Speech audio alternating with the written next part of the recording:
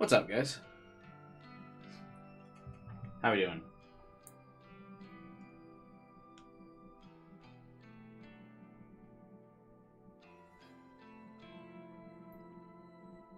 Hope we're doing good. Hey, guy, what's up, man?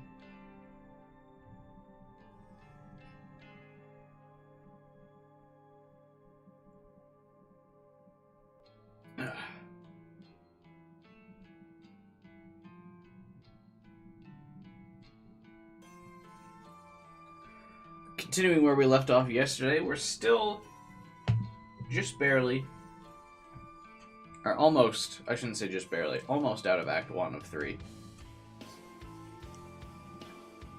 I think this game is turning out to be a little bit longer than I thought it would be. Not that it's a bad thing.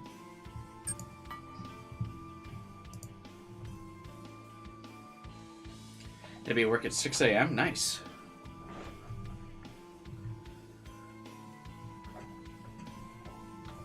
I, unfortunately slept through most of the day, so I've kind of wasted today, actually. I forgot to set an alarm, so I just slept, which is weird, unusual for me.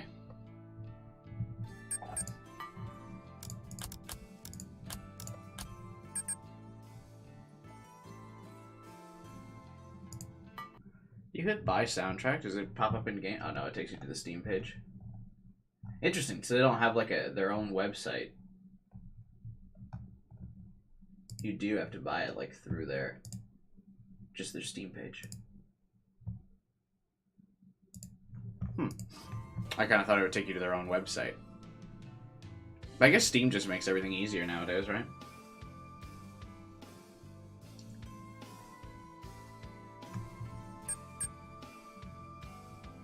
Like, oh, the title screen's different? Yeah, it seems to add characters, I guess, based on how far into the game you are.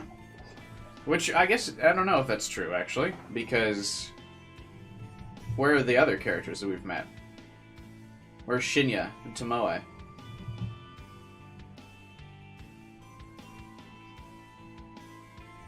Because, actually, I've got the achievements for, befriending those two characters, but I don't have the achievement for him yet.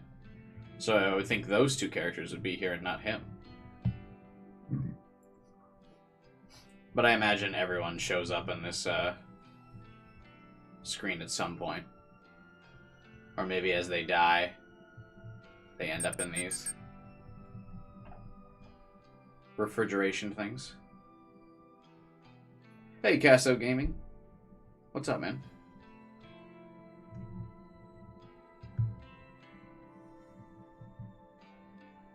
I'll give it 2 more minutes before we get started here. As we wait for people to join.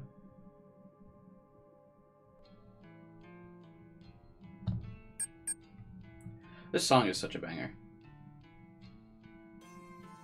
I wonder if their songs are available on iTunes and you could buy them individually. I don't know if I'd buy the whole soundtrack, but I would get this one.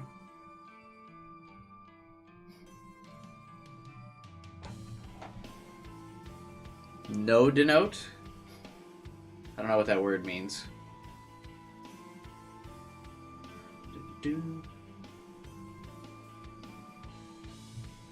Wonder why Crow Factory is blocked or grayed out. It seems like it's the name of the company. I guess I would have thought that would take you to their homepage or something.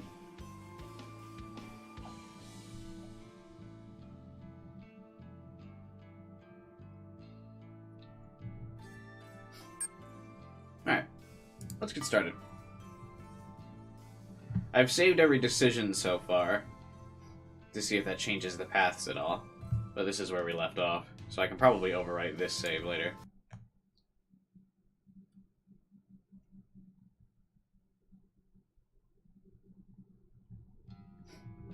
I believe where we left off now is that Kojiro has kind of figured out that we're Corpse Girl, or the one that runs the website. So now we're having a meeting here to discuss if he can give us dead bodies to dress up and make people freak out.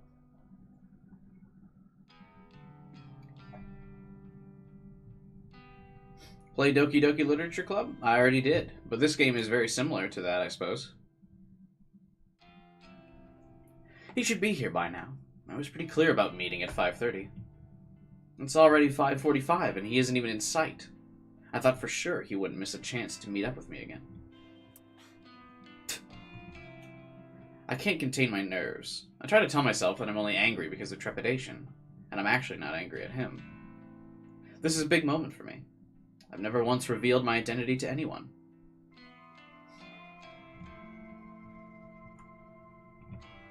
I assume he'll take it in stride. I wouldn't be going through with this if I didn't firmly believe that. Hi. Oh, he's got his lab coat on now. Fancy.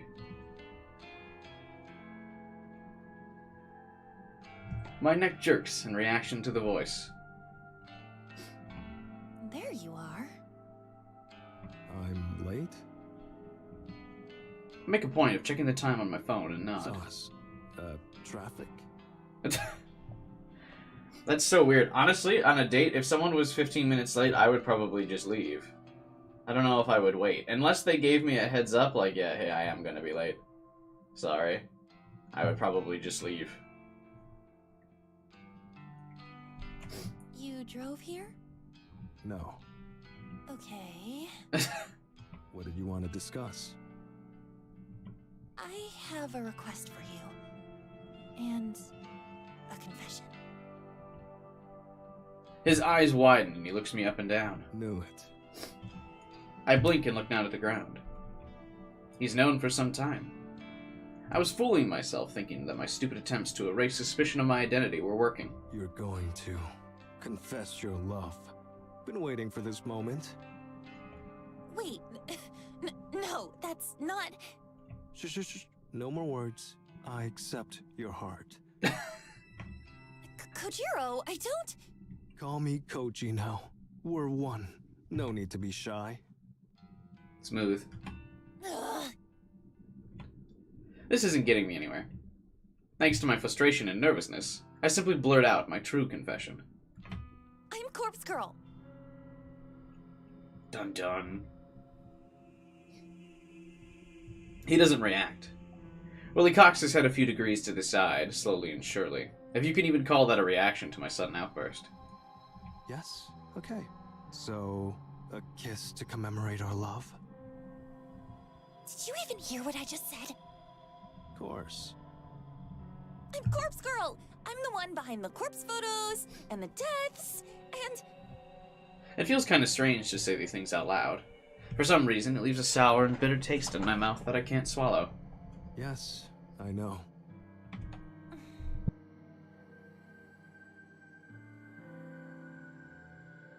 Knew it since our first noise chat. Our first noise chat? Remember? You messaged me late at night. Asked me if I knew about Corpse Girl. Is that what tipped you off? You assumed I was her just because I mentioned her? No. Then... how? How did you figure it out? Well, when you immediately started talking about specific dead bodies. You asked me to look up names. Names of Corpse Girl's victims. Oh yeah, I did, huh? That was stupid of me. I suppose that gave it away. No. Other people could have known those names. Then... come on, throw me a bone here. How'd you find out? I feel like she hasn't exactly been subtle. You said you requested Eiji Hanada's death. The guy who died in a traffic accident. I remember that I lied to Kojiro about being the one to request his death. It was the only way I could escape his suspicions at the time.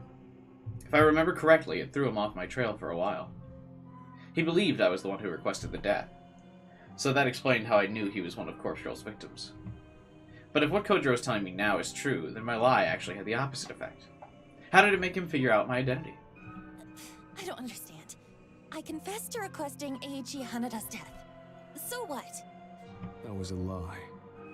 Even so, I still don't understand. Yeah, how would he know it's a lie? You're not making any sense. His shoulders drop and he stares at me intently. You lied about requesting Eiji Hanada's death. That lie proved to me that you were Corpse Girl. But how did he know it was a lie? Yes, but how? tell me! He said the exact same thing like 3 times now. He's being weirdly silent. I was the one who requested Eiji Hanada's death. Ooh. What a weird orchestral music, as if he's being revealed as some big bad guy.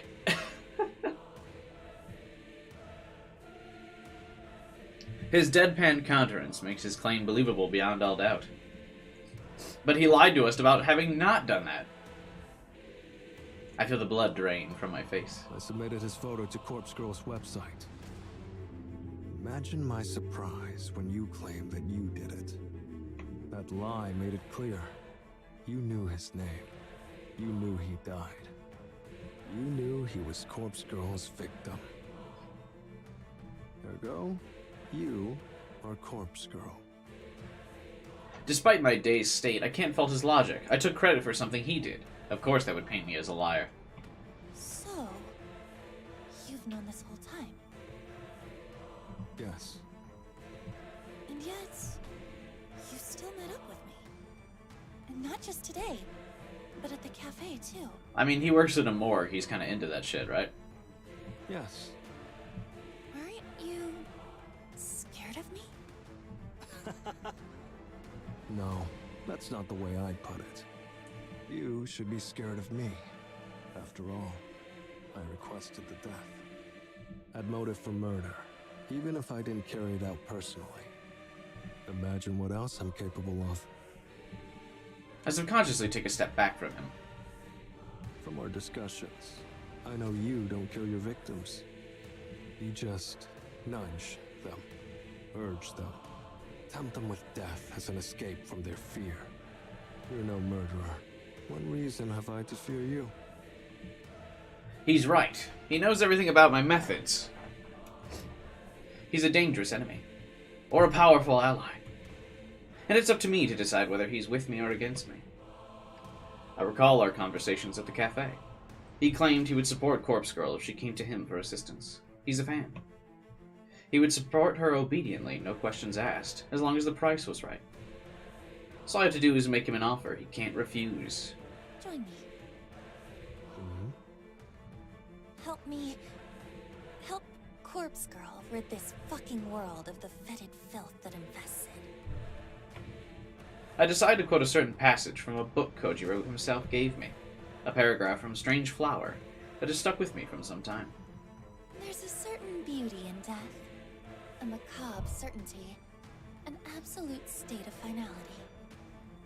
But she's not targeting, like, specific bad people. She's just targeting whoever the fuck gets submitted, so her claims here are kind of odd. Nobel Sinclair. You understand what I'm talking about. You work with cadavers for a living. The dead can't hurt you. They can't betray you. They can't disobey, or object, or disapprove. Wouldn't it be better if we were all beautiful like that? Perhaps. Didn't expect Corpse Girl to be so vain. Is your motivation simply to impart your own ideas of beauty to the world? No, There's more to it. of course. Me, myself, Noriko, may be vain. But Corpse Girl isn't burdened by such petty notions. Her ambition is pure. Her ambition is crucial to the survival of the entire human race. But aren't you killing people? How is that survival? Thought I had a big ego. You're so self-important. Both you and Corpse Girl. I don't expect you to understand. Not yet. But I've realized that I can't do everything alone. I need your help.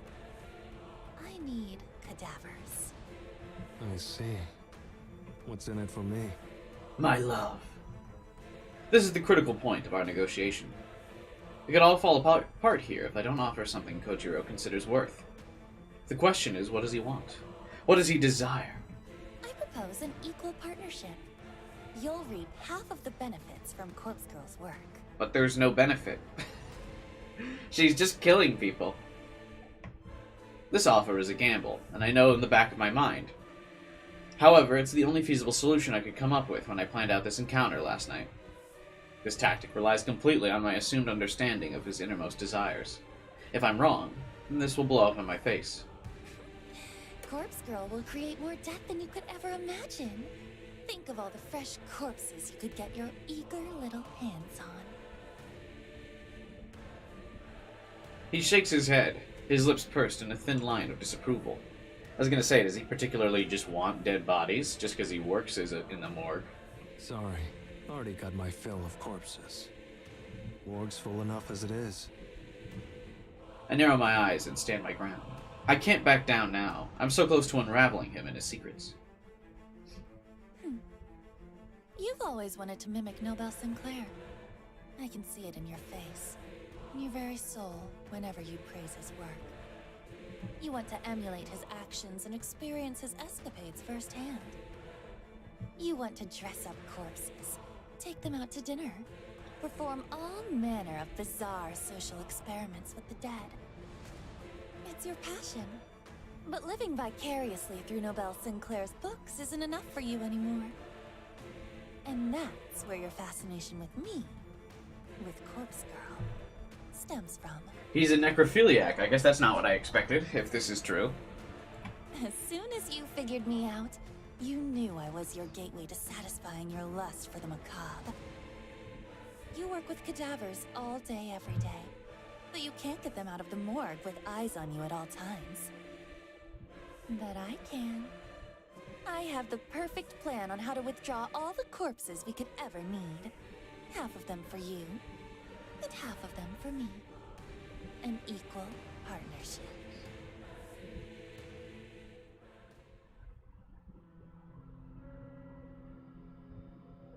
I end my speech and let Kojiro bask in my words. I hope I was convincing enough to sway him, and I pray, I'm correct about his sickest desires. His reaction isn't what I was expecting.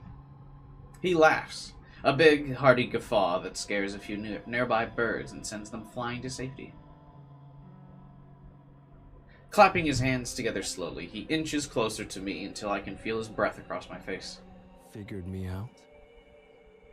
I'll play along. Say there's a way to get corpses out of the morgue without getting busted. Don't you think I'd have found it by now? Perhaps you're not as clever as you think you are. Perhaps. But you have the answer? I do. I guarantee it will work. A bead of sweat forms on the back of my neck. I'm not exactly bluffing, because I have planned this whole scenario in detail. But until I actually try to pull off such a maneuver, I can only speculate that it'll work. I need to exaggerate my confidence long enough for us all to rally together. Something about you makes you seem trustworthy. What? What does? So be it. Consider us partners. For now. You accept? Sure. Don't make me regret it. But listen. What I do with my share of corpses is my business. No nosing about. Got it? You still want to keep secrets, even if we'll be working together? Shouldn't we be open and honest and build a trusting partnership? About murder? Everyone can trust murder, right? Here's the deal. You don't pry, and I'll assist you with Corpse Girl's work. I'll help you craft your elaborate photos. No charge. I get privacy, you get an assistant. Mutually beneficial. Wouldn't you agree? He's gonna fuck the bodies. I think about it. It's true I don't really need to know what he's going to do with the corpses. The whole thing is illegal already, so if he wants to take it further, that's not on me. And if I can get some assistance, it will surely help me churn out photos at a faster rate. I'll need muscle to move bodies, for starters. That alone is worth keeping my nose clean. Okay, we have a deal. Glad to hear it. He extends a hand, and I grip it as firmly as my frail bones allow. We shake once. He offers me a surprisingly warm smile. His intense, murderous demeanor vanishes, and he reverts to his awkward alien self. Saw us about the love confession stuff before. Too late now, but I'd have helped Corpse Girl in return for a simple date. That's what I figured. I'm shocked that she didn't figure that. That's kind of where I thought that was going. Seriously? Did I come up with some elaborate insight into his psyche and his desires for no reason? Was all he wanted a chance to take me out? No backing out now. We've got a deal, right? Like, Noriko is consistently really bad at reading people. I assume that's going to come up at some point in the story. But, like, basically every one of her, like, psychological analyses of people is wrong every single time. From Tomoe, Shinya, and Kojiro. And we can presume Aoi in the past as well. Noriko is just consistently wrong about every single person she thinks about. Right. Welcome to the team, Kojiro. Team Corpse Girl, huh? Well, it's good to be on board. My more connection, your schemes. We hoist piles of corpses out and split the stack 50-50. That the whole of it? To put it simply, yeah. And I get your assistance with Corpse Girl's work. A reward for keeping my eyes shut. Of course. Looking forward to that. The spoken contract's as good as anything to me. I'm satisfied. When do we start? Soon. There's only one thing missing from my plan. That is? We need somewhere to store the bodies we retrieve. Somewhere big, with no one to meddle in our business. I'm thinking an old warehouse or something like that. You would also need, like, a freezer or something. A warehouse, huh? What about an abandoned factory? I might know a place. A factory? An abandoned factory for our corpse collection. I like the sound of that. Corpse Factory! Title drop! I get it. It's pretty late by the time I get back. I'm wiped out. The conversation took way more out of me than I would have guessed. My entire mouth feels parched and dry, probably due to a combination of nervousness and talking too much. I'm happy with the result, though. That meeting was worth stepping out of my comfort zone. I'll wait for him to get back to me about the abandoned factory. Once we secure a location, our real work will begin. I figure I should turn in for the night, since I need to be at the office in the morning. But the ever-present tug of curiosity pulls at my sleeve, and I feel myself being drawn to my laptop. I'll take a quick look for new requests, just a peek. Laptop open and logged in, I feel a surge of endorphins slug me across the face when I see the notification for a new request. Squealing like an overexcited schoolgirl, I open the message and view details. Request. Today. Downloading the image. The photo loads almost instantly and fills the screen. A woman middle-aged with a stern expression. Well-groomed and dressed in business attire. It's weird that they're describing her. We know who this is. And familiar. Kotomi. I'm in complete disbelief. Why? Did we know Tomoe has used the site before? And now we know that she has a reason for hating this woman. Seeing this request come through the site gives me a disorienting sense of déjà vu. I rack my brain for the cause, wondering if I've lived this moment before. The answer hits me quickly, despite my mind exhaustion. Why wouldn't she know that? I mean, I guess that's part of her personality switch or something that we're kind of theorizing about, that she's like two different people. Because it doesn't make sense that she wouldn't just immediately, like, the whole, like, describing her appearance and then being in disbelief and then wondering if she's, like, been through this before, like, doesn't really add up. Kotomi isn't the first coworker of mine to have her death requested. Though I didn't know that at the time, Akane also worked in my building, and her death was requested not all that long ago. Kotomi marks the second person to be wanted dead within my company, and she's an exec, just like Akane. I wonder if this is simply coincidence. It has to be. After all, Tomoe confessed that she was the one to request Akane's death, and she seemed to regret doing so. Therefore, I have doubt that she'd go on to upload Kotomi's photo to the site. So who could want Kotomi dead?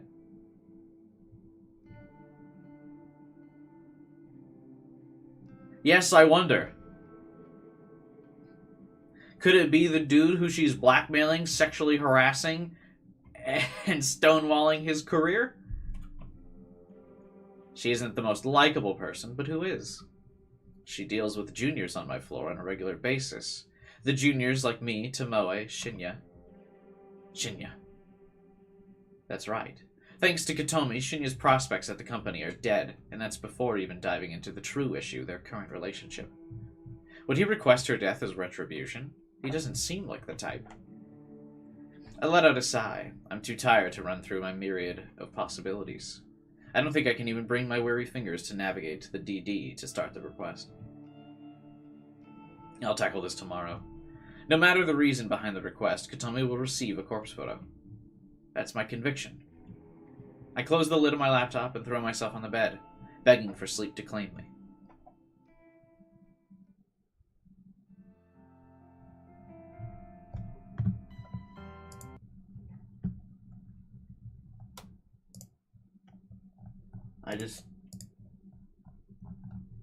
I don't really get why it's portraying as, like, her is so confused. Like, oh my god, who submitted this? I need to talk to you. What's with that look? Got something up your ass? Come on, just follow me. I grab her wrist and guide her away from the labyrinth of desks and into the elevator waiting patiently for us. We emerge from the double doors into the lobby. The place is quiet and nearly empty. It offers significantly more privacy than the crowded 14th floor. God, your fingers are bony. You're pinching me. Sorry. I let go of her wrist, and she rubs it gingerly against her clothes. Anyway, what's up? I hesitate. Even though I ran through this scenario in my head during the train ride, I'm still anxious about playing it out now. This situation involves her, either directly or indirectly, and as my friend, she needs to know. This is interesting because I wonder how much of this is cut if you don't choose to befriend her. Like when earlier in the game you tell her to fuck off? There seems to be a lot of segments where you're talking to this girl now. Are we like on a Tomoe route now, or what? I think Corpse Girl is going to target Kotomi Ida. Huh? Did she get one of them photos? Her reaction's indifferent. I thought after being involved in Akane's death, this news would have more of an impact on her. Well, no, I don't think so, but How do you know then? that's hard to explain. Just bear with me. Kotomi and Shinya had a falling out. Because of her, his career here is at an end. I'm sure he told you about it. Didn't we also tell Tomoe that he was being sexually harassed? So shouldn't she know? Yep. That makes sense. Shinya would confide in his girlfriend about his career, but I don't know the extent of Tomoe's inside knowledge. I doubt she knows the true nature of their relationship, judging by how nonchalantly her reaction has been so far. So, if you can kind of guess what I'm getting at? What? I think, maybe, that Shinya requested her death. Shinya? Nah, he don't have it in him. Besides, that bitch has it coming. She does? Yep. I'm surprised you found out about it, but I plugged her photo into Corpse Girl's website yesterday. I'm stunned. I can hardly formulate a response to Tomoe's confession. Absolute skank. She deserves to die. But why? After you requested Akane Tsurumaki's death, why would you... What is up with this game? Always fully pronouncing everyone's name, or always fully saying everyone's name. It's so odd. I don't know. Maybe it's just a culture thing. Do you guys ever refer to people as, like, their full name? I never do. Look, it's not about Shinya's career, alright? I spoke with him.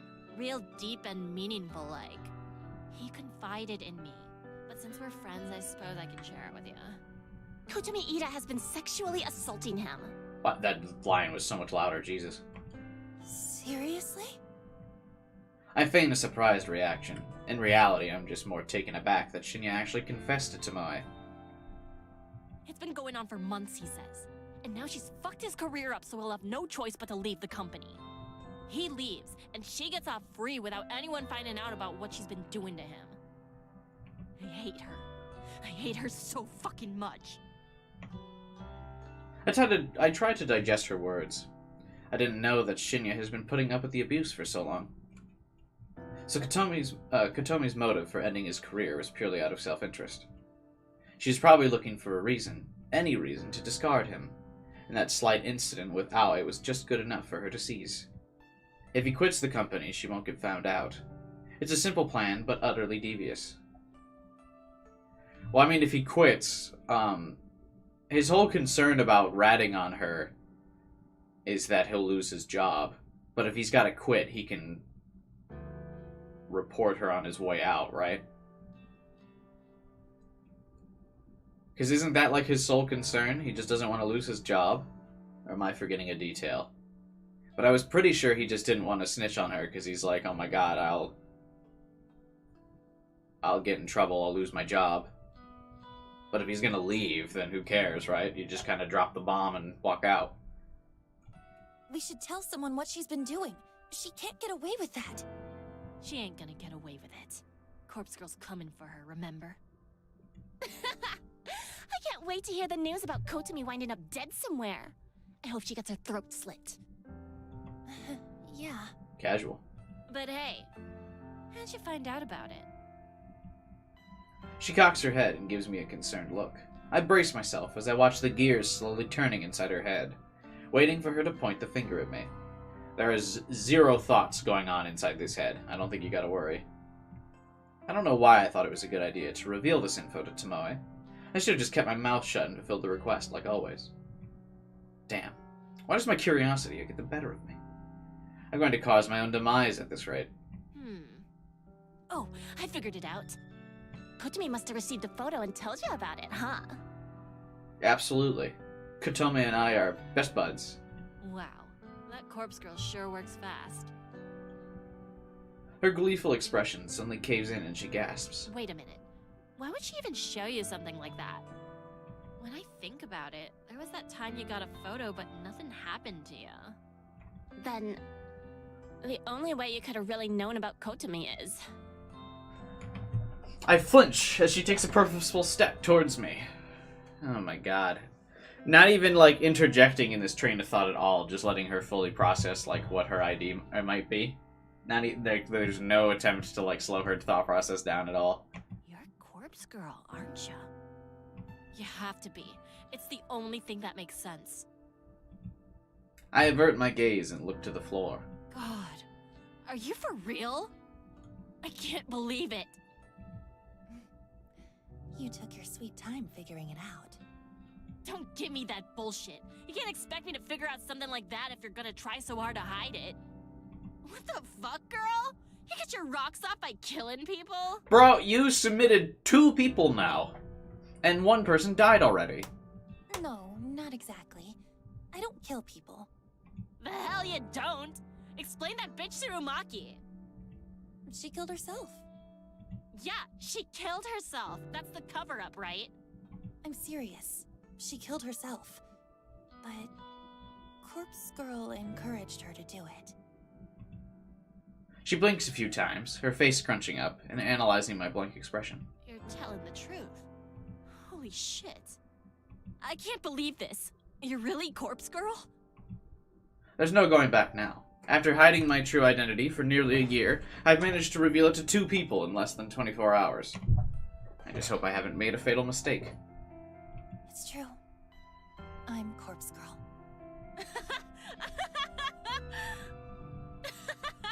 Wow, fuck me, right? All this time I've been thinking you're just some goth skank with weird hobbies. I can't tell if she's, like, upset with us or not. But you're actually pretty fucking cool. You're actually doing something with your life. Huh? I thought you'd be angry with me. Angry? Why would I be angry? God, this is the coolest thing that's ever happened to me.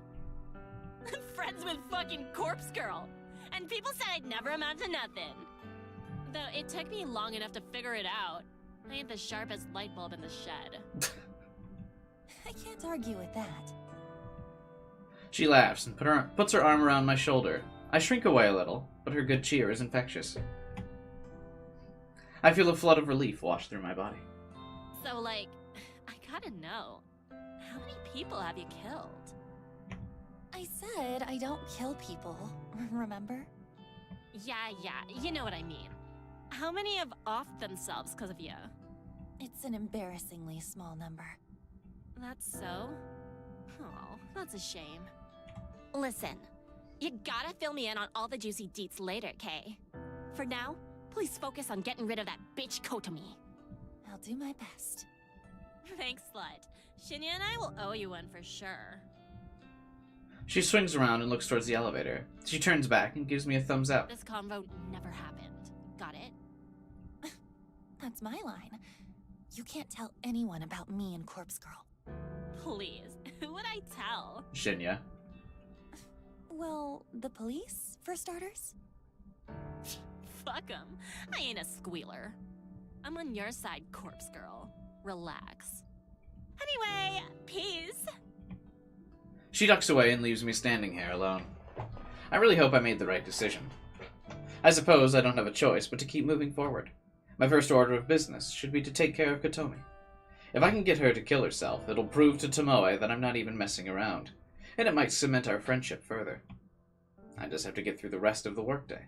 Then I can return home and focus on crafting Kotomi's photo. That's when the fun will really begin.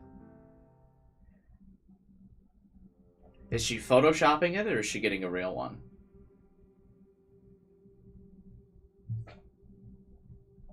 I reach into the drawer and clutch a cheap plastic burner phone between my fingers. Crafting the photo of Kotomi is done. All I need to do now is send it. I thought about waiting until tomorrow, but I already put off making the photo for a day, so I'll make my move tonight. During editing, I timestamped the photo with tomorrow's date, at 10:46 a.m. It doesn't leave much time if Kotomi receives the photo tonight, but I'm confident the plan will be effective. Kotomi will look at the phone tonight. She'll either freak out and end it immediately, or after a sleepless night of anxiety, she'll pull the trigger, figuratively speaking, instead of going into the office. I could cross my fingers and hope that by divine intervention someone else will take her life, but based on my recent failures, I don't think that's likely. If anyone else was ever involved in the depths of Corpse Girl's victims, I don't think they're still around. Why else would my last few attempts have failed? My best bet is to urge Kotomi to simply kill herself. A convincing enough corpse photo might be enough to lure her to her death. When I turn on the burner phone, I'm happy to see the battery is still charged. I load up the phone number masking app, enter my trademark digits, and then shoot the photo into the network. If Kotomi is a screen addict like the rest of society, she'll be freaking out in about 10 seconds. Since this victim's gonna have a quick turnaround time, I'll take the burner to the back shed tonight to store it, and I'll ditch it on the way to the office tomorrow. I'm not expecting a reply within such a narrow time frame, so there's no need to hold on to the phone for 24 hours like I normally do. She, always forgets this fucking phone, by the way. Naoki. Literally every time.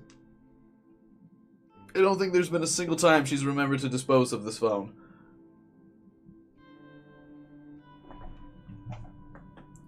Clutching the phone with one hand, I grab my keys from the kitchen bench with the other. I step toward the door. Beep! The phone vibrates violently, and I nearly drop it in terror.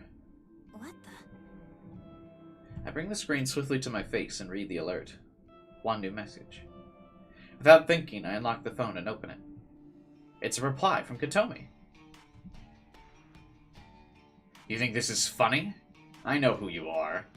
I'll report you to the police. Oh my god. Holy shit! She actually replied. For the first time since Corpse Girl started her grand work, I've actually received a reply from a victim. Even though I used the number mask, there's actually nothing stopping someone from directly replying to my message. A reply message would still get sent through the network and back to the burner phone SIM card. The number mask is simply a stealth tactic. Disabling the ability to view what the phone number is doesn't prevent replies. I discard the phones anyway, but it's an extra layer of security, not to mention a bit of a calling card. Judging by Kotomi's response, I assume we have a fighter on our hands. She's not going to give in.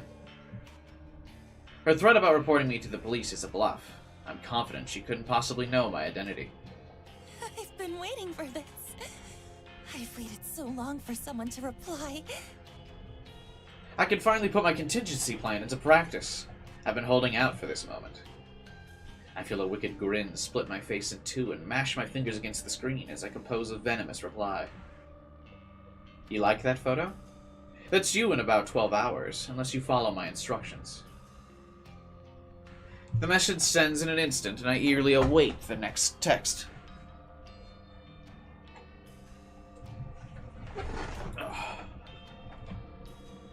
I'm not left waiting for long. Her response comes through within seconds. Her attitude's changed. I'll do anything. What do you want? I called your bluff, you piece of shit. Now you'll do what I tell you to. I enter my instructions clearly and concisely. Pack 500,000 yen into a bag, put it in coin locker 6644 at Shinjuku Station. Retrieve the item inside. Put the locker key inside a full soda bottle and leave it on top of the locker. After I send the message, I add one last bit. Make sure no one sees you. Then go to platform 12, do not board a train. Await my instructions. Satisfied with this addendum, I hit send. If she truly fears for her well-being, she'll carry out the instructions. Her response arrives. Okay, I'm going there now. Yes! I've convinced her. I'll collect the money once I'm sure she's no longer hanging around. 500,000 yen's nothing to sneeze at. It's not life-changing, but it'll cover my rent for a few good months. I chose this amount to simply test the waters. Asking for an insane amount would make it impossible for a victim to follow through. But I figured someone like Kotomi, an exec for a big company, would easily have access to this much. I'll go collect it. And if everything goes well, Kotomi will disappear before sunrise.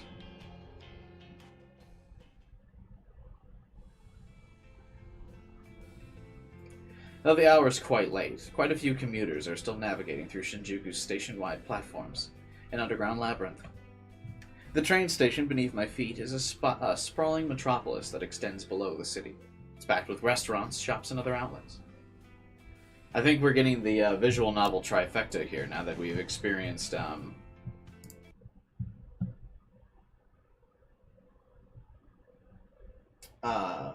coin lockers as well.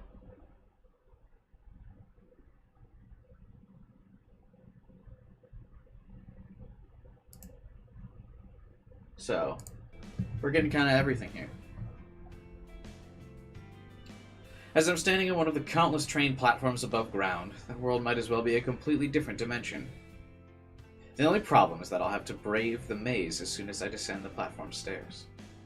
I tend to get dizzy in such places. My normal morning routine doesn't require me to travel through the underground plaza. I'm able to exit the station within minutes of my train arriving. I'm somewhat familiar with the layout of the underground.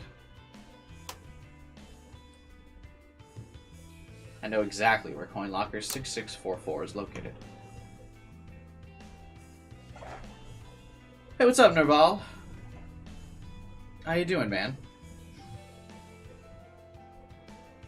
How was the meal?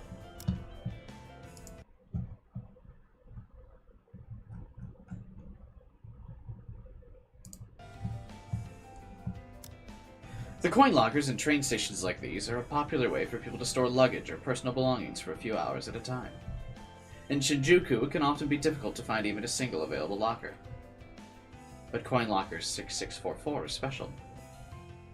I approach it from the main passageway of the underground, and my eyes take in the familiar sight.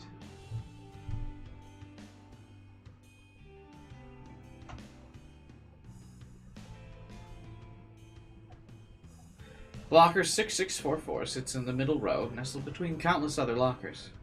Across its door is a thick coat of graffiti. Colorful curse words sprayed on it with thick paint adorn the locker. The graffiti is such an eyesore that it acts as a deterrent to anyone who might want to store their belongings. The icing on the cake is the condition of the coin-operated lock.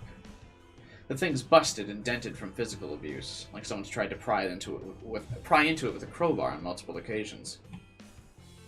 I know from testing it firsthand that the lock still works despite its battered appearance. No one in their right mind would use this locker, and that makes it the perfect spot for to host my pickup. Glancing at the locker, I notice that a soda bottle sits on top of it. A soda bottle full of a bubbly, opaque liquid. I quickly look around to make sure Kotomi is nowhere in sight. I walk past the locker and complete a lap around the immediate area, scanning thoroughly for her. But she isn't here. In fact, there are very few people in this little section of the station. Good. She followed my instructions perfectly after leaving the key in the soda bottle she left. What I have for lunch today? I just had a peanut butter jelly sandwich and a banana. And some chips. Pretty basic. You look like Hitman? I guess so. That's one way to look at it. I do have the same outfit. I tried like the old-fashioned Instagram filter for my thumbnail to go black and white and leave one bold color. Not super imaginative, I guess, though. I approach the locker once more. I reach up above it and retrieve the soda bottle, then crack it open and hear the fizzy hiss.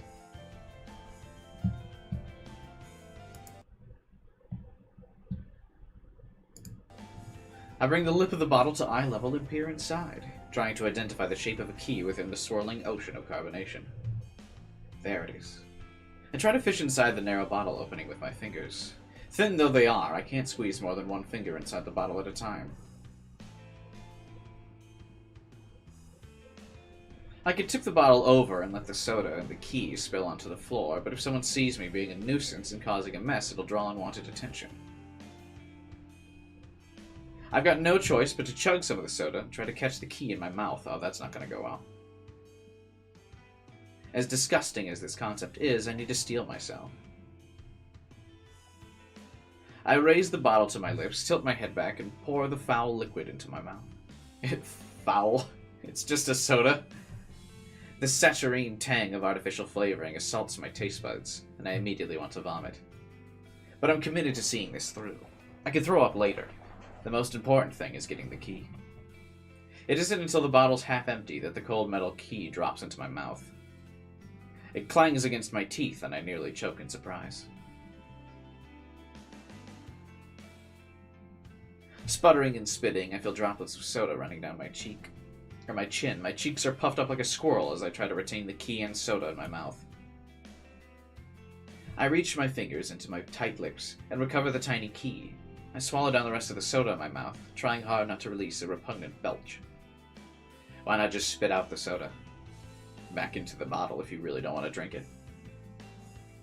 I turn the key over in my hand and smile. My sticky teeth adhere to my lips, and it takes me a few seconds to lick them clean. Tossing the soda bottle into the trash can, I wipe the key clean on my skirt and insert it into the locker.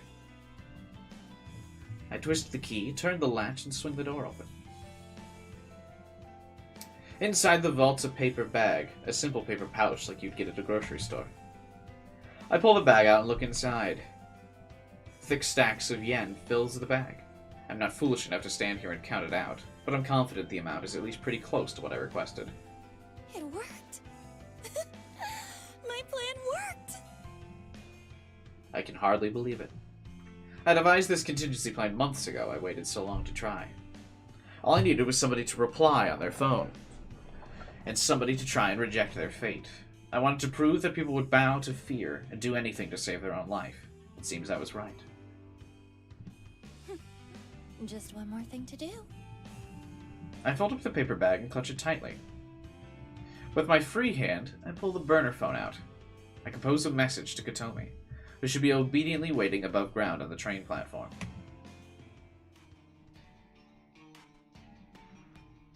When the next train arrives on your platform, stab the first person to disembark.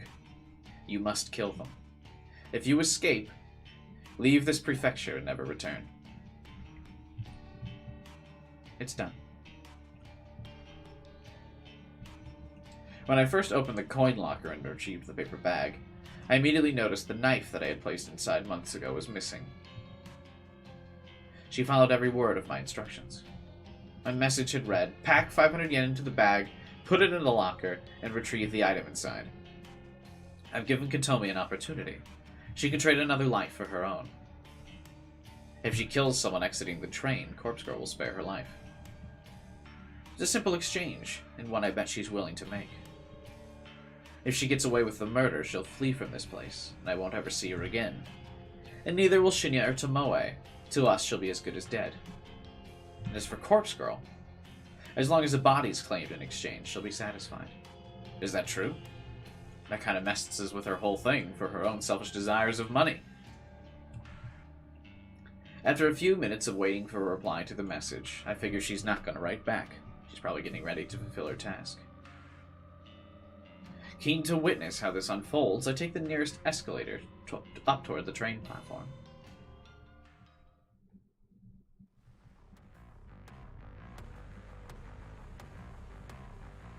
The scene is chaos. It wasn't difficult at all to navigate this area. All I had to do was follow the echoing screams.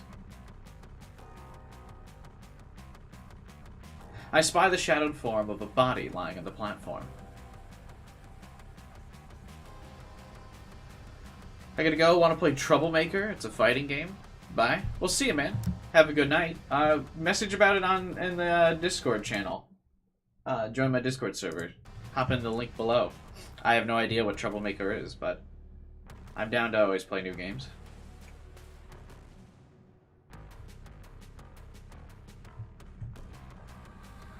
I can't make out any details, but a shallow pool of blood reflects the harsh lights shining up from on high.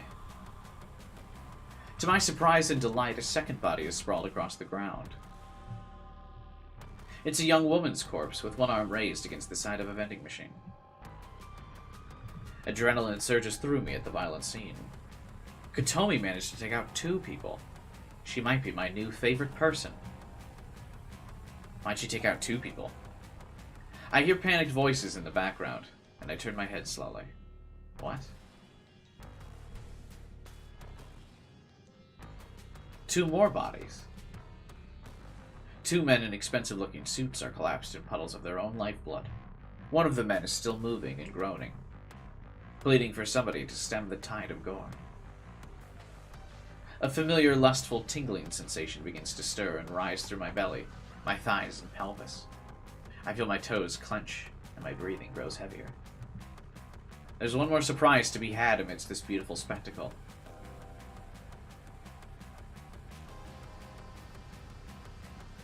What happened to her eyes?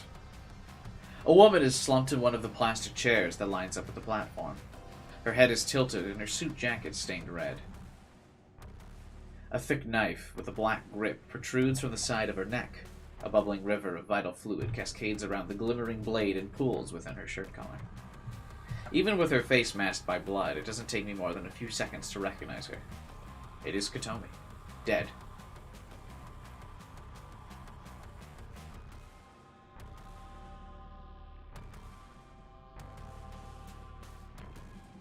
I swing around and take in the entire view of the platform.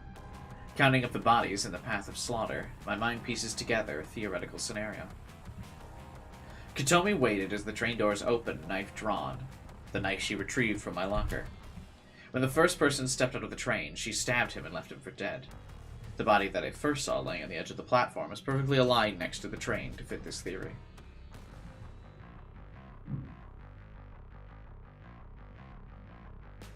In panic, Kotomi would have attempted to flee. She bumped into her second victim, the young woman slumped against the vending machine, and cut her down desperately to make her escape. Judging by the wound on Kotomi's own body, I would assume the 2 businessmen lying down tried to apprehend her, and must have sustained fatal wounds before finally managing to wrest the knife away and plunge it into Kotomi's neck. It's all speculation, but I'm fairly confident that's how this played out. It's probably over in less than 60 seconds. It couldn't have worked out better for me. I never dared hope that Kotomi would meet her end once this plan had been set into motion. I would have been satisfied with her simply skipping town. I feel my legs weakening under the weight, and I'm afraid I might buckle at any second. The waves of radiating heat spreading through my body are causing me to tremble. There's so much blood everywhere. I've seen it in countless photos and thought I'd become desensitized to it. But maybe I was wrong. Seeing blood in real life is completely different. I feel faint, pale, excited, and aroused. I need to get out of here before the police arrive. More importantly, I need to get away before I collapse in a sweaty heap of lust. I turn on my heel and sprint down the rising escalator as fast as my quivering legs will permit.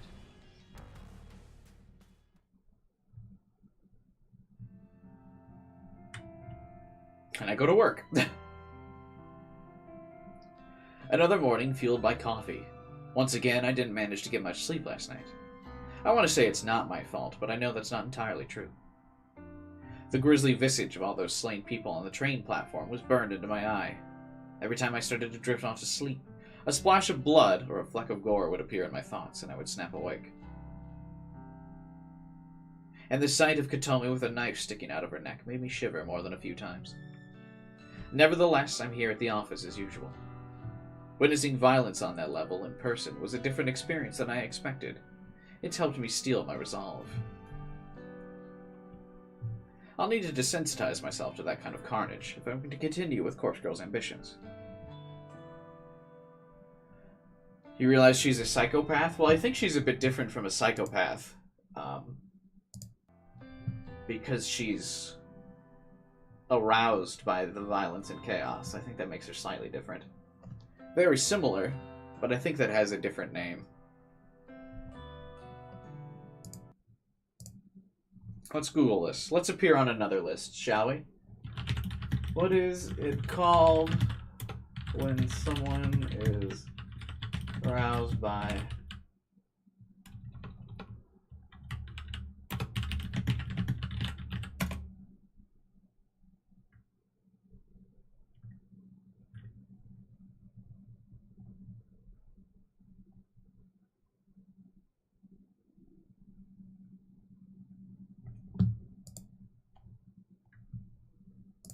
I can't pronounce this word.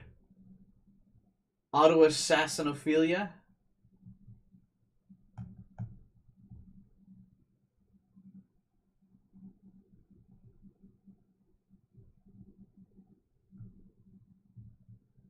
And then... hemophilia?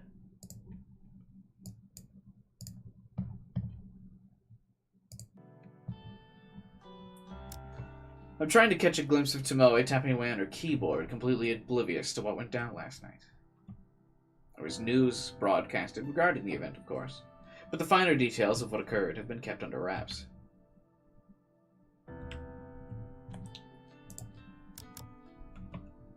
It'll probably take the police and the media a little more time to get the story straight. It's not often that a mass killing spree takes place over the news, and whether or not the identities of those involved will be revealed is beyond me.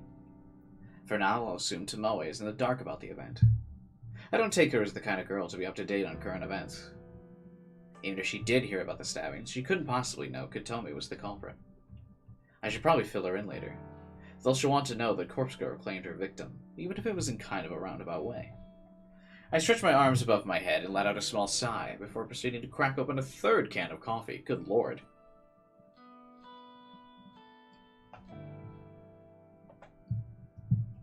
Not that I haven't done that, but I usually try to pace myself out a bit better.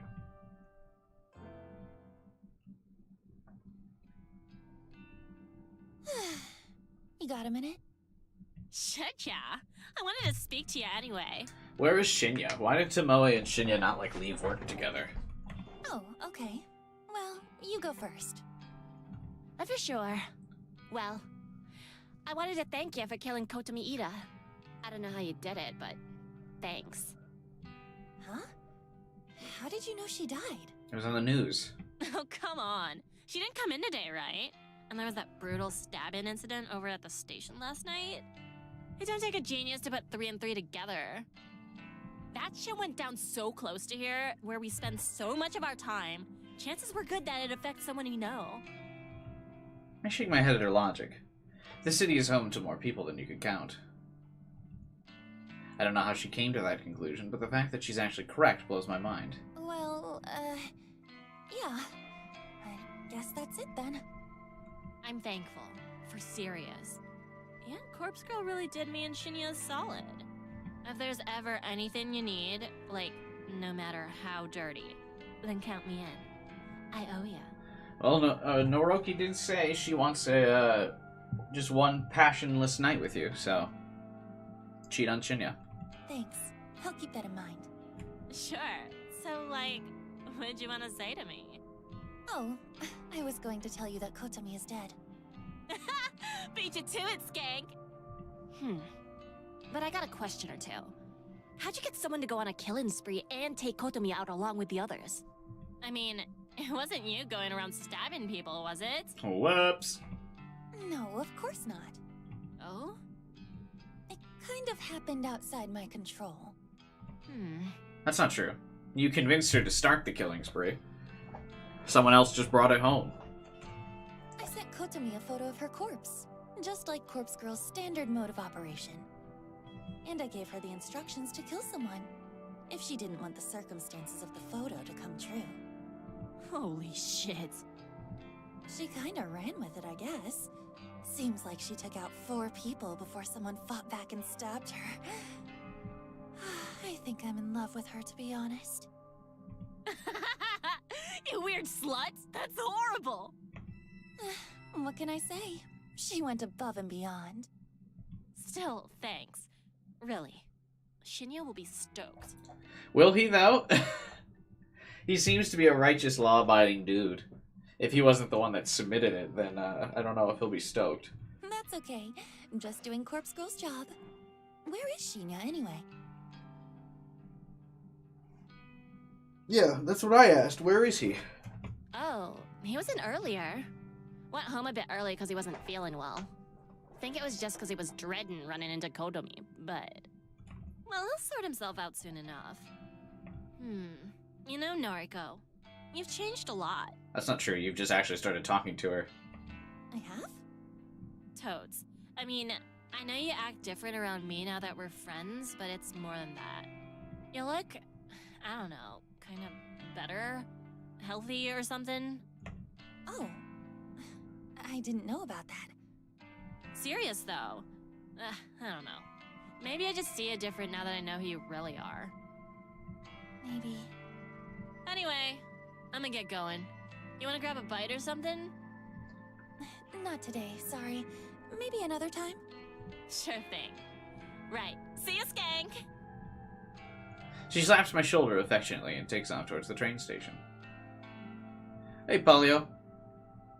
How's the murder going? It's great. We just witnessed a killing spree. You just missed it. 5 people dead in a train station stabbing. Tragic. If I remember correctly, she did say she'd be happy to help me out in the future, no matter how dirty the work is.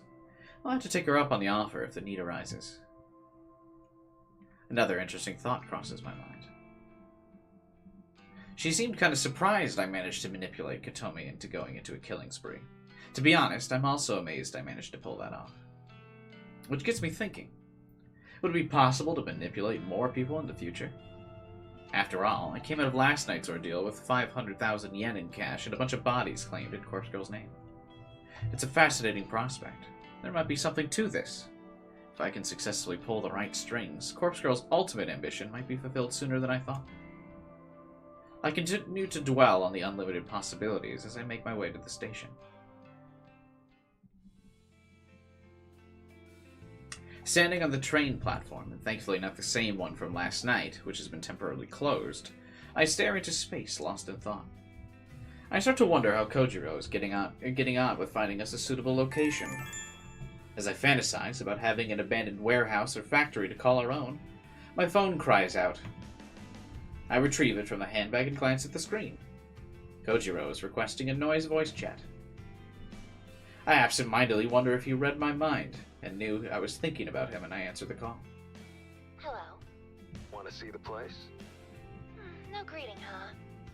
Sauce. Hi. Want to see the place? He hasn't even said mad yet. What if I'm busy right now? Ah, Sauce. You busy? No. Right? Want to see the place? I actually really like how he's written. Want to see the place? No greeting? Hi. Want to see? If I'm busy? You busy? No. Cool. See the place?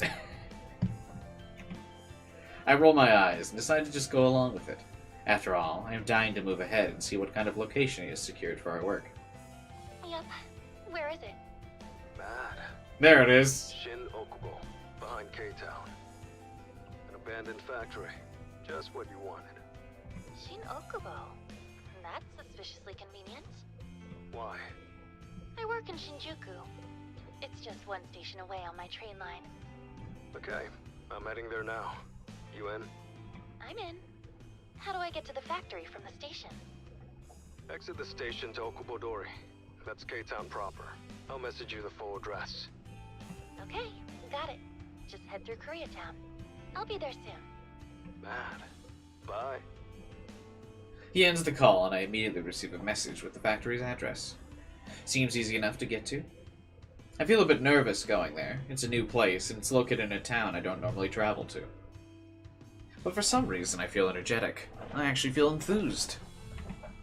Maybe it's because I haven't been hiding away at home all day. I've been at work, around other people. Perhaps that helps me acclimate to the concept of going somewhere new. The chances of someone sneaking up behind me and strangling me in broad daylight are pretty slim, I think. There's a bit more of that paranoia. As I put my phone away, the train pulls up to the platform. The same train that's going to take me home will take me to Shin Okubo, the very next stop. I'm a little wary of how convenient this is turning out to be. Could be Kojiro luring me into a trap, but I don't know. I think he genuinely wants to be involved with Corpse Girl's work. I board the train and stand by the doors, ready to disembark at the next station.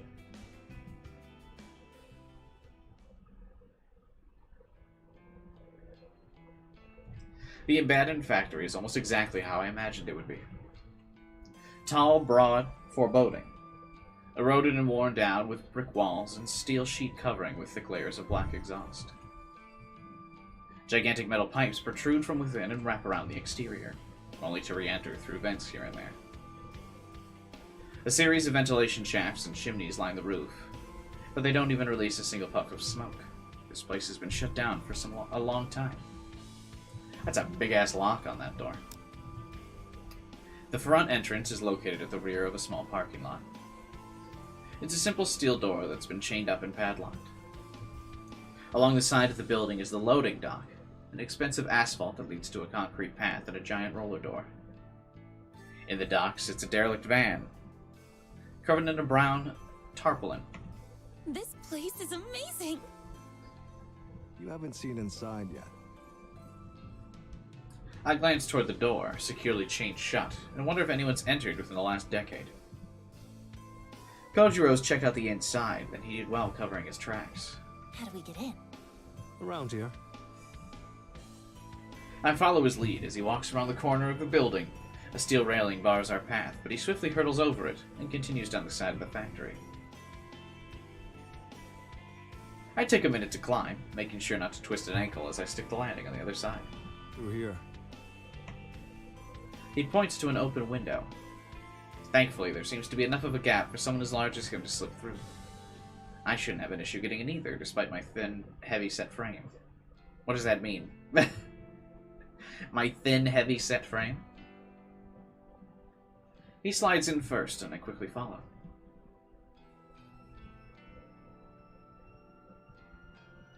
And with that, I find myself inside the factory. The place is huge. It's an open-plan design and pretty much empty. A few stray pieces of odd machinery line one wall, a small forklift, a pallet jack, and a bunch of buckets and mops. All of this could be useful for our operation. A number of iron workbenches are piled up in a stack. They look heavy and rusted, and they probably make good tables for resting corpses on. Aside from the miscellaneous items, the factory is essentially bare. The floor is in bad shape and cracked and worn from probably 50 years of use. The thick brick walls are scorched in some places and dented in others. Still. It's perfect. Thanks. Figured you'd approve. How did you know about this place? He doesn't answer immediately. His eyes turn to the stupendously high ceiling with its array of glass sunlights beaming light down on us. After a minute, he turns back. Dad used to work here. His dad? What did he do here? This place used to manufacture steel fencing, chain link fences, barbed wire, chicken mesh. That kind of thing. Huh, I see. A lot of that is imported now. There's still an industry here, but Dad couldn't compete. Went out of business maybe a dozen years ago. Died about a month later. He died? That's how it goes. I'm sorry. We weren't close. Well, could have been closer. someone else bought the factory. Look around. It's a dump. Who'd want it? Cost a fortune to fix or rebuild. Wonder if it was waiting for us. Yeah. I wonder. Definitely seems all too good to be true. This is the real deal. This is our factory now. Going half on this, right? Right. Okay. Good. Welcome home then. Or something. Let's work well together. Roger that. I've entered an unlikely partnership. We've obtained a base of operations safe from prying eyes. The next step is to fill this factory with corpses and carry on with Corpse Girl's grand scheme.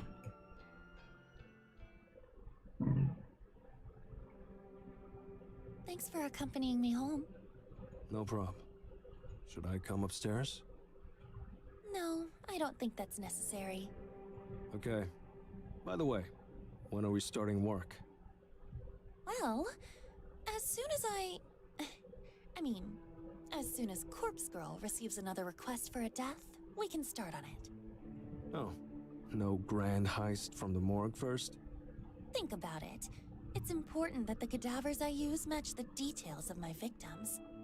I won't know what kind of cadaver to use until I receive a photo of the victim. Guess that makes sense. But wouldn't you want to start building up his half first then, though? Get that out of the way? What's the big plan anyway? How do we lift corpses from the morgue? I had a feeling he would ask about this sooner or later. I did tell him I had the perfect idea. I imagine the biggest issue is writing off the bodies, so to speak. If a cadaver goes missing or is unaccounted for, there will be an investigation. Am I right? I mean, in theory, couldn't you just, like, he has to cremate bodies that the family doesn't claim, right? Like, couldn't he just take those bodies and then just write that the body was cremated and get a pile of ash? If isn't he the one that checks off that they've been cremated? Guess so. We need to be able to take the bodies away from the morgue without anyone ever knowing they're gone. So, the solution is simple. We only take the cadavers that are due to be cremated. Okay, wise guy. A delivery company picks up the cremains nearly every day. Is that the real word? The cremains? Not just the remains? Huh? Cremains? That's what the ashes are called. That's funny. Oh, right. So what do we hand over? Empty canisters? It's simple. Fake ashes. Yeah, right. Fake ashes. Like I just have those lying around. He stops mid-sentence and stares straight at me. Huh. Might be onto something. Had he not thought of this? It's like, this seems like the most straightforward solution ever. Don't tell me you do have those lying around. Not fake ashes. Real cremains. Bodies are cremated every day. Wouldn't be hard to take a bit off the top. Huh? Could probably get away with, like, a quarter? I'm confused. What are you talking about? Sauce. He just splits up the, like, the cremains of some of the bodies. Every time someone gets cremated, I'll collect a quarter of the ashes. Store them, put them aside. Won't take long to fill up a whole canister. Let me see if I follow you. You gather up a little bit of ash from every cadaver that gets cremated. Whenever we want to hoist a body from the morgue, we use the previously gathered ashes to fill a canister. We slap a label on it that says, "These are the remains of so-and-so." Well, I do appreciate, I guess, when visual novels actually explain something that's going on.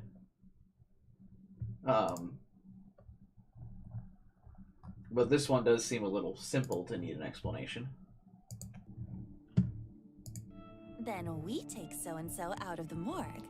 We record that their body has been cremated, when in reality, it's been snatched from the morgue.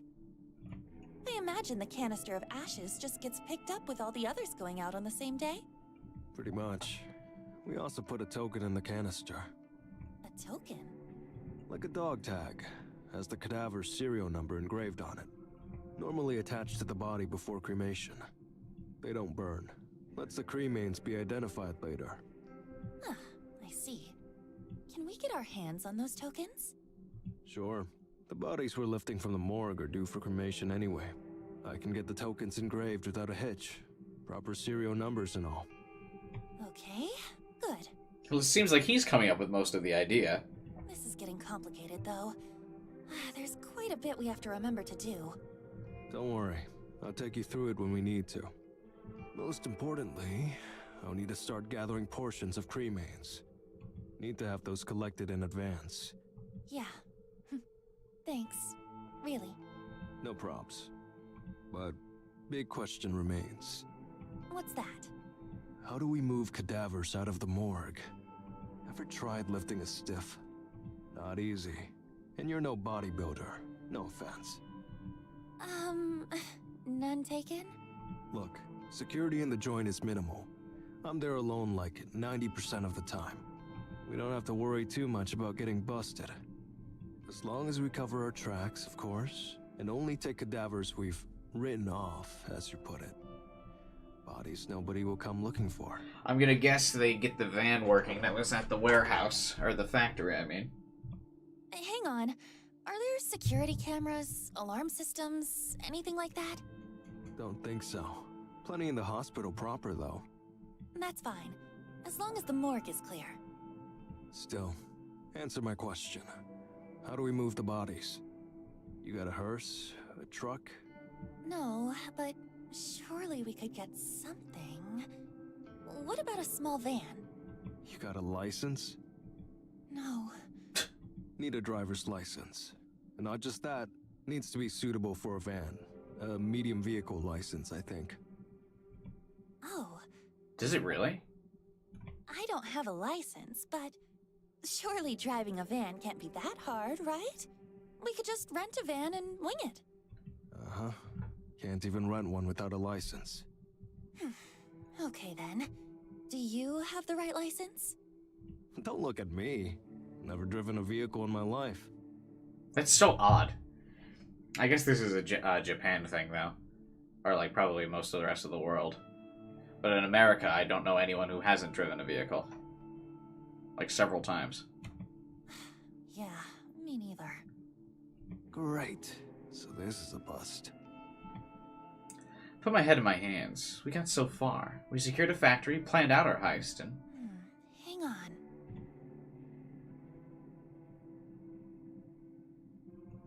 I whip my phone out of my bag and skim through my noise contacts. I'd prefer to text rather than call, but I'm too impatient right now.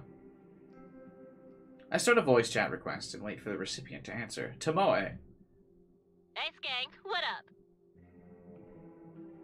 Tomoe, hey, you got a sec? Sure. Do you have a driver's license? Yep. No car, though. Okay, what kind of vehicle is your license good for? Like, cars and scooters. Not vans. I mean, I don't think so. It's the same thing. Like, how big is this van they're talking? I feel like you could put a body laying in a minivan, no problem, right? I don't think you need a special license to drive a minivan. I curse under my breath. Yo, what's the problem? You need a lift or something? Not quite. I need to, pick something up. Oh, something big? Is that why you need a van? Yeah? I don't know if there's anything I can do about that. I can't even rent a van with my license. Yeah, I know. I shoot a deathly glance at Kojiro, and he just shrugs, a look of "I told you so" on his face. I mean, if you're desperate, you could just buy a van. Huh? I see secondhand vans listed for sale all the time. Check out the noise marketplace and the classifieds pages. No one will check for a license on a private sale. It's just one chump selling a van to another chump. Holy shit. You're right. You're a genius. Well, I don't know about that. Thank you. Oh, by the way, you wouldn't object to a driving gig, would you? I do owe you one, I suppose. You want me to drive a van, though? If I get busted on my license, I'll go to prison. Would you? That's crazy. You won't go to prison. It'll be a fine at most, I think. I look at Kojiro. He gives me another shrug. Look, if you get a fine, I'll pay for it. That cool? Yeah, what the hell? What are the chances of getting busted anyway, right? I mean, you just drive normally. Can you text me the deets or whatever? The address and stuff? Shinny just got to my place, so I gotta get the door. I actually drove with an expired driver's license for 2 years and never got busted. If you just don't drive like an asshole, there's no reason for people to pull you over. I guess, though, if Tomoe doesn't have much driving experience, maybe she would get pulled over. Also, there's just a lot more cars on the road in America, I guess. Okay, will do. Thanks, Tomoe. Sure. Later, slut. I end the call and feel a wave of excitement flooding through me. You get all that? More or less. You girls sure are loud. Sorry. So, I'll need you to do me a favor. By Van, right? Yeah, you're a big, strong man. You won't get ripped off. I'm just a poor little girl. Cut it out. I'll do it. But you got the money? As a matter of fact. I fondly remember swindling a cool 500,000 yen from Katomi just this week. We've got a 500,000 budget. Will that do? Oh, you don't tell him the whole amount. Maybe. Can't get you anything modern, but I'm sure it's enough. 500,000 yen is, like, what, $50,000? Yen to USD? Oh my god, it's only like 3,000 bucks. What? 3,700, Jesus. Great. Yeah, You think you can get something tomorrow? he's absolutely gonna have to buy something cheap off Craigslist. I'll try. Benoist Marketplace, right? That's right. Well, no promises. I'll do my best. Thank you. Really. Yeah. Okay. I'm heading off. Unless you actually do want me to come upstairs. No. Roger that. See you tomorrow. Probably. He turns with little more than a wave and exits the building. Well, he handles rejection well. He's like, unless you actually do want to fuck. And she says no, and he goes, Roger. I quickly ascend the stairs with a slight spring in my step.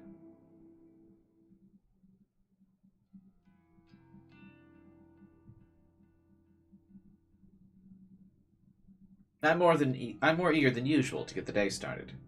When I get out of bed, I take my meds, just as usual. I've been good at keeping up with it lately, sticking me to my newfound convictions. I wash down the tablets with a glass of water. After getting dressed, I put on my makeup. The same morning routine, the same movements, and the same actions.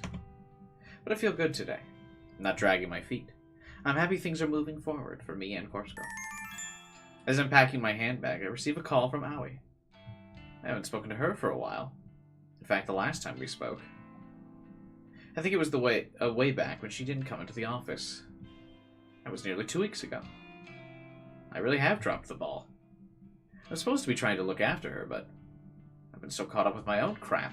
In addition, I've been actively trying to put her out of my mind in order to get over my feelings for her. But now I feel like I've neglected the poor girl, at a time when she needs me the most. It doesn't seem like she needs you. She actively told you to stop trying. I hurriedly answer the call, too guilty to keep my friend waiting any longer. Is this Yandere Simulator Visual Novel Edition? Kind of, Absane. Not an, inaccurate description. Except she's not in love with anybody except the passion of killing. Aoi! Hey! Noriko? I'm so glad you called. I've been a terrible friend. I haven't kept in touch with you. I mean, the phone works both ways. She hasn't contacted you this entire time either. No, it's okay. Really. I've been busy. I should have called you earlier. Seriously, I'm sorry. It's okay. you want to talk to me about something? Oh? Yeah. Yes, well, I think so. Please, you can talk to me about anything. I'm Noriko, remember? Yes, that's true. So, I wanted to ask, have you ever heard of something called Corpse Girl's website? Aoi knows about Corpse Girl? Yeah, I've heard rumors. Really? Wow. So, does it really exist? Apparently, yeah. I couldn't find any solid information about it. What is it? Well, How do I explain this to her? Should I explain this to her? She's so sweet and innocent. Does she need to know about a website designed to conjure the omnipresent specter of death? It's all just hearsay. I wouldn't take it too seriously. oh, but I want to know. Well, people say that you can use the site to request somebody's death. Requested death. But how? How does it work? Really, I don't know. I've heard that the victim receives a photo of their own corpse. The photo is supposedly sent from the future. Whoa. Really? That sounds like something from a manga. Yeah, suppose it does. Have you ever used the website? Of course not, silly. What kind of person do you think I am? Sorry. Why are you so excited about this anyway? I want to use the website and kill my weird uncle that keeps groping me. Oh, no reason. I kinda just like weird stuff like this. You do? Oh, I never knew that. You don't know everything about me, Miss Noriko. Even through the phone, I can sense Aoi is in a happier mood than usual. Her cheery voice gives me a sense of nostalgia. I think back to the time we spent together in school. Don't go using the site, okay? It's not good to mess with crap like that. Don't worry. I wouldn't use something so scary.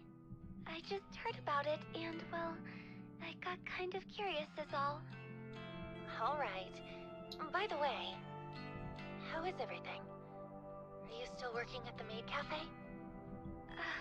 It's only been 2 weeks, so I'm sure she is. Yeah. And that customer of yours? He's still around. You're not in trouble, are you? No.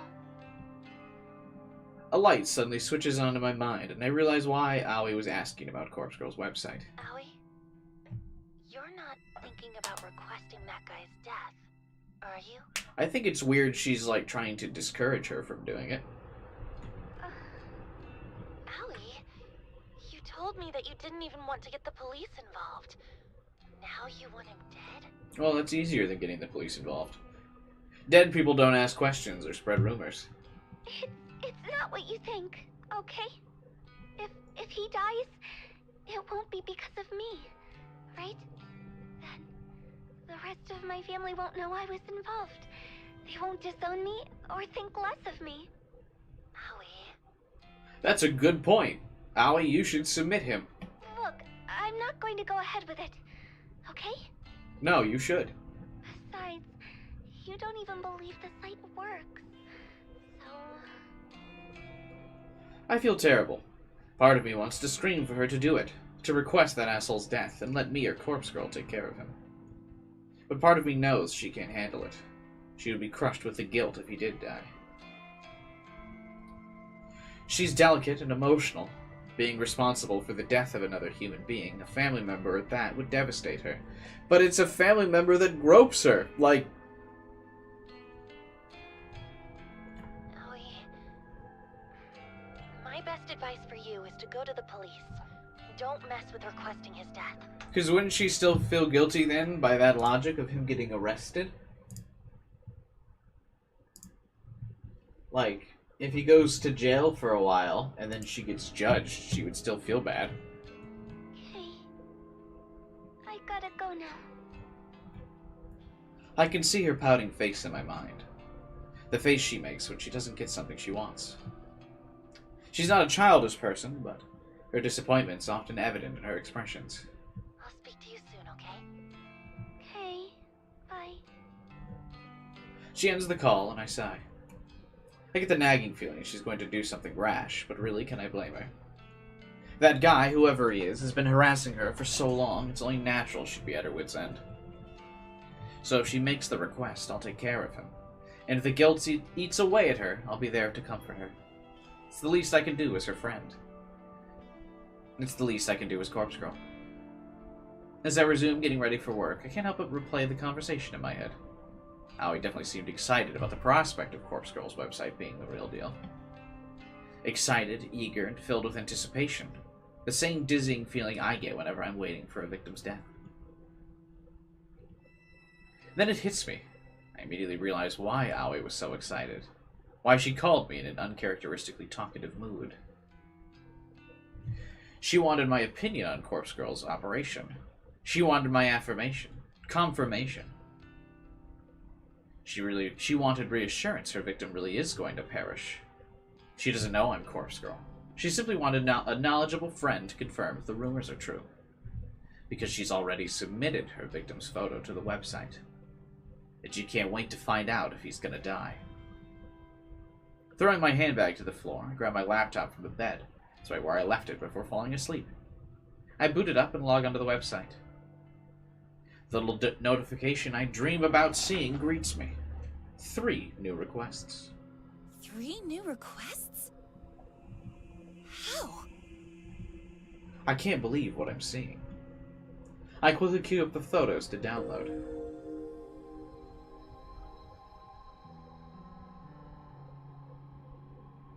Interesting. These are all the girls that her sister works with. Noriko's sister.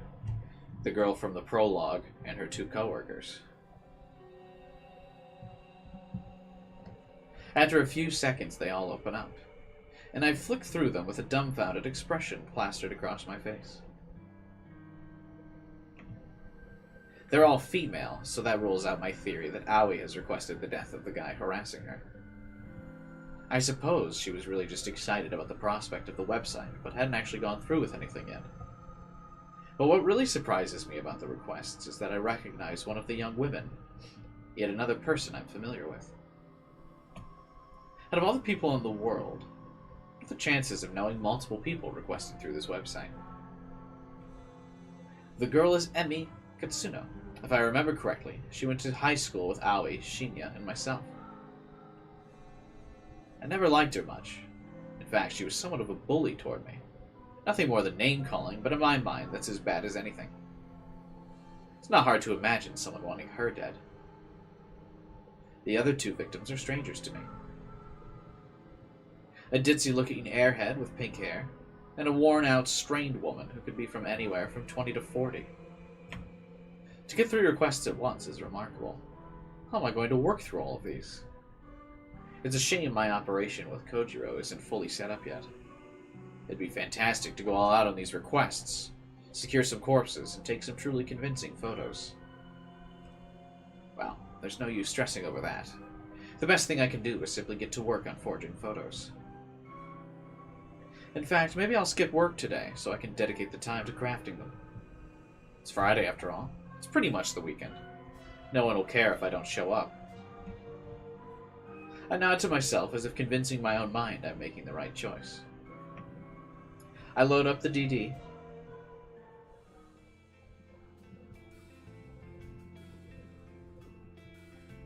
I step outside my apartment, squinting in order to defend myself from the overwhelming rays of sunlight assaulting my eyes. As narrow as my vision is, I'm able to determine that Kojiro is nowhere to be seen. Where is he? Once again making me wait. As I mumble under my breath, I hear the screeching of tires and watch in disbelief as a van pulls up outside my apartment.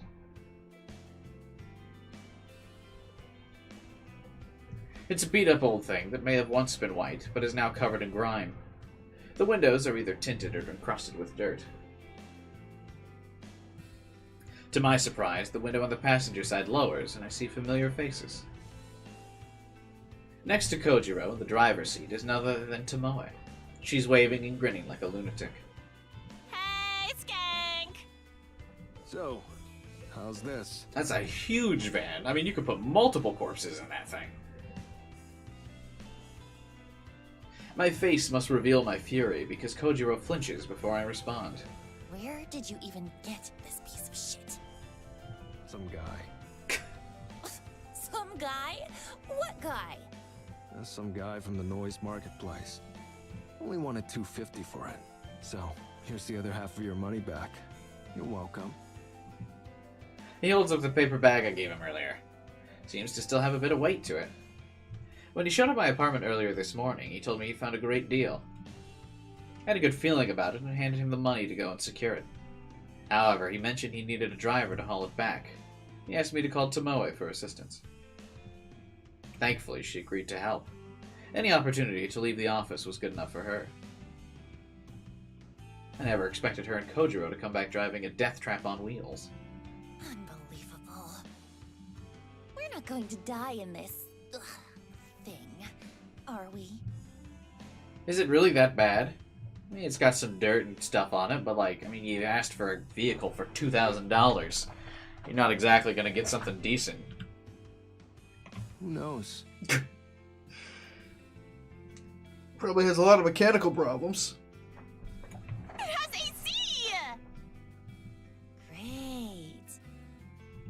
Did you ask the guy if anyone has ever been murdered in it? What do you care? It's gonna see a lot of corpses before we're done with it. He's got a point, but I still don't feel good about it. We're picking up corpses in this thing. It's important. And you owe me one, remember? That shit's gross. I don't mind driving, but come on. Ugh, whatever. As long as I don't have to touch nothing. I'm doing the heavy lifting. Don't worry. Tomoe leans over Kojiro and squeezes past him awkwardly to speak to me in a hushed voice. Who is this weirdo, anyway? When you said you wanted me to go pick up a van, I thought you'd put me in decent company. Sorry. He's my, business partner. Is he that weird? This is all for Corpse Girl shit, right? Well, whatever.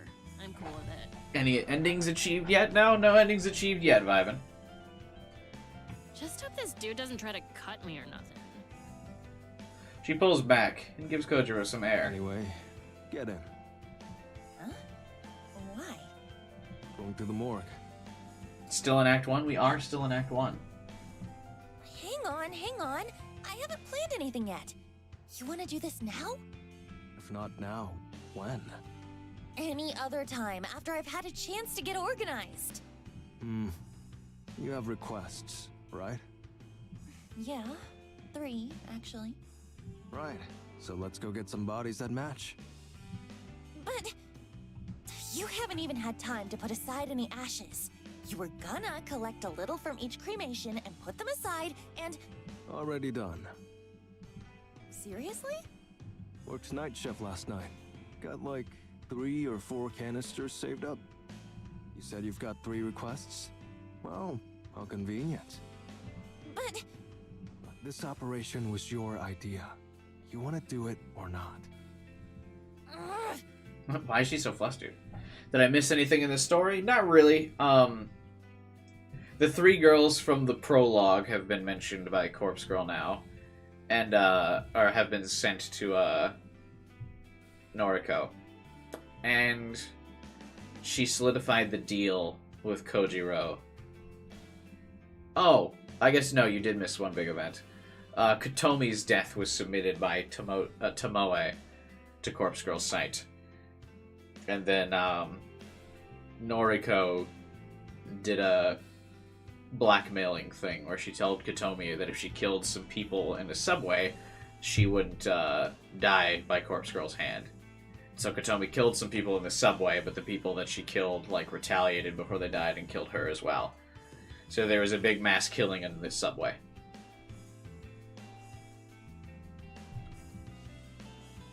I'm just not ready.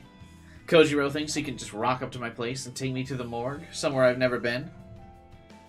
I've had no time to prepare myself, no time to even think. Visiting the factory yesterday left me feeling pretty exhausted. Having to tackle another new place today is too much. I told you I'd guide you through the process, right? There's nothing to worry about. You don't understand. I've never been to the morgue before. Tomoe shoots me a quizzical look from behind Kojiro. You nervous? I think I understand. For me, it's the most relaxing place on Earth. My little sanctuary. Where I burn up corpses all day. Really? Sure. No one to talk to me, no one to bother me. Unless you count the dead, of course. I suppose that's true. And you won't be alone. You've got me and this chick. It's Tomoe. Thank you very much. Right. It's us. I take a deep breath and brace myself for the next thing I'm about to say. Okay. Let's go. Kojiro's right. Everything will be okay. I need to get used to going to the morgue. It's a new place, but it's going to be an essential place. I tell myself this is all for Corpse Girl. For me. Tomoe's part of the Corpse Girl team now? Yeah, Tomoe was the one that submitted Katomi's photo. And then Noriko thought that Shinya submitted the photo, so she went to warn Tomoe that the photo was submitted. And then since Tomoe was the one that knew she submitted the photo, she knew that Noriko was Corpse Girl. So both of these two have, like, figured out that Noriko is Corpse Girl. This is for us. Kojiro pulls the van's sliding door open. I take a careful step inside.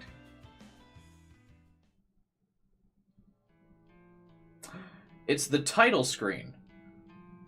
And the title screen music. The morgue's a lot colder than I imagined it would be. I berate myself for not bringing a sweater, but there's nothing I can do about it now. The place has an icy, otherworldly feel to it. It's depressing, clinical, and devoid of hope. There's the stench. It's not as overwhelming as I feared it may be, but it lingers and claws at my senses. It clings inside my nostrils and mouth and the interior of my skull. It's very easy to understand why Kojiro's clothes always smell like this. Once the odor gets a grip on you, it doesn't let go. Honey, I'm home. A poor joke and poor taste, even for Kojiro. I feel like I'm gonna vomit. Even Tomoe is looking paler than normal. I'm surprised she accompanied us inside after she spent the whole drive over insisting she would stay in the van.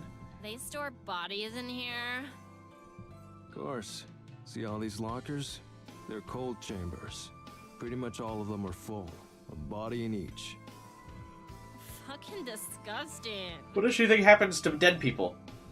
Noriko? Yeah? I keep things in order around here.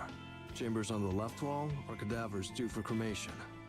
And what about the lockers on the right wall? No touchy-touchy. They're new arrivals or they're being collected for some reason or other. Autopsy, funeral, etc. Got it. So, we can only make use of the cadavers in the lockers on the left wall. That's a bingo. I listlessly wander over to the left wall.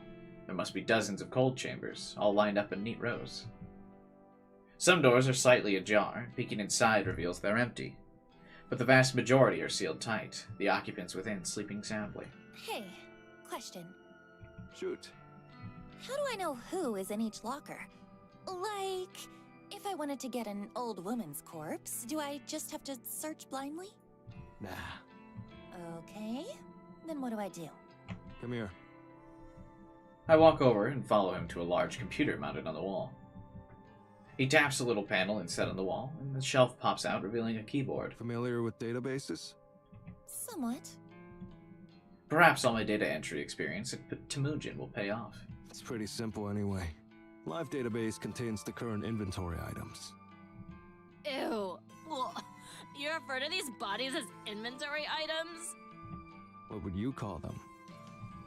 Well, like, they used to be real people and shit, right? Why not show some respect? I don't understand. They're cadavers. I put a trembling hand on Tomoe's shoulder. I want to comfort her, but the act of doing so is still alien to me. Don't worry about him, Tomoe. He can be a bit insensitive. He's a freak. Wow. Ouch. Tomoe scoffs and makes a gesture with her middle finger. I'm a little surprised that she's so bothered by this. It's kind of funny she holds respect for the dead, but not so much for the living. Okay, so I can search this database for bodies that match my needs. Yep. Just use the filters at the top. Not many categories, but it has the basics. Does she really need filters? I mean, there can't be that many lockers, right? How many people are, like, scheduled to be cremated every day? Age range, gender, name. Not that that'll be useful to you. Actually, that's about it. It's enough. It'll save some time at the very least. Okay, so you want to hoist 3 bodies today, right? You said you have 3 requests? Yeah, but this place is kind of overwhelming. I'm hesitant to bite off more than we can chew. What's the game plan, then? How about we just take 1 body today?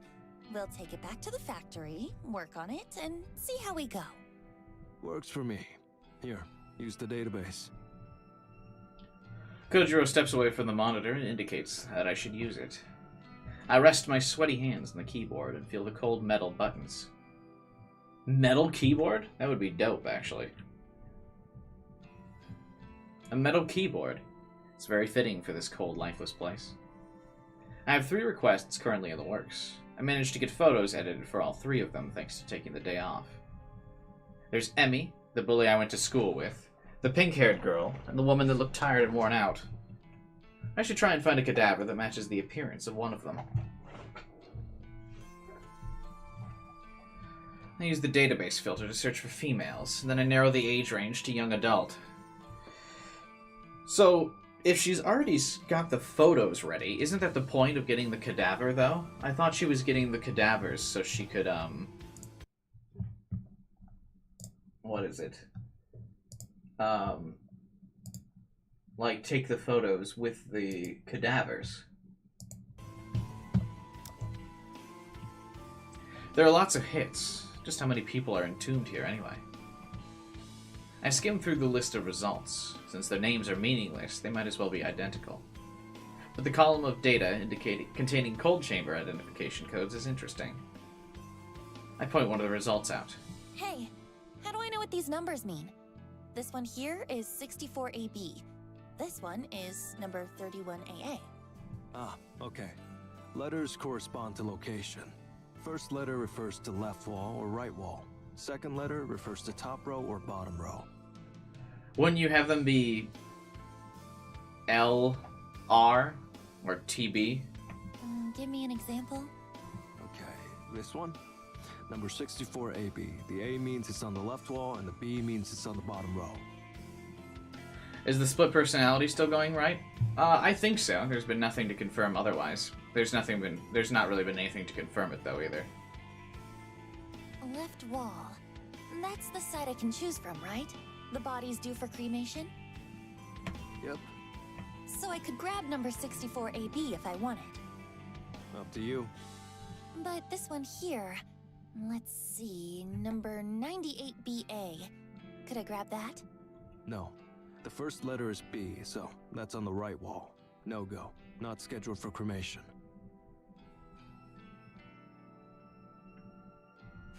I think I get it. Thanks. I make a mental list of cold chambers on the left wall that fit my needs. I'm going to start cracking open some of these sarcophagi. Haha. That's a new one. Mad. Mad. I hope that my nervousness isn't showing. I almost can't believe I'm about to examine corpses in the flesh. Corpse Girl would be proud of me right now. As I walk over to the left wall of cold chambers, I catch a glimpse of Tomoe. She's standing by the exit, swiping on her phone as she taps her foot. I reach the first locker I want to look at. Here we go. There's a metal handle on the front of the chamber. It's paired with a release button, which I gathered has to be pressed in at the same time as the handles pull forward. They really care about the left wall. Yeah, it seems the game seems to be taking a lot of effort into clarifying the rules of the corpses specifically, and like how they get them, because I imagine it's going to be a plot line later where someone actually takes something from the right wall or something, or like she gets caught somehow because she makes some small mistakes. Because she's already made several small mistakes leading up to this that haven't really like punished her in any way, so I imagine they're just building it up for that.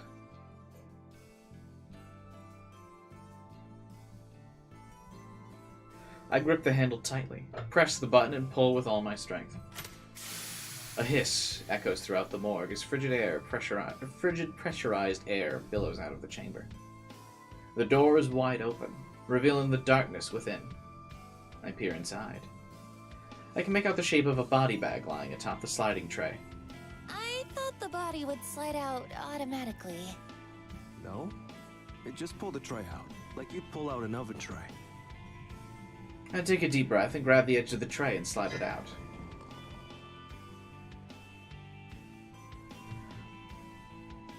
But I also appreciate that they just kind of explain everything. It's better than like things not being explained and then later on in the story when like that thing that didn't get explained pays off, you're still kind of like, what the fuck?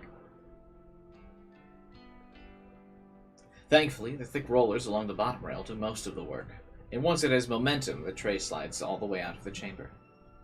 My prize is revealed at last. A musty white body bag packed full with a decomposing corpse. Now what? Just unzip the HRP. What? He rolls his eyes. The body bag. Unzip it, but cover your nose.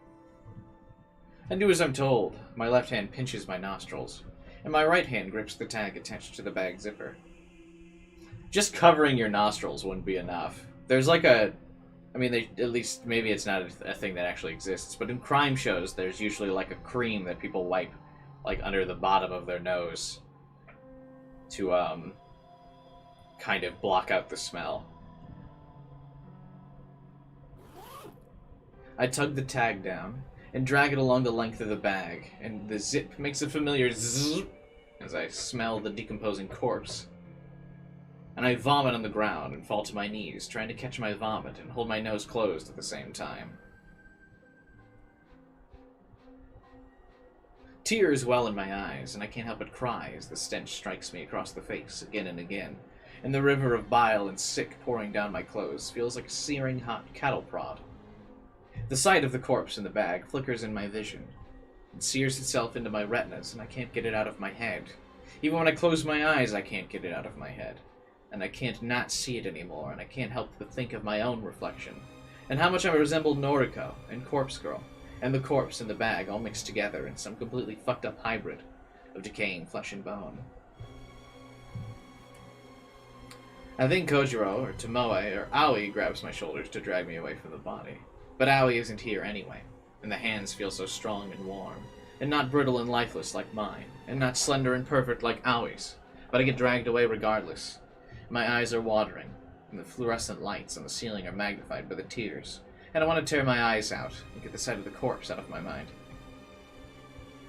I've seen so many corpses over the last year. I've seen countless photos of bodies dismembered and asphyxiated and electrocuted and shot and maimed and drowned, and yet the decaying corpse in the body bag is worse than any of them. It's worse than anything I could have ever imagined. It's worse than me and worse than Corpse Girl, and for a fleeting moment, I begin to question what I've spent the last year doing. What am I doing involving myself with the dead and buried? Any detective involved so far? No, Vivan, not yet. But she hasn't really gone major. Hey, Con. The frantic screams of a girl resound in my ears, in my eyes, and my nostrils, and I think she's calling my name. But it doesn't sound like my name. It sounds like Noriko or something like that. Maybe Yuriko. Maybe she's calling for my sister. But my sister isn't here, and Noriko isn't here, and I'm the only one here. Lying on my side, on the cold tile floor, covered in warm vomit and hot tears, and I feel the body lying next to me, smiling and offering me a cup of coffee from that lovely French cafe I went to. So I feel like this absolutely confirms the split personality thing. Hey, Wandering, what'd you miss? You missed a killing spree. 5 people dead so far. It's the main victim that we know, though, is that Tomoe.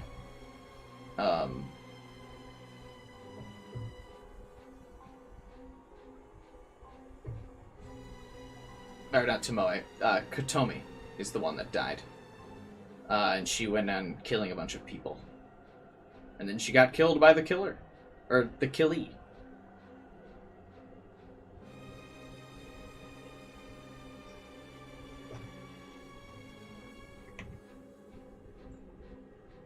A lot of reading. You make fun of coming to the visual novel streams, but they seem to be the only ones that you come to consistently, Khan.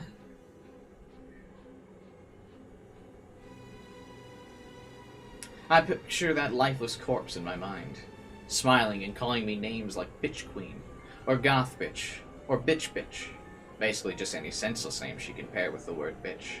That word I hate so much that Yuriko used to always call me, that Mother used to call me, that word that carries so much hate and contempt yet rolls off the tongue so easily.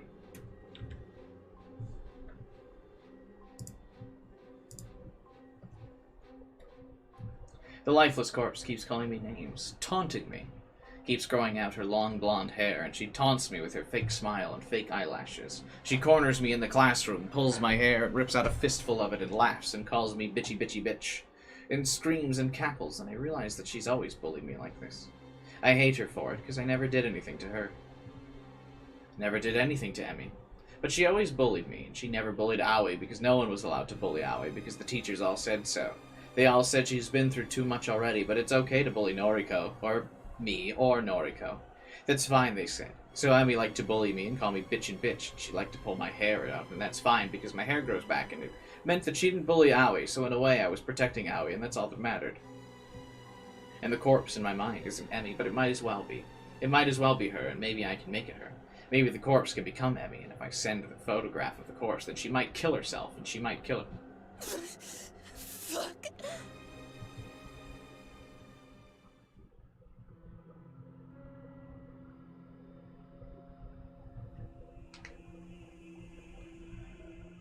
Sad I missed some plot. Yeah, I mean, I don't know how much plot it was, basically, but so Tomoe and Koji have figured out that Noriko is Corpse Girl, which I'm sure you've pieced together already. And, yeah.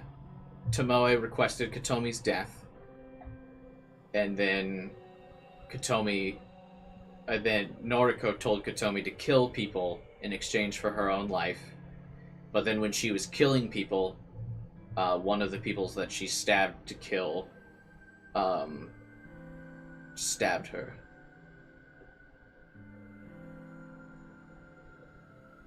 So she died as well. The text sounds like it was written by an AI chatbot. That's not true. Because most AI chatbots are pretty dumb. Have you ever read a chat from like an AI? It's mostly garbage.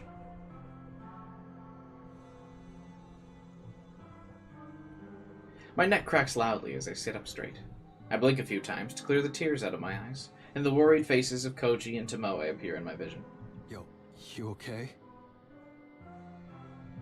What the fuck, Noriko? I spit the remnants of vomit out of my mouth. I'm fine. You don't fucking look fine. You chucked up all over the place. She'll be right. Seen this kind of thing before. What do you mean?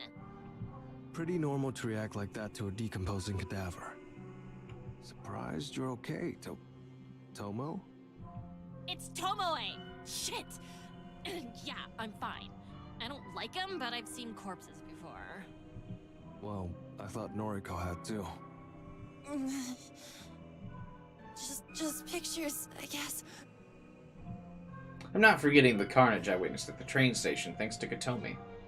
Somehow, seeing a stiff cadaver in a body bag was so much more overwhelming. Right. Are you really Corpse Girl? Apparently. Come on, let's get you up. She grabs me in a sort of bear hug and lifts me to my feet. Sorry about the vomit. It's fine. It's fucked up, but it's fine. Why is Tomoe concerned? It's not like she works here. Koji's gonna have to be the one to clear it. Call it a day? I put my weight on my unsteady feet and step away from Tomoe. No. There's something I need to do. I stare straight at the corpse in the body bag. Her face still exposed, lifeless and expressionless. Her hair is long, blonde. I imagine with a bit of makeup, some blush, lipstick, and fake eyelashes. Whoever this was, she's exactly what I need for my next victim. That worked out well. Can we get her into the van? Okay, I'll grab a trolley. Tomoe, give me a hand? Ugh, if I have to. I nod and whisper a small thanks to both of them. Noriko's not really lifting much weight in this, three-way partnership. She's just kinda here. A little groggy and unstable, I make my way to the door. I'll wait in the van. I need to take a moment to restore my energy. The real work will begin when we get to the factory.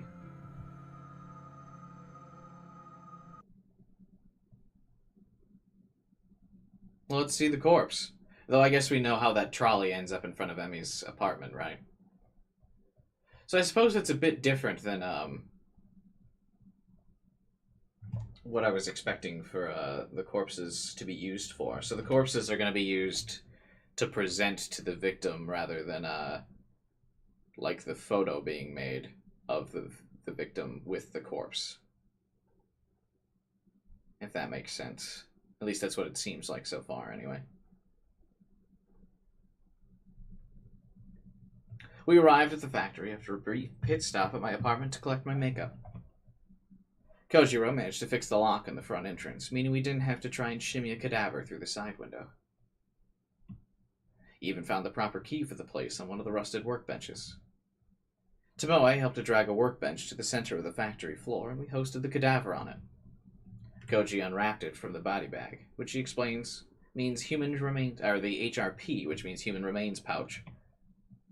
Staring down at the body before me, I begin to wonder why I freaked out so much at the morgue. It's just a body. A lifeless thing that was once somebody, but now has no meaning. It's kind of gross, but it's not really that bad. Ugh. I'm glad you've come around, but I still don't want nothing to do with it. Right, so we're here. We got your body. What now? It seemed Emmy got pushed off the railing. I don't think Emmy got pushed off the railing. I think she saw her corpse and freaked out, and when she was backpedaling, she tripped over the railing. Right? I fetch my makeup kit from the floor besides the workbench and place it next to the corpse. We're going to make this body look as close as possible to this girl. I flash my phone, showing off the photo of Emmy that was submitted to Corpse Girl's website. Right. But why? Because then we can photograph it and convince the victim, Emmy, that it's her own dead body. Why? I furrow my brow. Koji coughs in an attempt to hide his laughter. That's how Corpse Girl does things. I don't know. Sounds like a shit plan. We went to all that effort to steal a dead body, and you just want to take photos of it? People get the dead body photos. What are you talking about, Tomoe? You know how this works.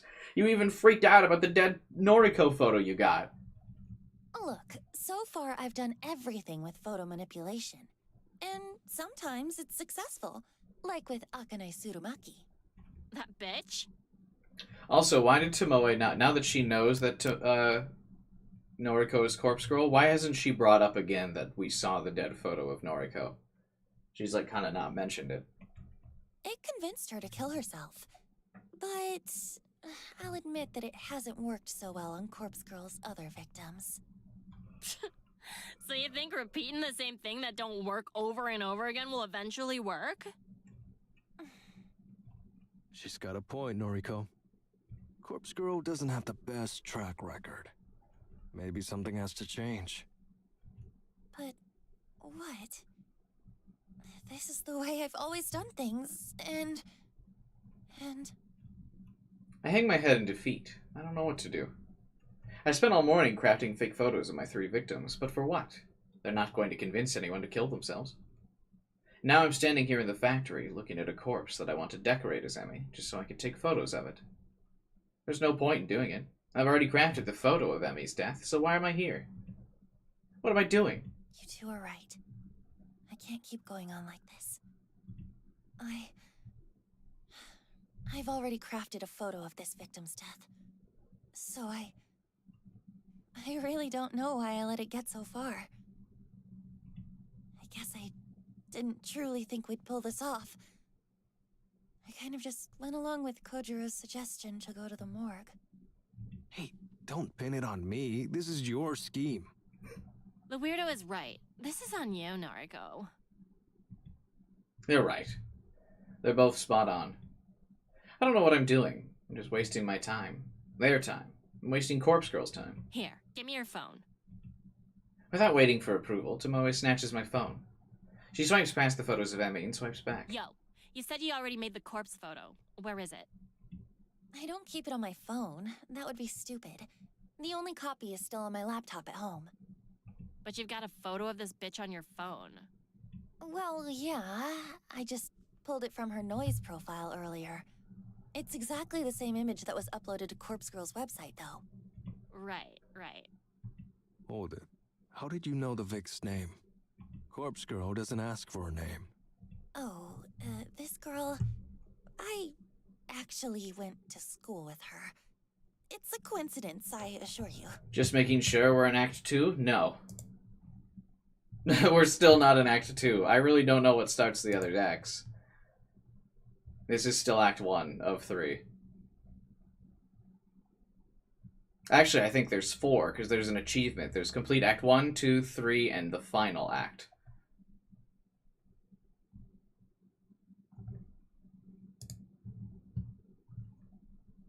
Uh-huh. Look, that doesn't matter, does it? Well, tell me what the corpse photo looks like. Well, it wasn't my most creative work. I had 3 requests to fulfill in a short amount of time, so I kinda made them all similar. I made it look like this girl, Emmy, fell from a tall building and splattered on the pavement. Fucking lame. Yeah. Why did you want to know, anyway? Well, I've got an idea for you. I know, I'm just the driver and all, but you've dragged me in this far, so at least let me make a suggestion, Kay? Okay, go ahead. We've got this here body. You've got a corpse photo of the bitch all locked and loaded. Let's kick it up a notch. Take your time to apply makeup. Make the body really look like the victim. Send her the corpse photo first, and then we'll deliver this body to the bitch. Deliver the body? We rock a better joint, leave the dead body on her doorstep, and then we fucking get out of there. Can you imagine how fucking scary it would be to come face to face with your own corpse? Think about it from her perspective. She gets a photo of her own dead body, right? Then, like, hours later, just as she's trying to get it out of her mind, her own corpse shows up at her house. She'll fucking snap, I guarantee it. Hell, I probably would too, and I know what's going on. I can't believe it. Tomoe has completely lost the plot. Her plan is incredibly devious. It's almost evil, and I'm in love with the idea. I'm in love with the idea of delivering a person's own corpse to them before they kill themselves. Tomoe! Despite my own nature, I find myself throwing at Tomoe and wrapping my arms around her. Yo, what the?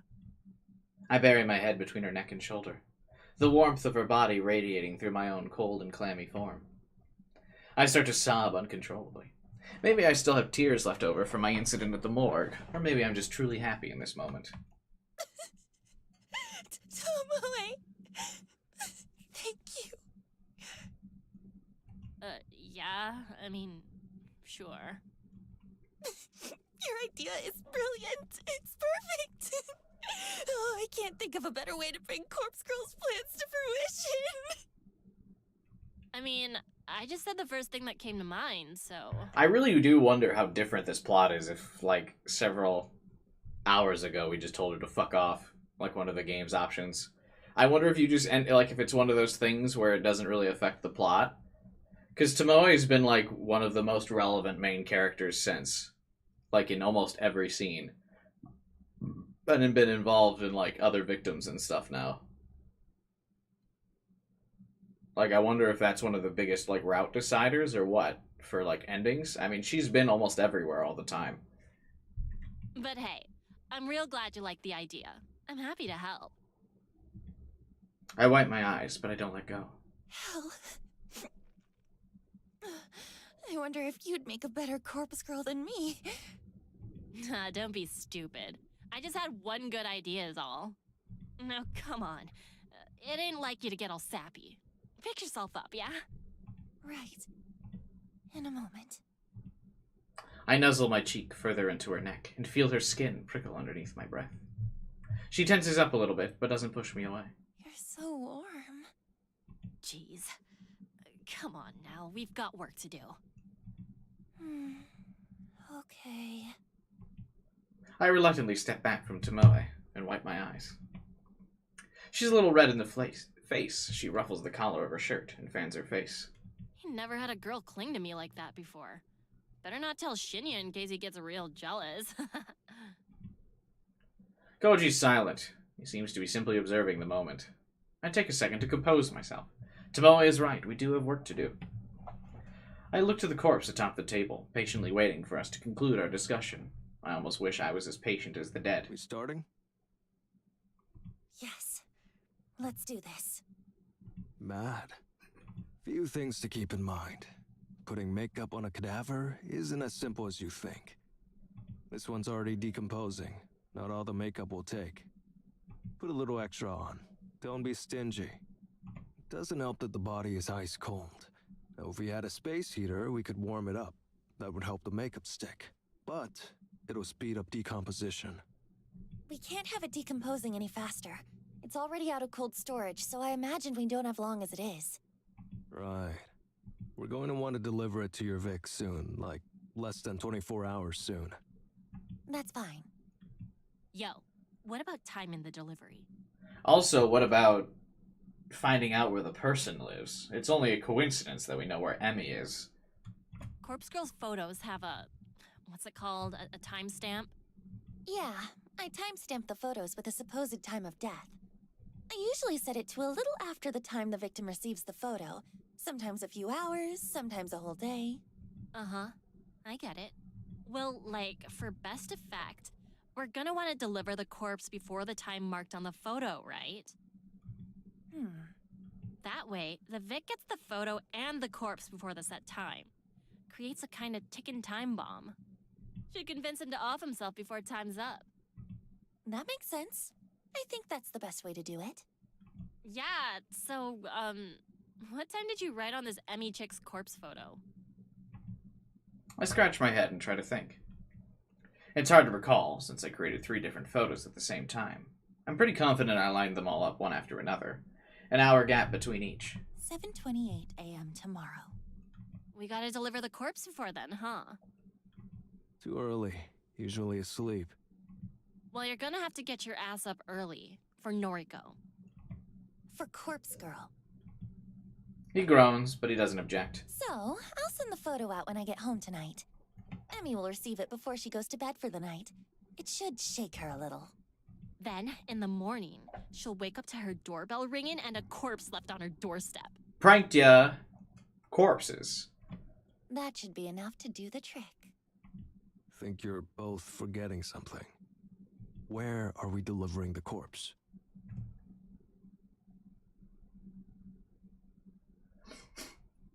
Psychology, how realistic is this? How psychologically horrifying would this be in real life? I mean, I think it would be pretty, like, horrifying to happen to you in real life.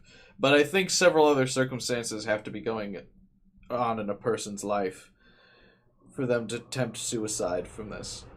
Oops, I said the demonetization word.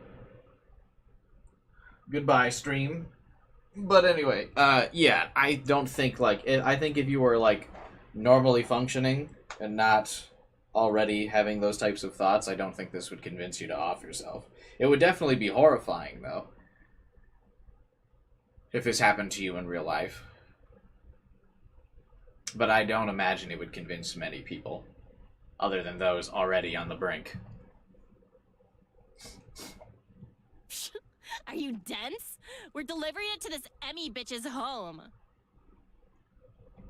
Sure, of course. How would I react? I'd probably just react angrily. I guess. Oh, actually, no. I think I just wouldn't respond. Like, if I got the photo, I would just be like, whatever. I don't think I'd have anything to say. I'd kind of ignore it.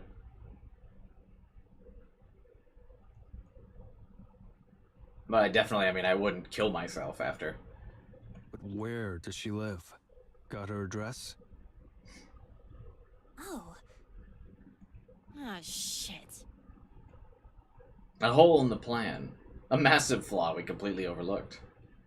Our stunned silence is the only answer he needs. This whole thing is a bust. Kinda disappointed in you, Noriko. Thought Corpse Girl was some mastermind. Some genius worth worshipping. I don't have a response to that comment.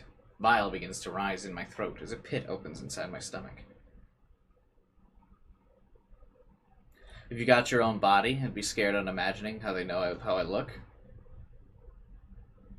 I don't know if I would. I mean, I look pretty standard. You know? Pale white guy, brown hair, like average hairstyle, beard.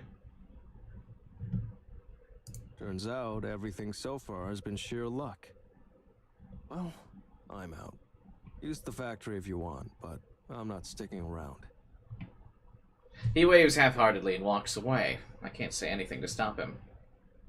My thoughts are frozen, locked in place. Chained down by humiliation and anxiety. Hold up just one fucking second. Of course.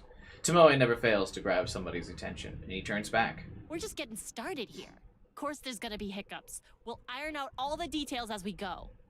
Don't just abandon Noriko like that. Corpse Girl has done more for me than you'll ever know.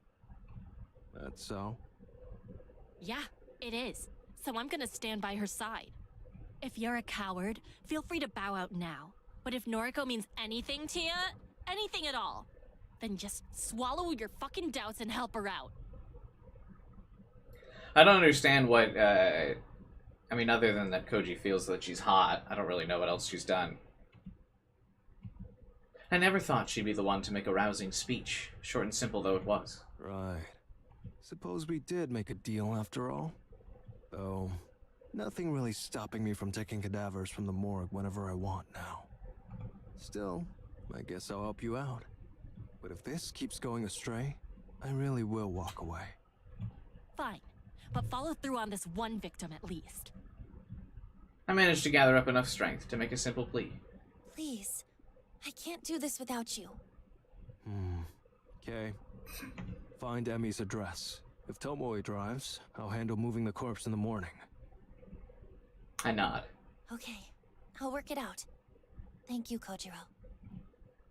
He waves once again and takes his leave. The heavy steel door at the front of the factory slams shut behind him. Phew. Okay, got any ideas? Maybe one. Can you call Shinya? Ask him if he remembers Emi Katsuno from school, and see if he knows where she lives. Why would he? Shinya? Oh yeah. He said once that you went to school together. Guess he might know Emmy too, huh? My thoughts exactly. I'm going to make a call as well. I don't know if I could tell you where anyone lived that I went to school with. I quickly make a call to Aoi. As the phone's ringing, I look up at the skylight above. The sun's nearly disappeared from the sky, and we're running out of light. If there was electricity connected here, we wouldn't have a problem. But if it gets much darker than this, we're going to struggle to apply makeup. Noriko? Hey, me again. Feels like we just spoke this morning, hey? It was this morning. Yeah. Listen, just a quick question. Do you remember Emi Katsuno from school? Like, this wouldn't arouse suspicion, you just start asking a bunch of people where she lives. Katsuno? Okay, that's really freaky, Noriko. Huh? What is? I bumped into Katsuno just today at the mall. You're kidding. I'm serious. She was pretty distressed, actually. She just got fired from her job. Perfect. She's in the right mental headspace. How is playing this type of game any fun? All you do is read. Well, I mean, reading is fun, right? Or do you not find reading fun?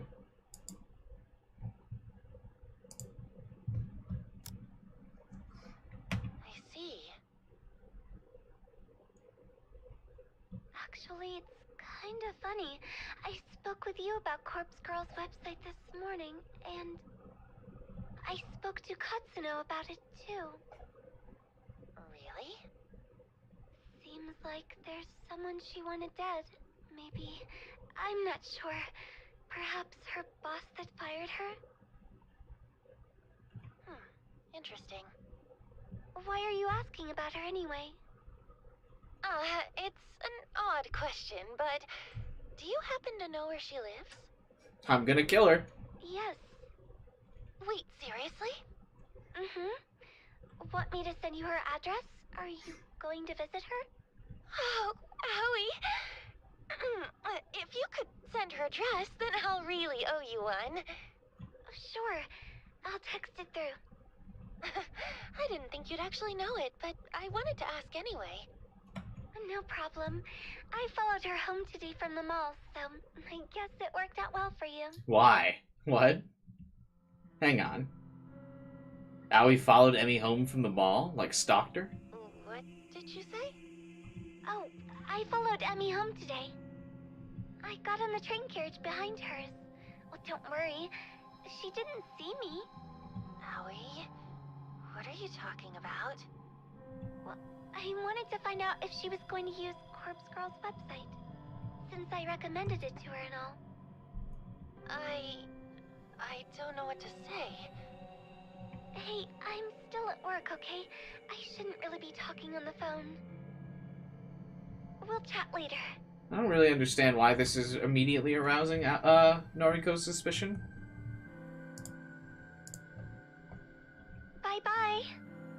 Owie, wait, don't hang up. The phone call ends. I'm baffled by the fact Aoi followed Emmy home. I can't quite figure out what must have been going through her head. But right now, I don't have the time to worry. I need to finish up here at the factory. I noticed I have an unread message on my phone.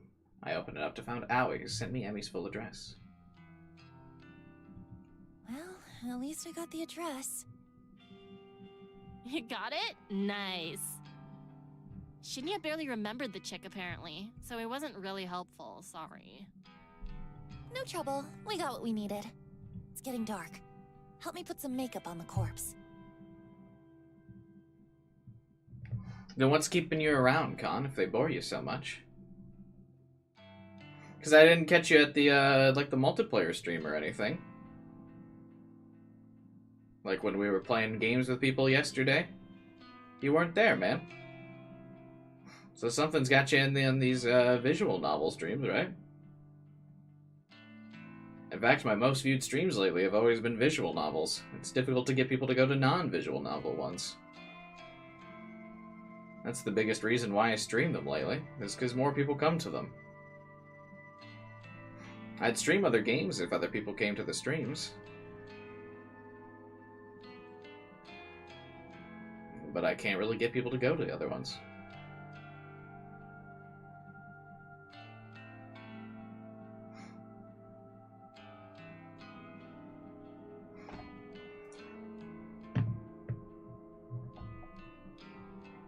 Okay, show me that photo of Emmy again.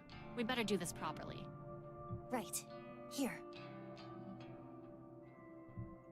The vampire game's alright?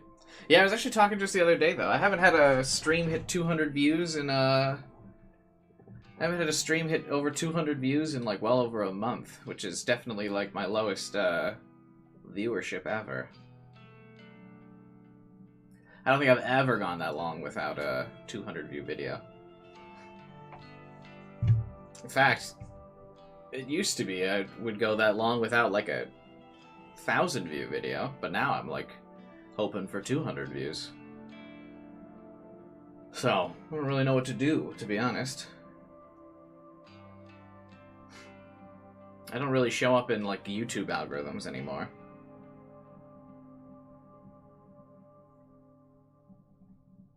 Resident Evil's the last one that got 200? Yeah, that was over a month ago.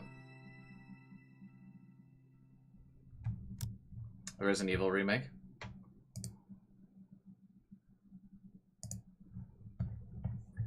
Yeah, I don't really know how to drive up much viewership to the channel anymore. Kind of out of ideas.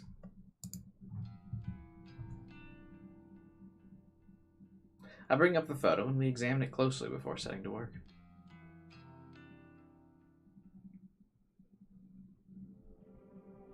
By the time I get home, I'm completely drained. I barely have the energy to open the door. Today was an ordeal. It dragged on forever, and yet it still felt like I didn't get enough time to get everything done. After changing out of my vomit-stained clothes, I make myself a cup of tea, hoping a few sips will help me relax. I sit down on the couch, cup in hand. When it's cool enough to drink, I take a sip and feel a little bit of today's pressure lift from my shoulders. My laptop's sitting next to me. I know I shouldn't bite off more than I can chew today. If I check for new requests, I'll regret it. I unfold the laptop and navigate to the website. Another request. Shit. These are beginning to pile up. I can't restrain myself from opening the request. Increase the trend hopping? What do you mean? I always try to stream the newest game. I always feel like that's always the trend, right? But it always seems like the times I stream like new games are always my worst viewerships. Really, the only time my streams do well now is if I have a way I can post it to like a Reddit in some way to promote the stream. But since I'm a smaller channel, most places call it self-promotion and don't let me do it. So I've got to find like some clever way to get around it.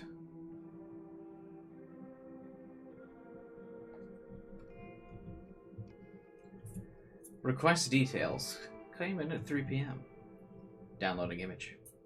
The request came in while I was busy with Koji and Tomoe, probably around the time we were at the morgue.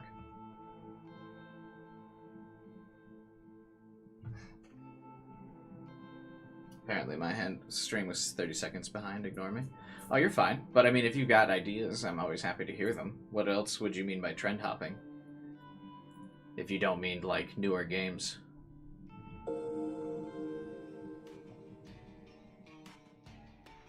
I stare intently at the picture of my older sister. Yuriko Kurosawa. 28 years old, senior high dropout, currently on parole after a short second stint in prison. What are the odds of you appearing here on my screen in my life at this moment? I haven't spoken to you for so long. I haven't seen you. I haven't even received contact from you, only to ignore it. Why are you here now? Why does somebody want you dead? I suppose it's not that hard to think why someone would request your death. I'm sure you have a lot of enemies thanks to the crew you run with.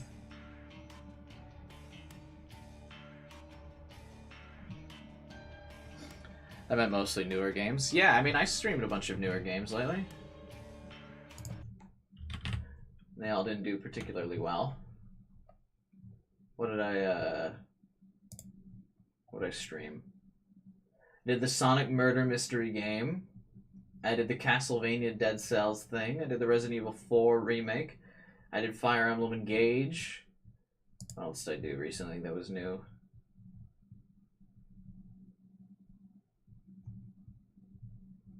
I did Chaos Head as soon as it came out. I did the Pokemon DLC as soon as it came out. I did the Metroid Prime Remastered as soon as it came out. The Overwatch dating game as soon as it came out. The Yu-Gi-Oh! 1-year anniversary and Master Duel. Hi-Fi Rush as soon as it came out.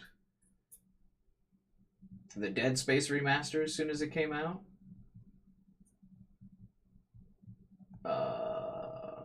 Yeah, I've done a lot of like new games as soon as they come out.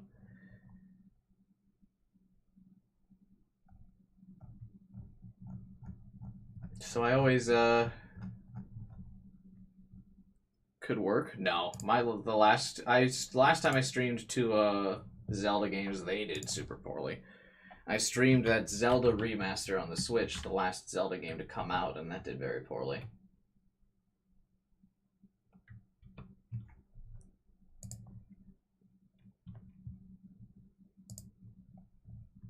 I was trolling you about Zelda? Why? Why would that be a troll suggestion? What?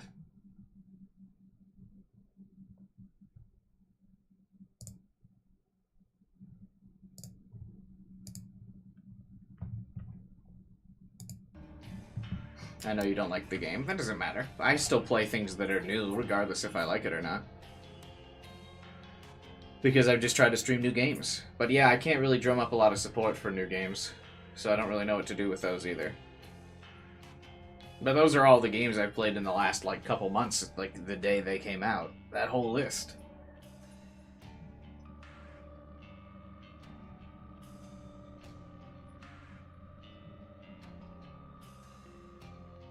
You could play Breath of the Wild and put some bait Genshin title. My subscribers actually, like, really don't like Genshin either. My Genshin streams never did great either.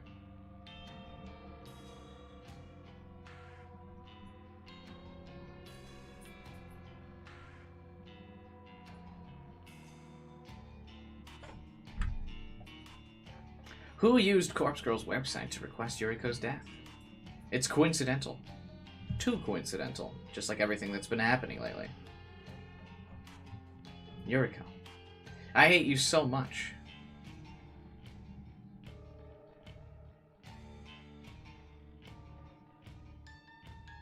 The reason the Zelda stream is poorly watched is because everyone streams it. Well, right, but everyone also always streams the new game, so I mean, what's really the good suggestion there?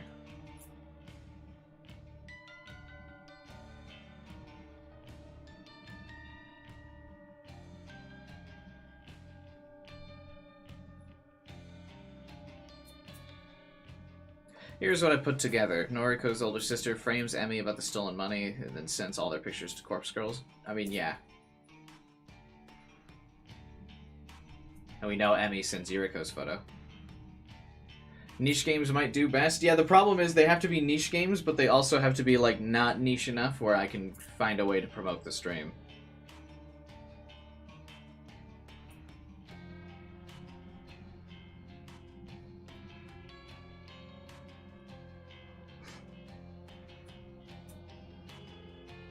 Like the Chaos Head streams. Like, it's a niche game, but I was able to post about it places like the Steins Gate subreddit and stuff. This game is too niche because I don't have a way to promote the stream.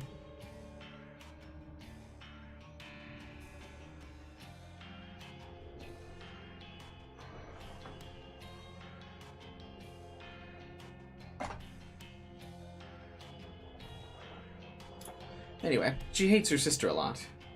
You abandoned me when I needed you. You abandoned my mother, even though she abandoned us first. I hate you. Corpse Girl never refuses a request. It's one of her convictions. Yeah, a lot of people have recommended Pizza Tower. But I worry the trend on that has died, right?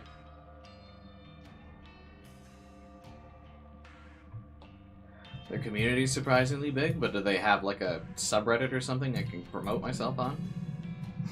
That won't immediately ban me for trying to promote myself?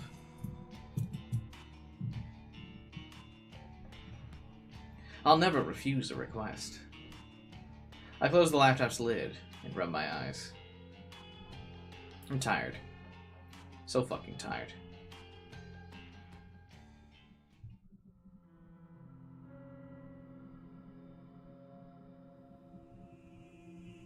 She's dead. Splattered in the flower bed. Probably matches the photo you sent. Wish I'd seen that. Thanks, Kojiro. And thank Tomoe for me. No prob. Where are you, anyway? Parking lot across the road. Perfect view of her apartment. Ah, people are coming outside. Must have heard the splat. Mad. Mad. We'd better gun it. See ya. Okay, bye. I hang up the phone and a smile fights its way across my tired face. Emmy is dead.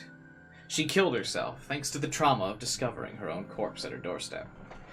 Aren't people going to ask questions when they find the corpse at the doorstep, though? Or are they retrieving that corpse? That seems like a major flaw. Even though I forgot to send the corpse photo last night.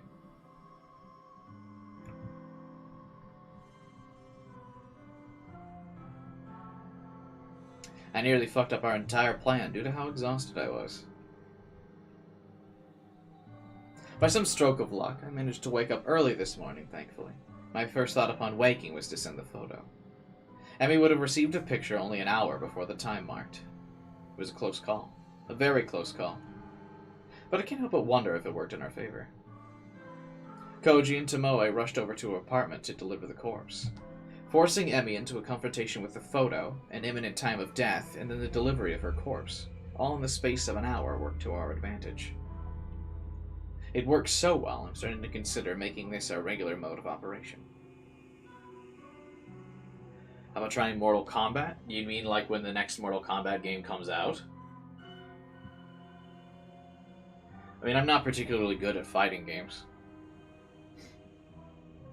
But, I guess. I've streamed a couple fighting games, but people usually just made fun of me being bad. I glance at the burner phone atop the coffee table. Since Emmy's dead, there's no point in me waiting 24 hours to discard it. I'll get rid of it right away. Any one of the titles? It's usually hard to get into the niche streaming market of a game that has a professional scene. Because once games have a professional stream, people just want to watch professional players stream it. No one's looking for, like, random Mortal Kombat players. People are looking for Mortal Kombat players who are going to the next fighting tournament and looking how to do combos and stuff.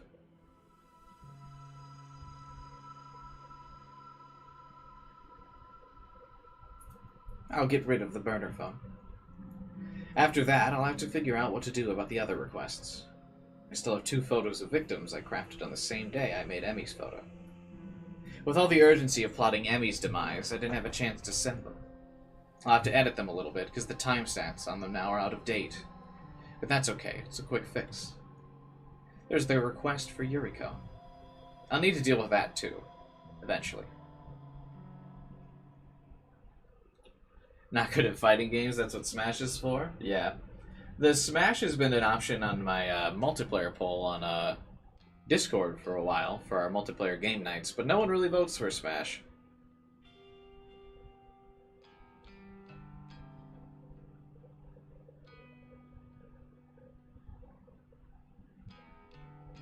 Let's see, how many votes did Smash get last time? I don't think a lot of people in my community are interested in it. On the last poll, Smash got 2 votes.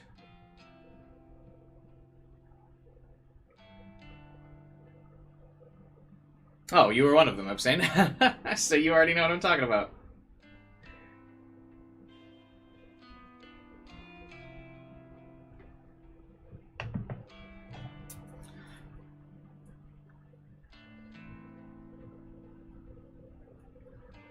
A quiet morning at the library is just what I need to escape from the chaotic whirlwind that I've been trapped in for the last few days or weeks. The place is silent as usual. There aren't many moving people around. Don't forget the one from Matt. I don't know if the one from Matt counts, because Matt's the one setting the emojis for the poll. So he technically has voted for everything.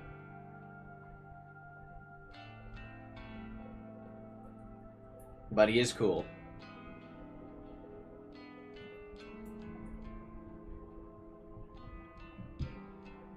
I managed to find a seat in my favorite reading nook, and I leave my belongings in a chair to save my spot while I browse for a book to read. I can't bring myself to continue reading Strange Flower right now. Reading a book about corpses while trying to take a moment away from my own life is not going to work. I scan the books and look for something light to read. Am I in the mood for comedy? Probably not. A fantasy adventure? Maybe, but that's never really been my thing. Biographies are out of the question, so's history. I can pretty much dismiss any non-fiction straight away. I'm just not in the mood. So what should I read? I thumbed through a couple of trashy romance novels. The covers look appealing, with attractive characters smiling and holding each other and falling in love. But the content within each is utter crap. A housewife looks for love, and a husband vanishes. A vampire lord seeks his vampire queen. A college student falls in love with his professor, only to find she's his long-lost sister. It's all drivel. I could write better stories than these. Have you tried a YouTube community post to see what the sub's like? Yeah, I've tried those several times. They don't really drive much interaction, because I'm not really sure how people see the community posts, to be honest. I usually post one, like, every other week. I think I post a YouTube community post. But they don't really get any comments. But like I said, I think you have to be, like, looking at my community page or something to get them.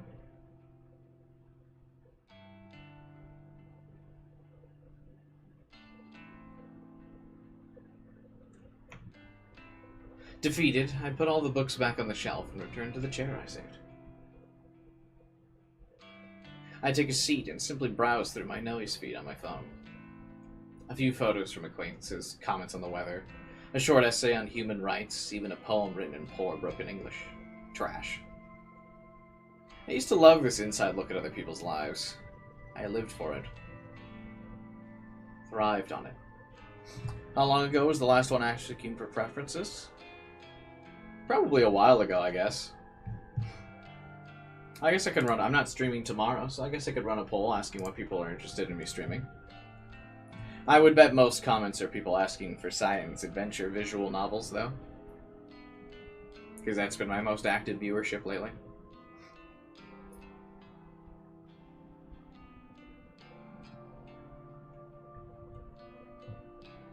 I used to be aroused by the smallest glimpse inside someone else's life. I couldn't go more than a few hours without browsing noise. I'm guessing she's didn't take her medicine today because the story didn't explicitly announce that she took her medicine. But now, something's different. Something inside me has changed. I want to say I've recently become cynical, jaded. But that wouldn't be accurate. I've been this way for as long as I can remember. You could do a poll for genres or leave it open-ended. Yeah, why not? I'll post tomorrow I'll have a community post up for people's, what games people would like to see me play. We'll see how much interaction it gets. Because, yeah, I would like to not do visual novels all the time.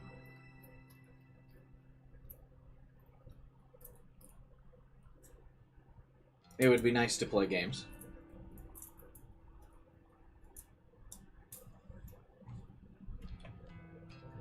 The appeal of voyeurism just isn't there anymore. My growing ability to manipulate the lives and deaths of other people has ruined any pleasure I once gleaned from simply spying on them. I need more people to die. Maybe then I'll find satisfaction, ecstasy, release. I lean back in the chair and fold my arms across my chest.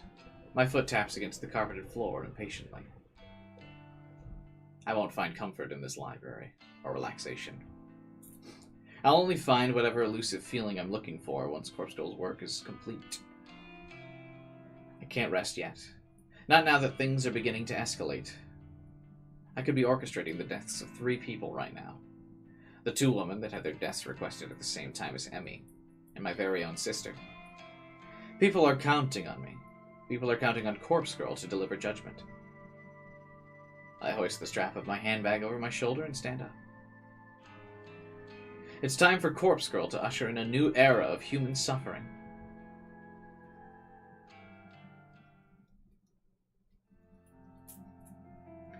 I always skip Sunday.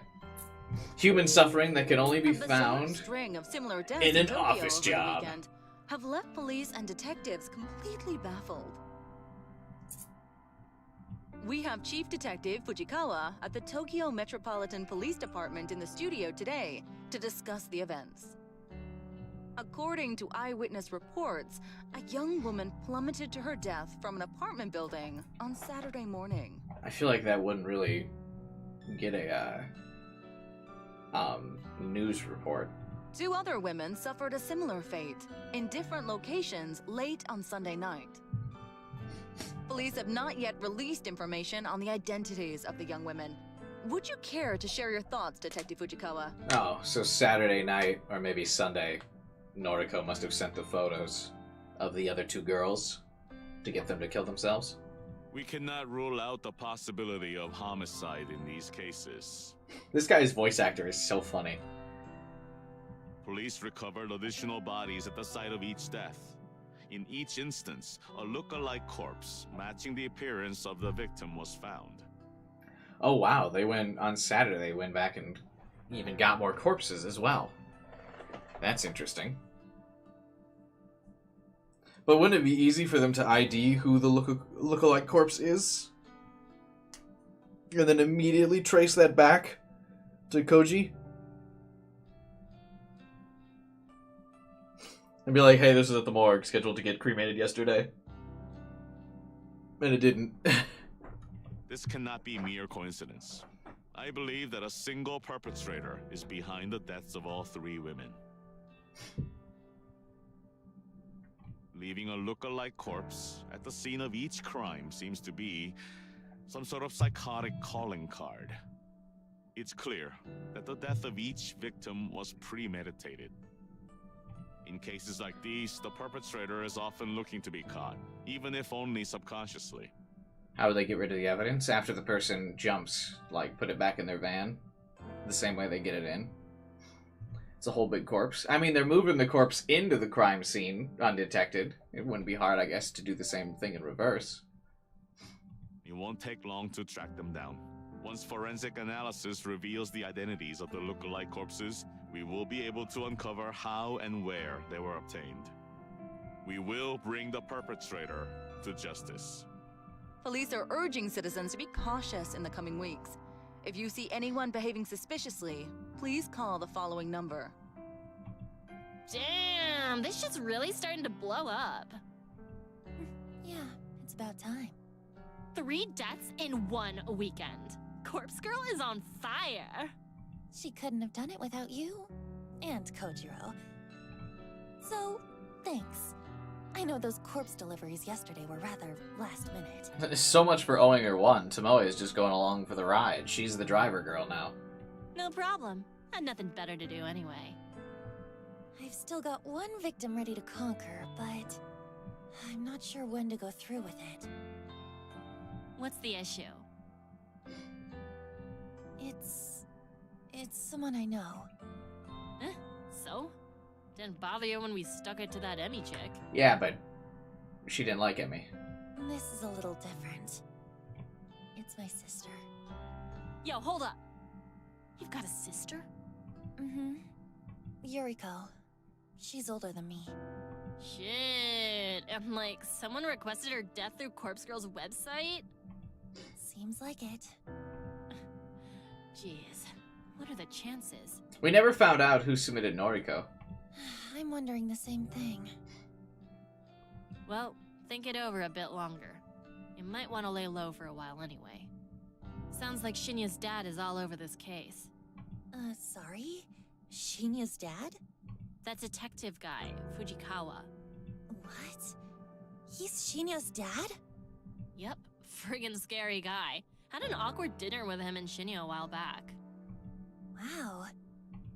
You know, I met him once before. You did? He certainly was intimidating. But don't worry, we only met by chance. Had nothing to do with Corpse Girl. Yeah, I'm sure that's what the detective guy's thinking.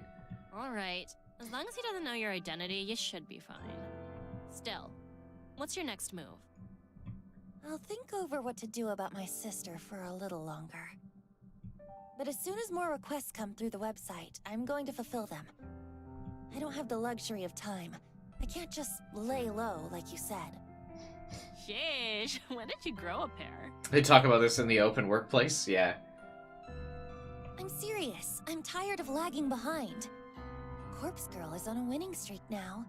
It's up to me to keep it going. Okay. Well, just let me know when you need me. Has it been mentioned how Noriko and the detective met? Yeah, last stream she had a mental breakdown in the mall. And she kept screaming that, like, why... She was complaining that her victims hadn't died, so she was saying she was going to go kill them herself. And she was screaming, I'm going to kill you in the mall. So mall security took her away. And so she had to talk to the detective, because the detective was like, I have to take your threats seriously about killing someone. Thanks. I will. Well, back to work or whatever. I turned back to my computer after Tomoe leaves. 3 deaths in 1 weekend. Corpse Girl's truly at the top of her game. It was a bit of hard work, but in the end, I managed to pull through thanks to a bit of luck. Yesterday, after returning home from the library, I had a burst of inspiration. I ran a reverse image search on the photos of the 2 women that were submitted to Corpse Girl's website. It was pretty easy to locate their noise profiles thanks to that. I was kind of shocked when I saw that we all shared 2 mutual friends on Noise. Emi and Yuriko. A bit of digging through their profiles revealed their names to be Fuyumi Amano and Mamami Sachiko. They both worked at the same store as Emi and my sister. It struck me then that all these requests must somehow be related, but that didn't matter. Tracking down their addresses wasn't as difficult as I feared. I contacted Tomoe, and she told me she was familiar with the store they worked at. She volunteered to head over there and see if she could access employee records. Apparently the whole job was so easy she managed to walk in and out in 3 minutes flat. She said that none of the staff even batted an eyelid as she walked in, and simply strode into the back room, rummaging through the filing cabinet and snapping a photo of the employee contact sheet. With that info at our disposal, nothing stood in our way of delivering the look-alike corpses. A few hours shared between the morgue and the factory, and it was done. They both killed themselves within an hour of each other.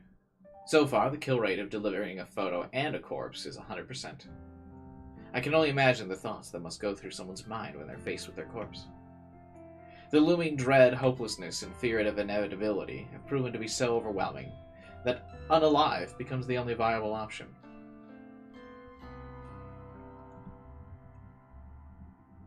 Yeah, I feel like if I did this, the feeling of unalive wouldn't become the only option, but for me, it would I could definitely get paranoid. But I would definitely, like, just be ready to fight. Like, I would immediately go out and purchase a gun. Have that with me. And just be ready. You know? Maybe that's the American in me. But I wouldn't, like, immediately be like, alright, well, I guess I just gotta go unalive. I would definitely just start sleeping with my gun. Or a weapon of some kind. Because of this development, I've finally ruled out the possibility of Corpse Girl's victims being murdered by some mysterious stranger. I only ever invented that theory due to the strange circumstances in which Ruri Hatano died. After all, she was hung from a scarecrow in an uncannily similar fashion to the corpse photo I invented for her. None of the other victims' deaths since have made me truly suspect another party could be involved. All of them have clearly been unalives, or in the case of Hanada, coincidental accidents. Kotomi's death was an outlier since she was likely killed out of self-defense. I'm about 90% certain Corpse Girl's power lies in the ability to convince victims to end their own lives. There's no third-party murderer acting. I've begun to suspect that the power I hold is no esoteric arcane force.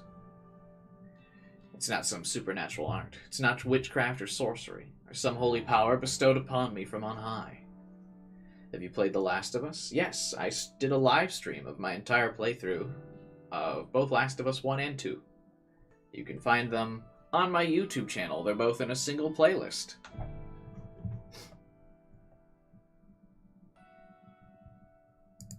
I missed it? Yeah, most people did.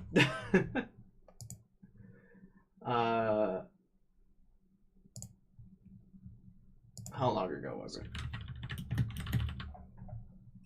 Yeah, it took 10 streams. It was over a year ago now. The mid of us, yeah.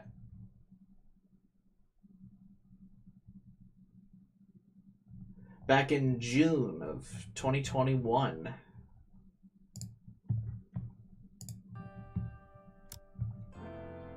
So quite a while ago. Almost 2 years now. Actually, in like 2 months it'll be been 2 years, huh? The power Corpse Girl holds is simple determination, grit, and resolve. My will to end lives is what drives me to craft convincing corpse photos and deliver look-alike cadavers. That in itself is enough to act as the knife twisting in the victim's side. And Millennium Duels is still your best, in my opinion? I'd really hope that the stuff I made 7 years ago is not my peak content. Because I've done a lot of Yu-Gi-Oh! Games since. I appreciate it, though.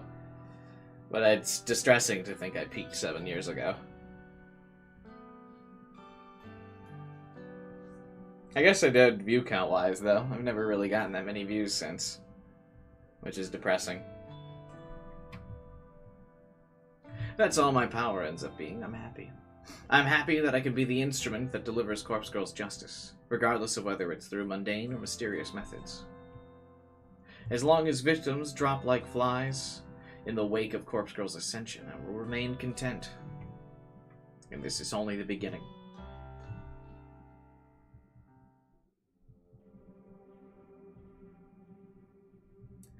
Yeah, sometimes I miss actually editing videos, but other parts of me doesn't. I enjoy interacting on live streams more than I ever did editing videos. But it was easier to be funnier in edited videos, because I could just cut out all the parts where I wasn't funny. But it was a lot more lonely, I guess, because it would just be me playing a game by myself. There are no new requests when I log into Corpse Girl's website this evening. I'm strangely okay with that. There's something I want to do before more requests come through. I'm going to make some updates to the website. A few improvements that will considerably ease the workload placed upon Corpse Girl, Koji, and Tomoe. In the website's admin settings, I add a couple of extra data fields to the front page. Instead of just asking for a photo and phone number, the website now requires victims' addresses to be provided. This will ensure we can successfully deliver a corpse for each request. In addition, the site now asks for the victim's name. I've always been hesitant about requesting this specific detail. I never wanted to know the names of the people Corpse Girl will kill. It creates familiarity, and I always used to worry that it would prevent me from going through with a request. But more than that, I feared I would delve too deep into somebody's life. I feared that I would become too attached, too entranced by standing on the outside and looking in. Knowing someone's name would have allowed me to easily find victims online and go down the rabbit hole of spying on their private lives. My voyeuristic fetishes would have defeated me. I know myself, and I know that I would have become far too interested in a person to carry out their death. The same reason why I never reverse image searched a victim's photo before yesterday. But now that things are escalating, now that Corpse Girl needs a victim's address to ensure a kill, I have to get past all of that. I have to be strong for Corpse Girl. I'm somewhat relieved that the timing is suitable. After all, I haven't been as aroused as usual when stalking people. I don't know if my libido is just low, or if I've truly become uninterested in such things. Either way, I believe I'm able to cope with the extra burden of knowledge. Learning victims' names, addresses, all of that, it's going to work in Corpse Girl's favor. I'm surely strong enough now not to give in to that temptation and succumb to the scopophilia that has plagued my existence. After adding the victim's name and address fields to the website, I add a final touch. There's a particular line of text that describes how the site works, and I've always liked it. It says your victim will receive a photo of their own corpse before they die. It's concise and perfectly sums up the intention. However, it needs to be updated to correctly apply to Corpse Girl's new modus operandi. I changed the line ever so slightly, just enough to make a difference. It now reads your victim will receive their own corpse shortly before they die. Some people might think it doesn't make sense. They'll think that it's a typo, or written by someone not familiar with the language. But it's completely intentional. Now that I've made all the changes, I click the Save button in the admin panel. The changes are reflected immediately on the front page of the site. Corpse Girl's new and improved request form is online. With that done, I need to simply sit back and wait for some new requests. It shouldn't take long once I put my next plan into motion. Because I finally figured out how my sister could be of use to me after all these years. She's gonna help me be famous. Yuriko Kurosawa's death will ensure that everybody in Japan knows the name Corpse Girl. Yuriko's death must be the end of Act 1, right? I actually literally cannot believe we're still in Act 1. This game must be super long.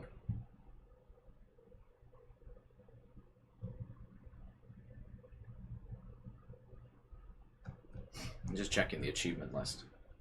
I can't stream for 8 hours today because I have an apartment inspection tomorrow, so I need to clean my apartment a bit tonight.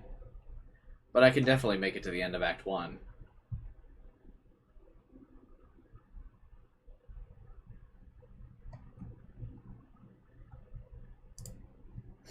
Not to sound like I'm rushing it along.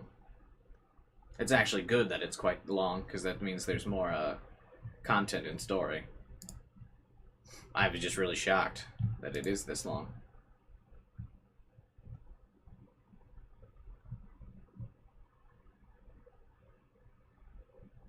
The time you looked up before seems like it might have been a speed run. Yeah, because I haven't even gone on like many tangents or anything during this stream. I've really just been moving along at a regular pace.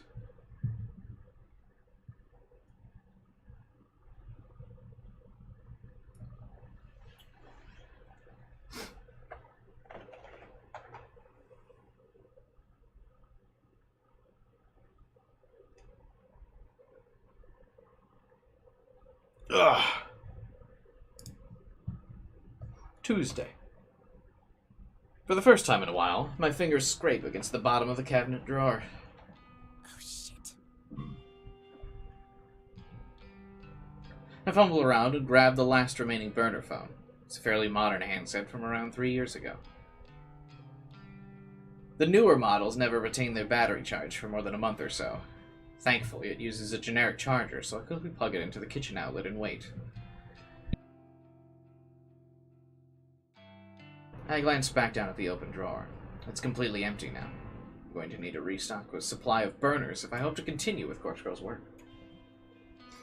I nervously bite my fingernails at the thought. Getting these phones isn't easy. It's free, yes, but not easy. If I get busted trying to lift a stack of them, that might very well be the end for me. I'll have to obtain as many new phones as possible at some point today. Once Corpse Girl kills my sister, my website's gonna explode with new requests.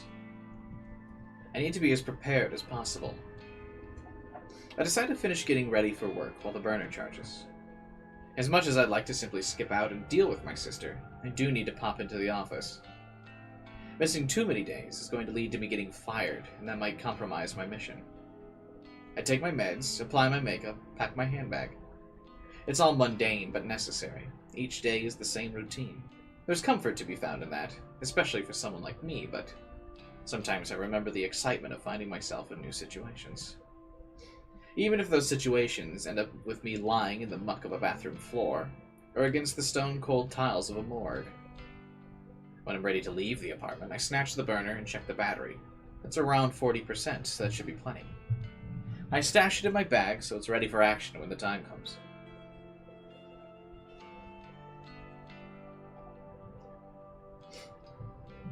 I'm out the door at the same time as every other day.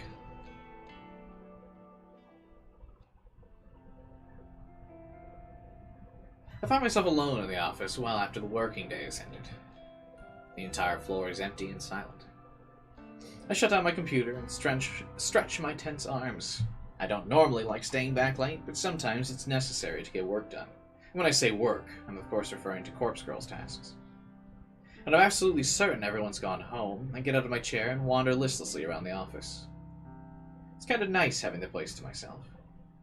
Like my apartment, only bigger and colder, without the terrible odor of mold that permeates the walls. I notice that quite a few people tend to leave their belongings at their desks. Nothing too valuable. The occasional coat, hat, headphones. Should somebody of low moral character wish to steal them, there would be nothing stopping them. I'm not interested in that. I'm not a low moral character, I only kill people. I walk to the other side of the office floor and reach the senior cubicles. Even the seniors leave important things lying around. There's a gift bag with a Cake Shop logo on the front, a company credit card, bank statements. The contents of their desk drawers are where the real gold is found. As I rifle through one drawer in particular, I find exactly what I'm looking for. It's an old noise brand phone, a few models earlier than my own. I slip it into my handbag, right alongside the burner I bought. I close the desk drawer gently, and trapeze into the next.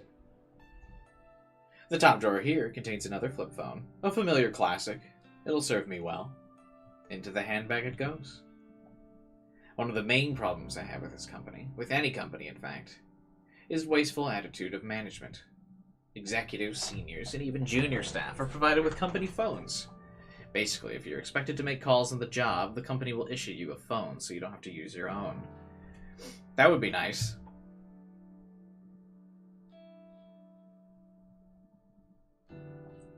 Every job I've ever had, that's like, so you'll use your own phone, right? And I'm like, I really don't want to connect to corporate things on my own phone, thanks.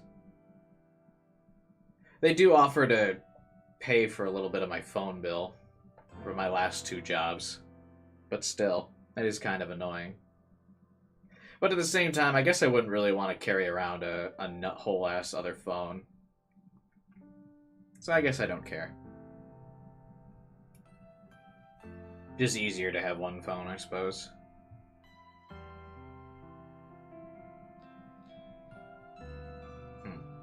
Anyway. However, with the rapid evolution of modern tech, phones often find themselves replaced or upgraded well before they cease functioning. Management doesn't care about recycling or repurposing unused, obsolete phones.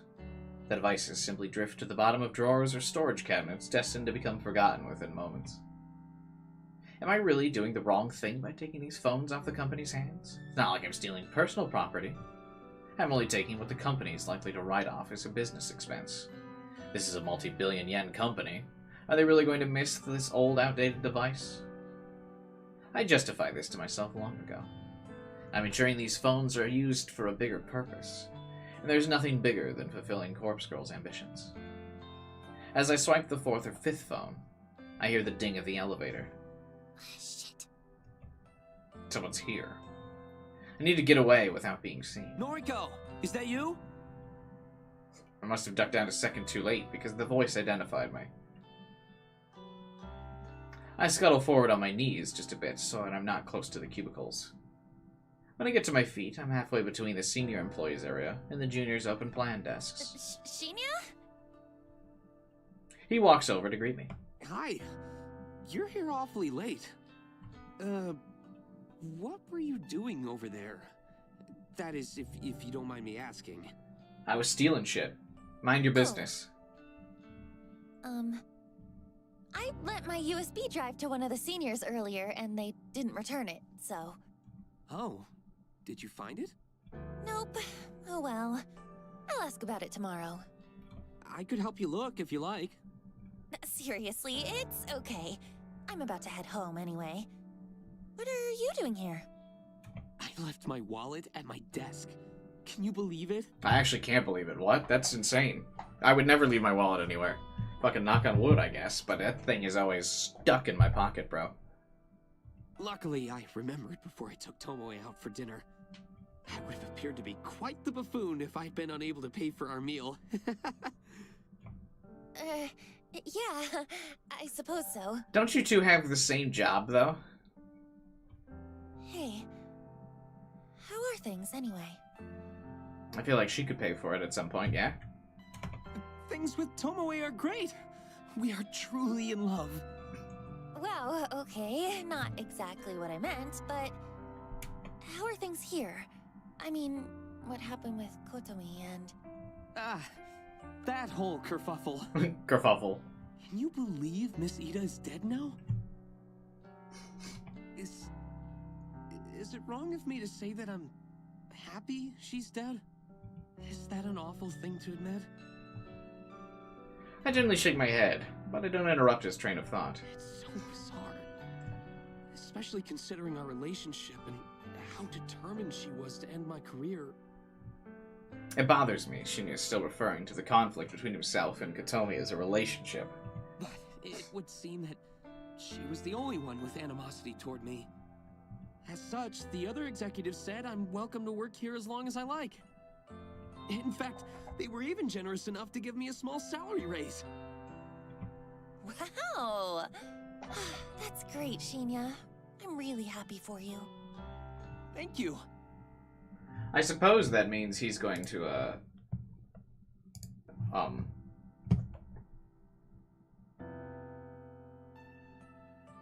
actually totally lost my train of thought. What? Or no, I remember now. Noriko is going to use this as justification for Corpse Girl's work. It truly was a struggle there for a little while. Before my brain can register what I'm saying, the following words tumble out of my mouth.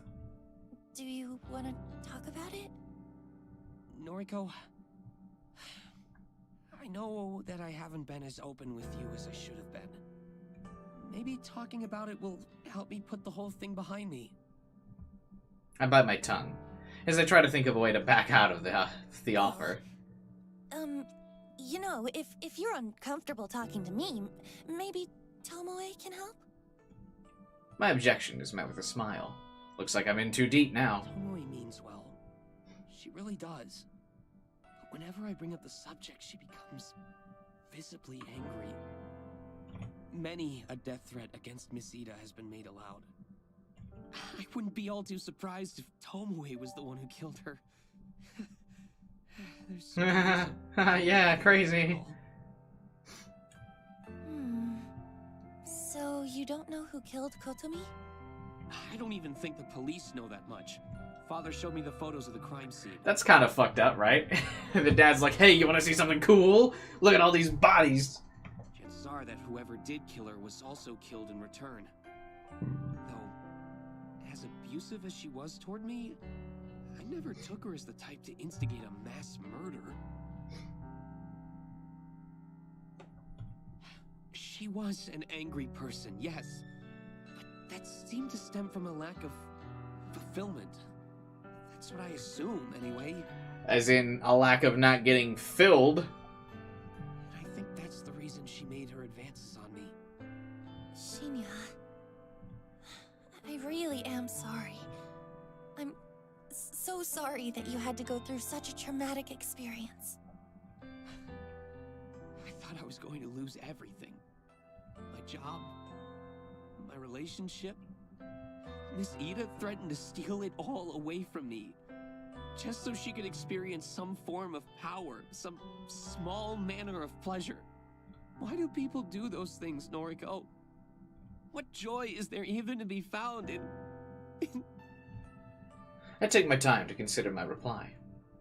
I'm probably not the best person for him to be having this discussion with. All things considered, it does seem to be helping him come to terms with things. Shinya, what you went through with Kotomi, what she did to you, that's not what it's about. She never had the right to put you through that.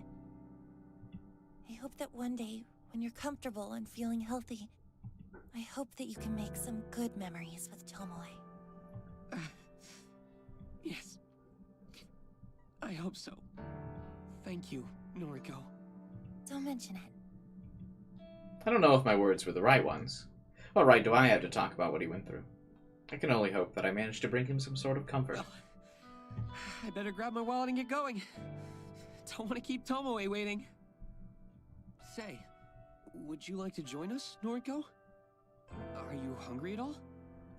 Oh, I don't want to intrude on your romantic evening. It's no trouble, really. Maybe next time. I have some things I need to do tonight. Like killing my sister. Okay, no problem. Well, see you later. He takes off towards his desk. I breathe a sigh of relief as I hoist my handbag up from the ground, feeling the reassuring weight of my newly acquired burner phones. I enter the elevator and give a polite wave to Shinya as the doors close.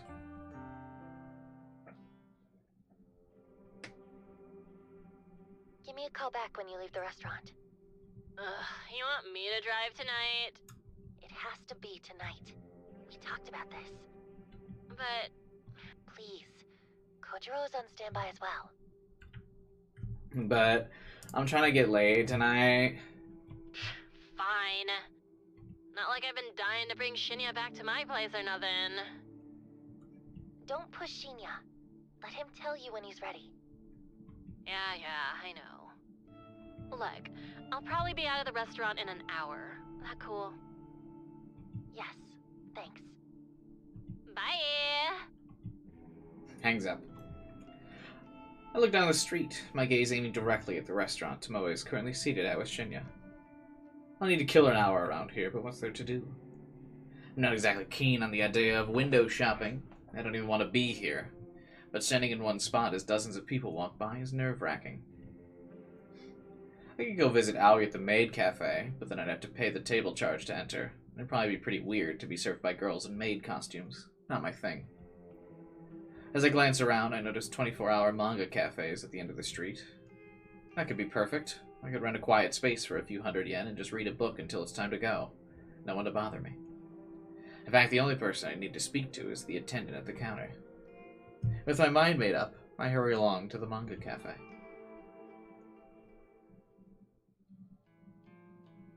Pretty late. Come on, you're a night owl. What are you complaining about? Oh, she's got a lab coat on now, too. Look at her. Just making chit-chat. Well, instead of talking, how about you hold that flashlight still? I can't see what I'm doing with you waving it around. Yes, ma'am. I'm nearly done anyway. Fucking Yuriko. This wouldn't be so difficult if she didn't have different haircuts in every single photo on her profile. I'm just going to have to estimate the length of her hair for now. The corpse on the table in front of me looks like an uncanny clone of my sister. I snip away a little more hair from her fringe and then put the scissors aside. You must be close. The opposite. Makeup's done! Thanks. Looks good. Oh, she has a lab coat too. We all have lab coats.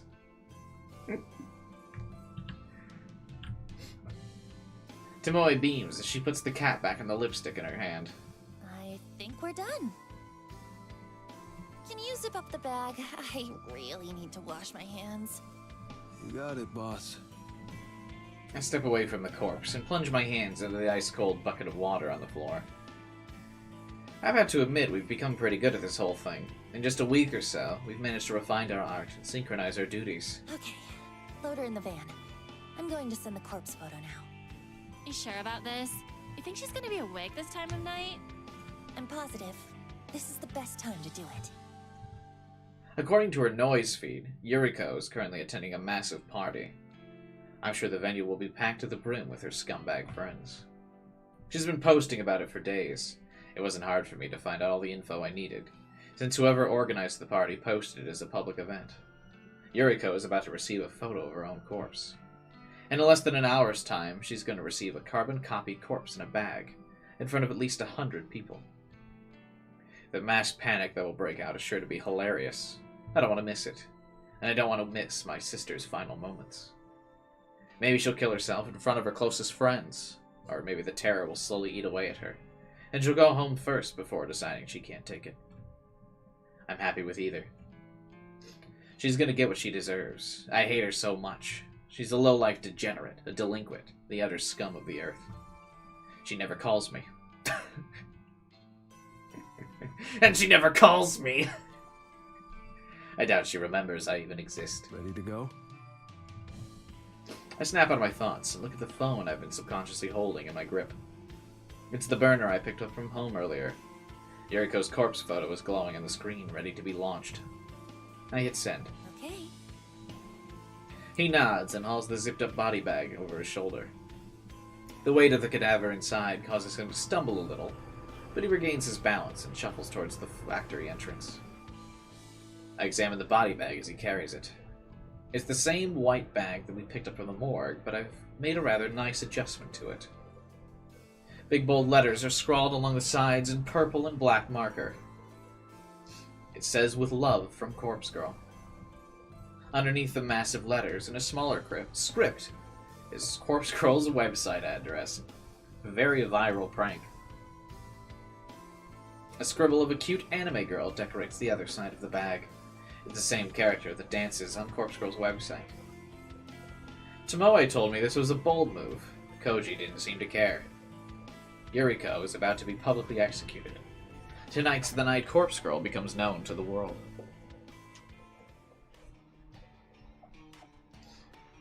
This is the quietest house party I've ever witnessed.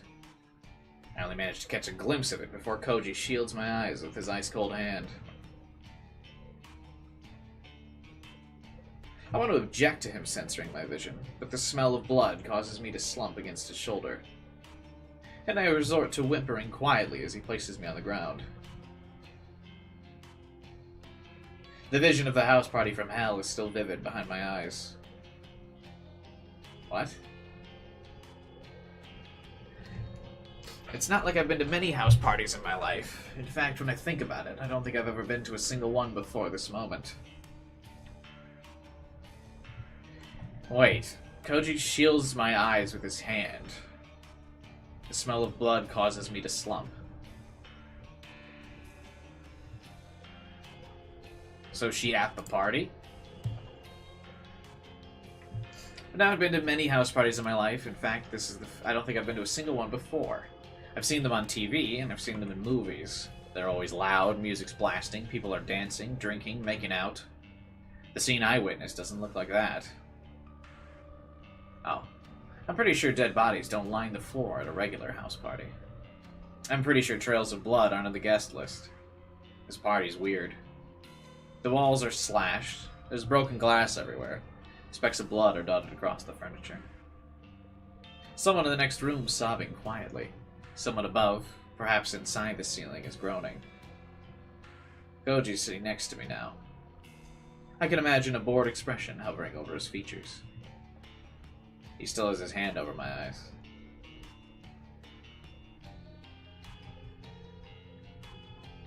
He taps the fingers of his other hand against the body bag beside him. His digits drum out a rhythmic beat upon Yuriko's clone, still zipped up and sealed inside her temporary coffin. I think Tomoe's still in the van. She said something about not wanting to get messed up. I never planned on entering this party, but Kojiro dragged the body inside, then returned shortly after and told me I should take a look. Then why is he shielding her eyes? So here I am, blinded by Koji's misguided attempt to protect me from the carnage I willingly unleashed. I asked him if he killed all the people here. He said no. I suppose I believe him. I managed to squint through a gap in his fingers momentarily. The blurred shapes of 4 or 5 bodies are on the floor in front of us. There's a stray arm lying limply on a chair that's currently unaccounted for. He presses down firmly against my face. My vision darkens once more. I hear his voice and imagine his calm demeanor in my mind. Thoughts? Don't know. I haven't managed to sort my head out yet. Your sister's over there. Well, a corpse that looks like her, at any rate. Give me a second. Okay. He releases his grip from my face. I stand. I tiptoe forward, stumbling thanks to my still blurry eyes. I can make out the shape of a sofa close to the wall, and I approach it.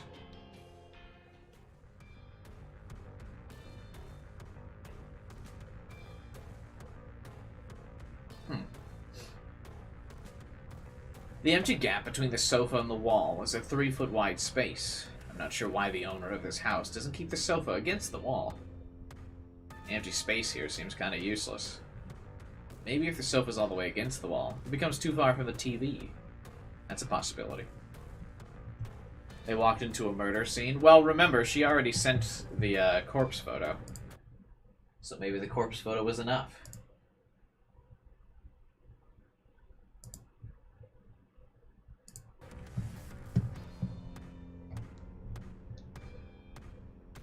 I would personally just get a bigger TV so the sofa can be kept comfortably flush with the wall.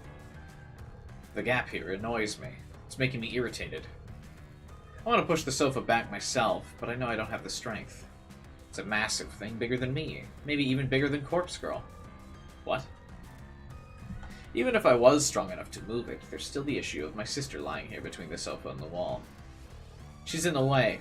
I'd have to move her first, and the thought of touching her is disgusting. Even when she was alive, I never wanted to touch her. She's a foul excuse for a human being. Hey, Yuriko. Long time no see. She doesn't respond. You don't look so hot. Guess I'm prettier now, huh? Why do you never call me? Whatever. I wouldn't answer the phone anyway. The phone goes both ways. Why don't you call her? The same reason you didn't call Aoi. Or Aoi didn't call you. She doesn't say anything. The sound of someone grunting behind me doesn't interrupt my concentration. I assume it's just Koji clearing his throat. Have you seen Mother lately? I haven't heard from her in a while. I'm sure she's fine. Are you still on parole? I heard you were working at a clothing store. Yeah, I'm fine. I'm working for Temujin at the moment. Yuriko nods. It's okay. There are worse jobs, I'm sure. How did you get that cut across your throat? Does it hurt? I reach forward and slip my fingers into her gashed throat. When I remove them, I frown at the red blood dripping down in between the gaps of my knuckles. That's disgusting. Remember when you bandaged me up after I busted my knee? You said Mother would be mad if she found out that you hurt me. So you tried your best to fix me up before she got home. She found out, though. I think she's going to find out about this, too. There's no way you can keep this from her, Yu.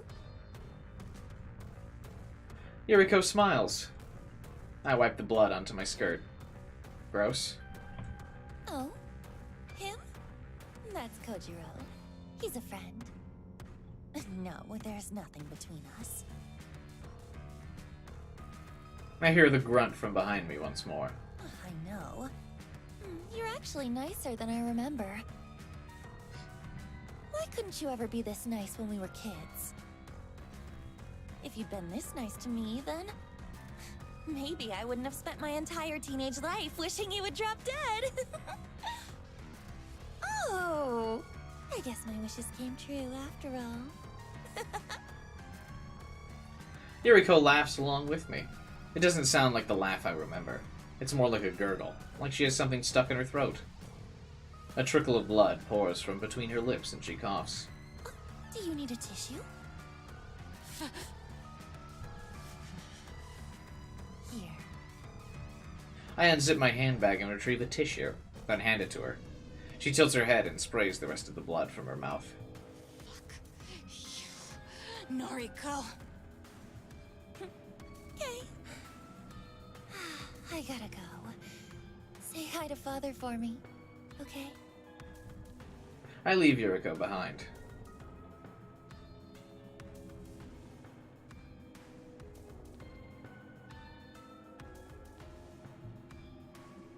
After making my way out of the cursed house, I find Koji waiting by the van. Tomoe shut herself inside and rolled up all the windows.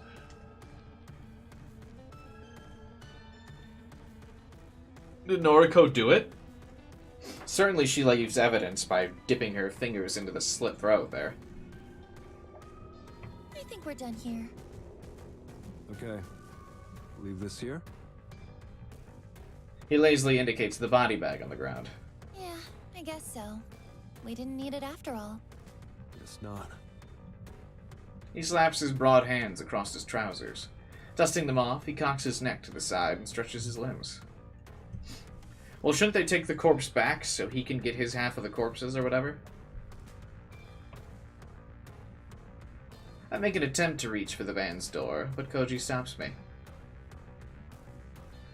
Not curious about what happened? Only a little. She's dead, though. Or dying. That's all that matters.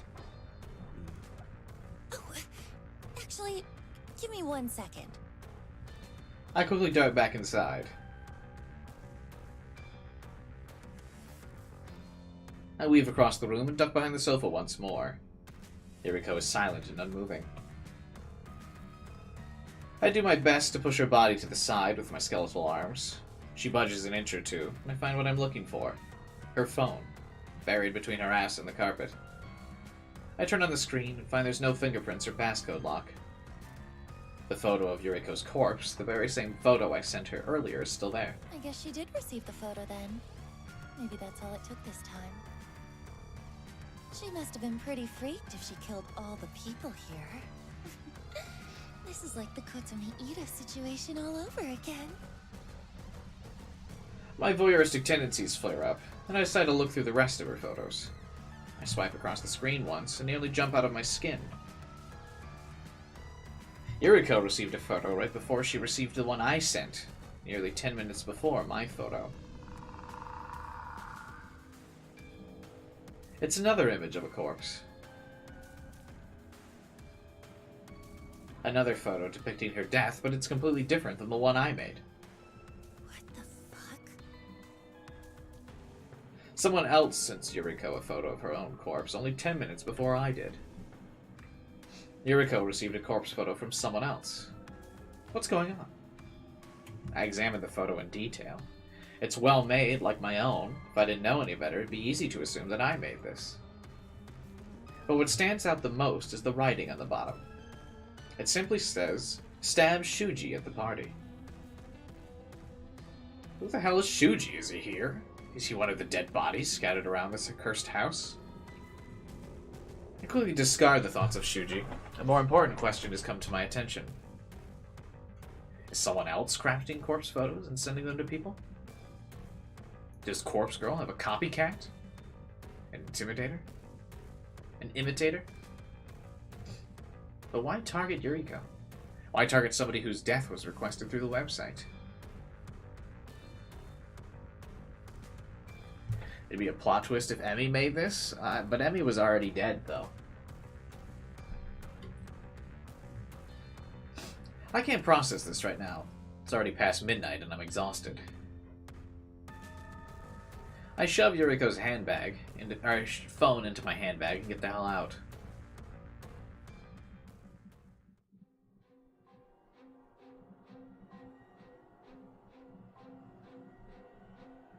Today is not a suitable day to go to the office. Today is not a suitable day to wake up and shower. It's not a suitable day to force those tiny pills down my throat. Today is a day to lay in bed and rest. My face on the pillow caked with yesterday's makeup. I don't know what the time is, and I don't really care. My phone's buzzed several times, but I simply don't have the energy to reach over and look. I want to stay here and be warm and comfortable and not think. I don't want to think about that house party last night, but I keep thinking about it. I don't want to think about finding Yuriko's body in that irritating, useless space between the sofa and the wall. I don't want to think about my sister's final words to me, those bitter syllables that she used all of her remaining strength to force between her blood-soaked lips. I don't want to think about the fact I'd probably have said the same thing to her if I was in her position. I don't want to think about the possibility that somebody else was responsible for her death. It was supposed to be me! Me! I was supposed to be responsible for my sister's death. But somebody else caused her death. How dare they steal that from me? How dare they? A copycat, a nobody. The more that I don't think about it, the more I find myself thinking about it. Think. Why would somebody copy Corpse Girl's methods? How would somebody copy Corpse Girl's methods? Corpse Girl is mine. Mine! Corpse Girl belongs to me. I'm not infamous enough yet to have an imposter. Surely I'd be kidding myself with delusions of grandeur to think that I've earned an imitator. But the fact remains, somebody sent Yuriko a corpse photo. A corpse photo that was meticulously edited and just as convincing as anything I could make. Those instructions. Stab Shuji at the party. Stab Shuji. Did Yuriko do it? Did she pull a knife and slit Shuji's throat? What about the other people at the party lying cold on the floor? Did she kill them all as well? Did Yuriko imitate Kotomi's final moments and cut down a swath of people in an effort to spare her own? Who turned the knife on Yuriko? Someone acting in self-defense? Did she kill them too? There are too many questions and not nearly enough answers to satisfy my mind. In an effort to find a silver lining in the whole situation, I think about how Koji left the body bag at the party. Hopefully the police will discover the corpse and links Corpse Girl to the murder scene. Her name and website are written on the bag, after all. Everything might work out. As long as Corpse Girl claims the credit for the death, my popularity still has a chance of skyrocketing. My website will be inundated with new requests. Requests from people begging for me or Corpse Girl to kill. Last night's slaughter may actually be the best thing that could have happened. I'll happily steal the credit to propel Corpse Girl's name to the stars. I roll over and bite my pillow until it's soaked through with saliva and blood, and I scream until my lungs give out.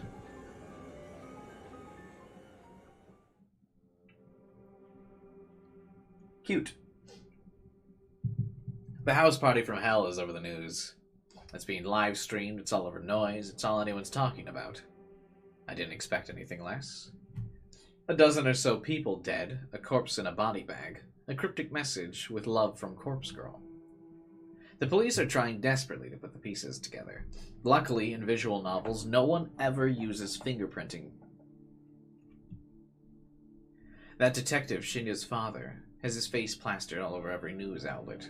He says the whole event is linked to a previous string of murders, the ones with corpses decorated to look like victims. Of course it's linked, you utter dipshit. It's all Corpse Girl's doing. It says so on the fucking body bag. Except, this wasn't Corpse Girl's doing. But the more I lie to myself, the better I feel. I'm the only one who knows that Copycat was responsible for the deaths. I'm the only one who has seen the photo with the instructions to kill Shuji. I've still got Yuriko's phone, that all-important piece of evidence that will surely serve me better than the police.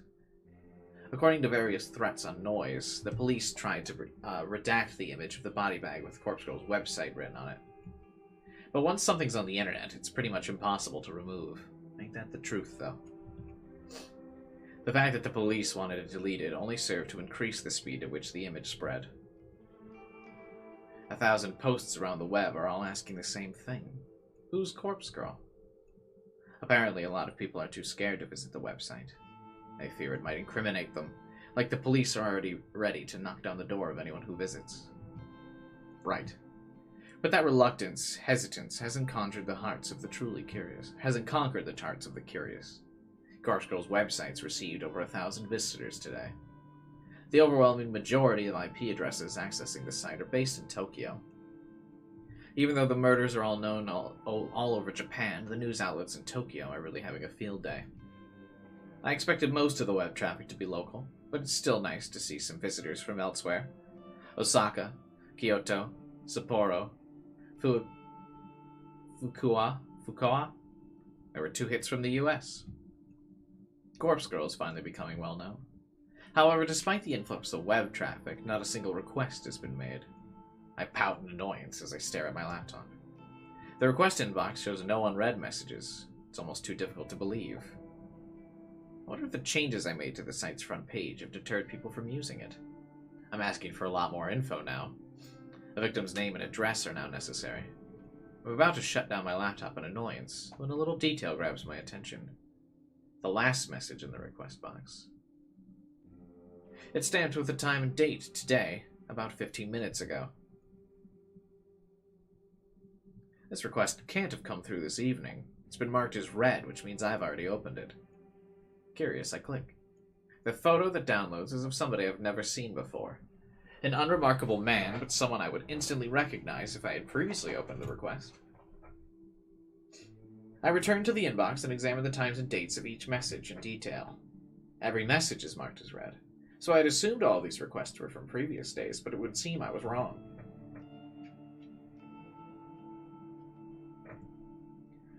The messages are all from today. There's an entire page full of requests that have been made since this morning. 25 total. Holy shit. Why are they all marked as read? I haven't seen any of these. I madly open all of them. The photos of victims quickly download in succession, and I skim through them. Not a single familiar face. What's going on? As I'm making my way through each message, a brand new request pops up. I'm about to click on it when it suddenly turns gray. The tiny little closed envelope icon next to the message transforms into an envelope right before my eyes. I'm struck with a single terrifying thought. Somebody else is reading these requests before me. Somebody somehow has gained access to the website's request inbox, and they're reading every single new request before I do. Somebody else has access to these. I can't believe it. I'm so shocked I don't know what to do. I stare blankly at the screen, my mouth hanging open in disbelief. Somebody hacked into my site? In a desperate bid to regain my composure and a measure of control, I hunch over the laptop and begin tapping at the keyboard. I access the site's security settings in order to check the most recent visitors. All of the traffic's only accessing the front page of the site as it should be, but one other user has accessed the site's admin panel. The security settings show that 2 people are currently logged into the admin panel, myself and some stranger. I look up the IP address of the visitor and find that it's based in Tokyo. Perhaps someone who saw the news reports about Corpse Girl decided to try hacking my website. I cannot abide a blasphemous transgression like this. How dare they set foot upon my holy soil? I'm burning with rage as I click into the site's advanced security settings. I'll change my password. I'll ban the hacker's IP address. I'll kill them! I'll kill them for defiling Corpse Girl's website!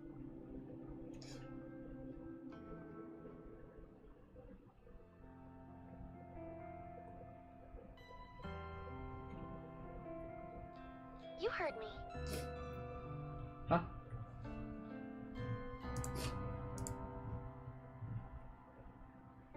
Did you look that up, guy? An Owie prediction seems a little too far out there.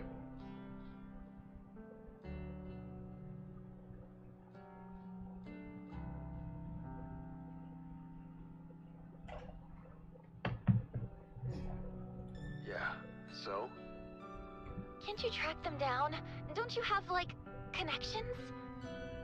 Me? Already hooked you up with cadavers. Don't know what else you want. She wants to know who hacked her website. I want you to find this hacker and let me strangle them to death! Jeez. I'm no computer genius. Take it to the police. Hey, someone else has hacked into my murder ordering website. You've gotta be kidding me. Of course. So what am I supposed to do? Find someone else. Besides, you still owe me. Excuse me? What exactly do I owe you? My share of the corpses. Remember our deal? It's take with you. We're supposed to share. Come on. What do you need me for? You're capable of getting the cadavers yourself now that you know how. Just ask Tomoe to drive for you. She is quite selfish. She always is take. Aoi seems off with the way they act, with what they said in the prologue. What did they say in the prologue? Just, I'm interested in the Corpse Girl website, but so is everybody.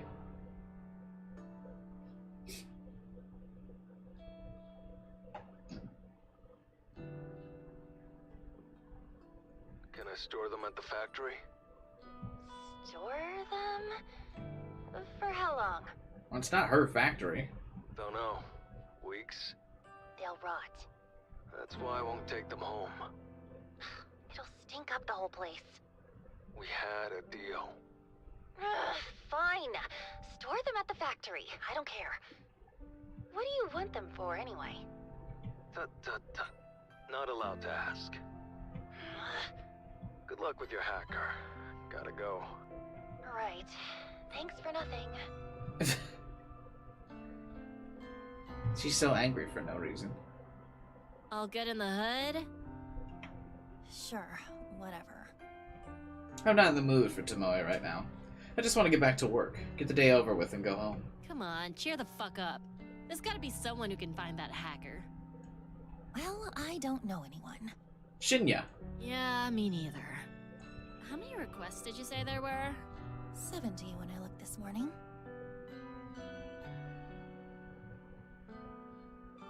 70?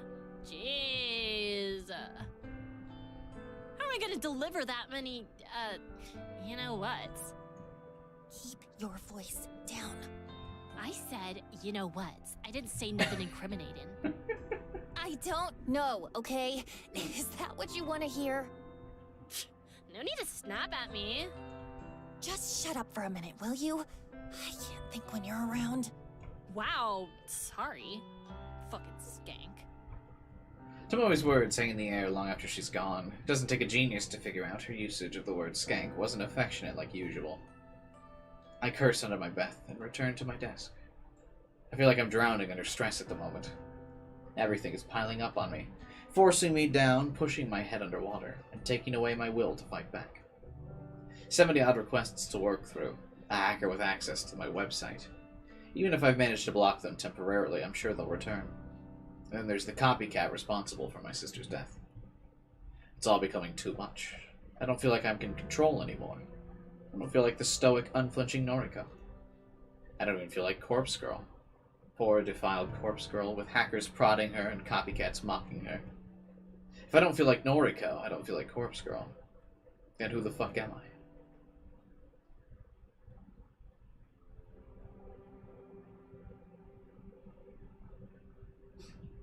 Thank you for meeting me after work.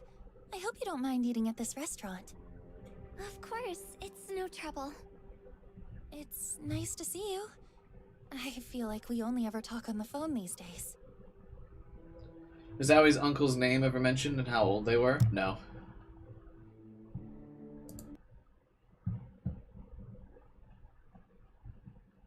Twas not.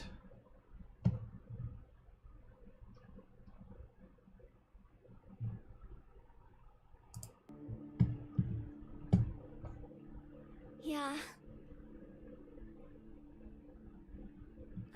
Is something troubling you? And if she was so curious about the Corpse Girl website, wouldn't she use Corpse Girl's website to kill her uncle, considering she was so ecstatic about it? It doesn't seem like she would go out of her way to kill Yuriko if she's got someone she already wants dead. I'm not really sure why I asked Aoi to meet me. Part of me wants someone to talk to. I want to vent and unleash my frustrations. But another deeper and darker part of me just wants to throw everything away and hold her in my arms and let her tell me everything will be okay. Noriko, you've got a weird look on your face. Sorry. You can talk to me.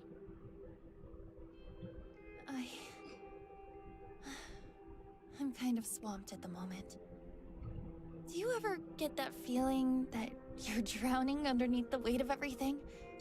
That no matter what you do, you'll never escape your situation? What am I saying? Of course you get it. You've been through so much shit. Noriko, we've both been through a lot. School wasn't easy for either of us. I know you better than anyone. I know everything about you. That's true. That's not true. It comforts me when I remember just how close Aoi and I used to be, but times have changed. I've changed.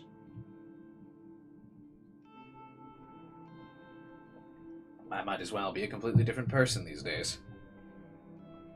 There are things about me that Aoi doesn't know. Things that make up who I am, who Corpse Girl is. I guess I'm just overwhelmed. Maybe I need a vacation. A vacation, huh? That does sound nice. Okay. Dream vacation destination. Go. Huh? Come on. We used to play this all the time. Don't think about it. Just tell me about your ideal getaway. I wouldn't want to go anywhere. My ideal getaway is just staying at home. I wouldn't want to, like, interact with anybody.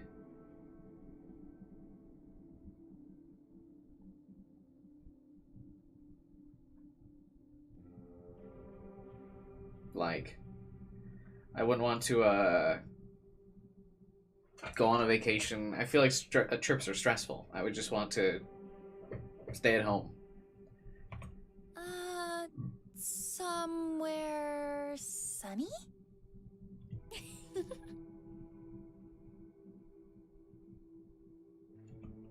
Don't laugh at me! I just can't imagine you in the sun. Seriously. You said dream vacation, so... Yeah. In my dreams, I'd like to go somewhere sunny. Why?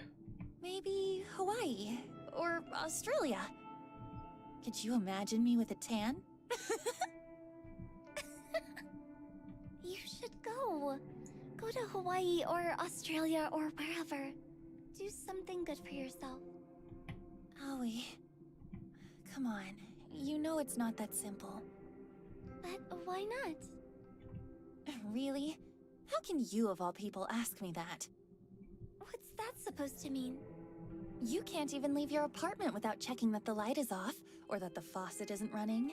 You need to check, like, 10 or 20 times. Oh, yeah, so she does have... The game is going to say she's got the exaggerated form of OCD that only fiction has. I'm aware. At least I can go out. Hey, I'm out right now, aren't I?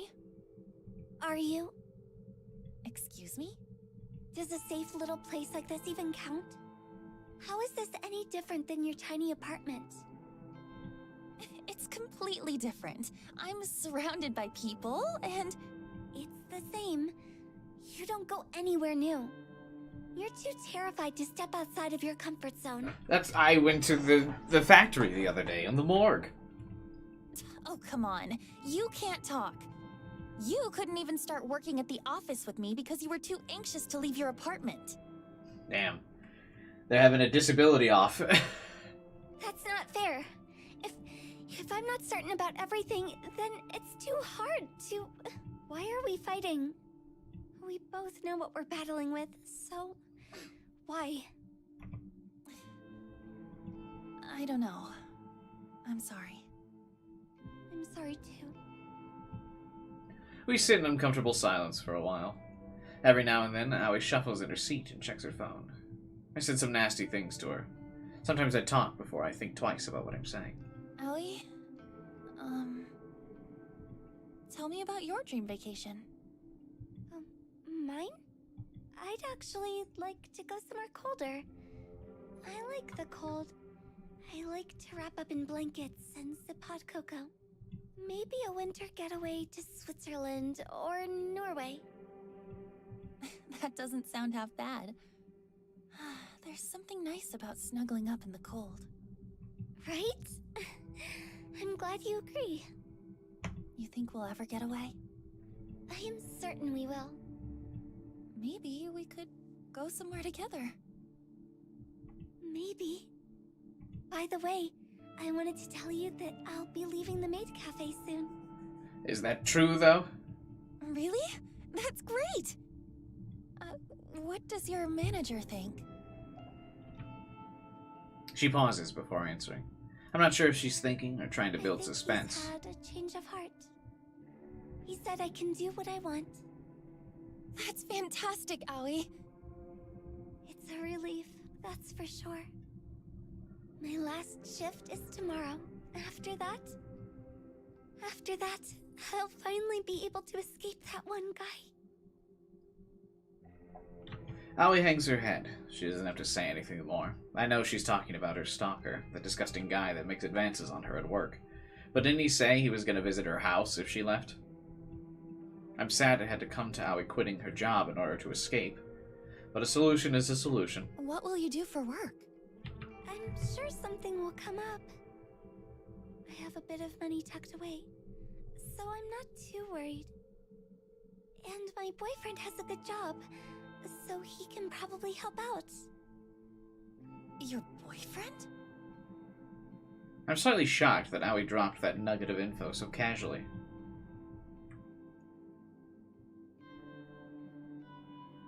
Since when has she been seeing somebody? She's never spoken of a boyfriend before. A sharp knife carved from jealousy pricks my heart. I have to look away from her in order to hide the tears welling in my eyes. We We've been together for a little while. His name is Junpei. He's great. Junpei. Actually, he's going to pick me up in a little bit. Junpei, Junpei, Junpei. I hate him already. I hate the sound of his name, and I hate the stupid-looking face that my imagination cooks up. Has he kissed Aoi? Has he touched her? Has he slept with my Aoi? I'll kill him. I'll fucking murder him in his sleep. I'm so happy for you. Girls. Me with the bestie. Thank you. Aoi's phone vibrates against the table. She glances at the screen and lets out a tiny squeal. Oh, he's here now. I'll introduce you. Thanks. I cut myself off and ignore Aoi's quizzical stare. Aoi stands up and looks towards the door. She claps her hands in excitement and waves a broad, bumbling hand, staggering toward our table. Hey, babe. Why does his hat say free Wi-Fi? Junpei, Junpei, Junpei. Look at this guy. Look at his lecherous eyes, drooling his mouth, his disheveled clothes. Aoi's dating this fucker? She could have had anyone she wanted.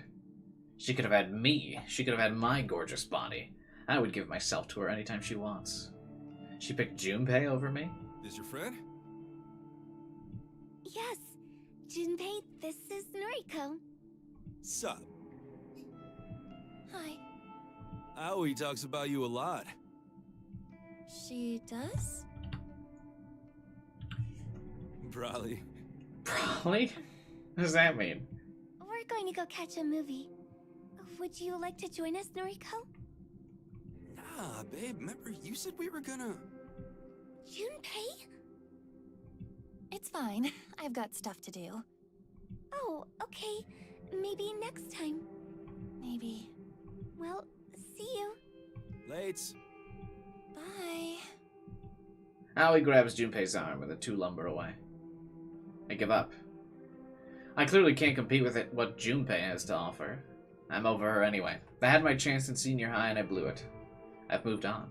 That was my conviction, right? I want her so badly. I'll keep moving forward. I'll find someone else. Someone else to fill the void until I can have her. I'm over her. I'm over all of this. Junpei isn't even worth killing. I don't have the time to waste on him anyway. I have something like 70 requests to work on. I don't have time to be here. I need to go home and work to fulfill Corpse Girl's ambitions. If I do that, maybe I can get over Aoi. And if Corpse Girl becomes famous enough, maybe Aoi will respect me and love me, and we can be together, and we can go to Hawaii, Australia, Switzerland, or Norway, and drink hot cocoa in the sun, and snuggle up together to stay cold. And we can get over our fears. To stay cold, I just realized she's like fucking up her internal dialogue. We can get over our fears and anxieties together, and we'll be happy even if Junpei dies, and Aoi wouldn't even care about it, and she could just kiss me on the beach, and we'd be so happy together. Everything would be better if Corpse Girl could get her shit together and just pull herself up from my mind, and not drown in the endless thoughts of what if, and who, and why, and things circulating like draining water from my brain. Everything would be so much better if Aoi just loved me like I love her. But for now, I'm over her. I have work to do.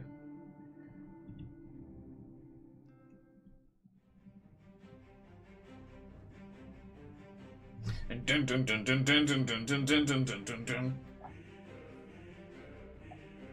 This is definitely like Death Note inspired music for sure. I remember like this exact song in Death Note pretty much. Each corpse blurs into the next. They all look the same. Each cause of death is just an insignificant fact. Just a bullet point, a tiny detail to be incorporated into the photo. I've lost track of how many photos I've created tonight. 20? 30? But all the requests keep coming. I thought there were 70, but there's so many more now. 200? 300? I can't waste my time counting. This one's going to die from a baseball bat to the face. This one's going to drown. This cute guy is going to sever his own head, and this pretty girl will electrocute herself. They're all going to leave beautiful corpses. Beautiful corpses and beautiful photos. We'll have fun collecting corpses that look like these victims. Me, Tomoe, and Koji will apply makeup to the corpse, dress them up, we'll zip them in a cute little body bag, and put a nice little ribbon on top and deliver them. Each one will die in turn, leaving behind another beautiful corpse. Beautiful corpses all over Tokyo. Beautiful, beautiful, beautiful. Beautiful just like me. So slim, skeletal, and perfect. So real. Each corpse will look a little bit like me. Gorgeous. Koji called me gorgeous once. Aoi never called me gorgeous. I don't have enough burner phones to send out all these photos. I'll have to use phones multiple times. Maybe I can send 10 photos from a phone before I dump it. That's a good idea. It'll reduce the amount of work. We also won't have enough room in the van to collect so many corpses. I'll have to make a few trips back and forth from the morgue to the factory. I wonder how many bodies we could fit at once. 5, 10, 15? If we stack them all on top of each other? I wonder if I could squeeze in between them instead of sitting in the passenger seat. I'm pretty small and pretty skinny. I could probably zip myself up in a body bag and hide amongst the cadavers and pop out and scare Koji when he opens up the van. Ha! Got ya! But you didn't know I was in here with the corpses. Bet I look just like them, don't I? Can you unzip a body bag from the inside? I'll have to try. I can imagine Koji's shocked expression when I pop out, like a naked singer bursting out of a birthday cake. Maybe I could strip down before I get into the body bag. I bet he'd like that. I bet he'd like to see me slide under the body bag, completely bare with my pale skin, bony arms, and scrawny legs. His eyes would pop out of his skull when he looks at my prominent ribcage, my hips, my tiny breasts. He'd probably think about it every night before he goes to sleep, and fantasize about me and my body, and he'd dream about cuddling up with me in the body bag and hiding between the cadavers. What? Boo! Got you! Fuck. What the fuck, Noriko? I pull the top of the body bag down around me, let my chest breathe in the morning sunlight. Boo! Boo! My naked skin tingles from the air. I don't think I've ever exposed this much skin to the sun. I giggle and watch Koji step back. Got you!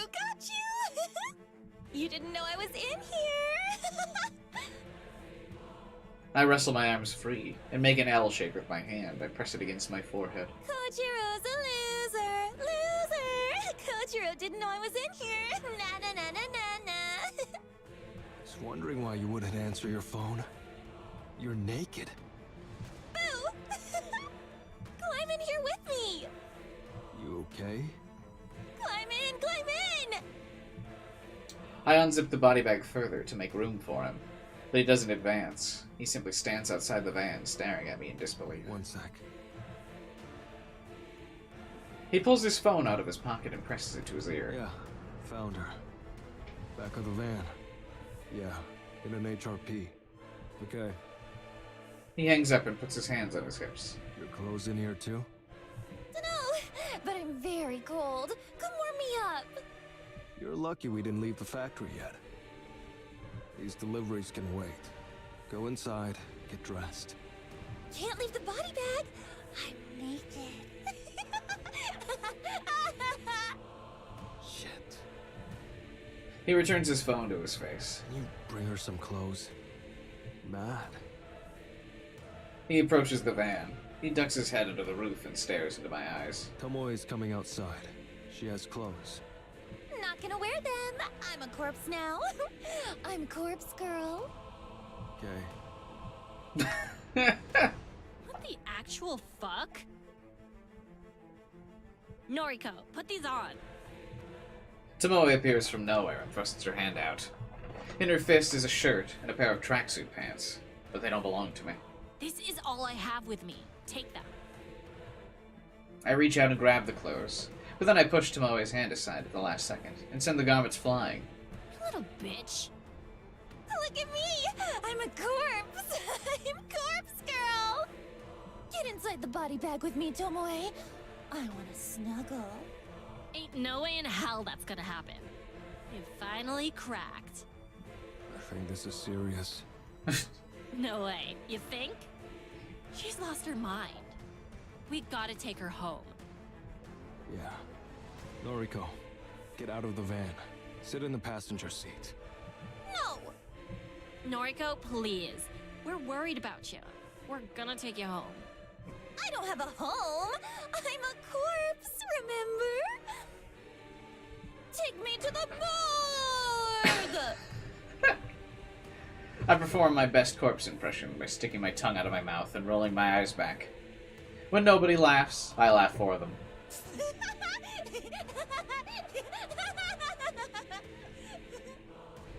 Right.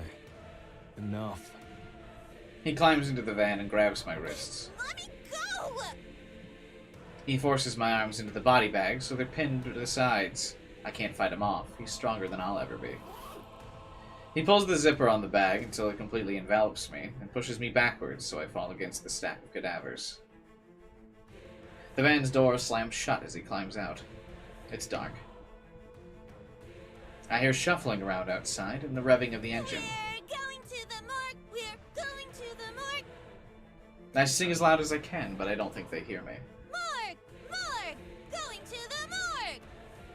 I laugh until I can't breathe, and then decide to suffocate.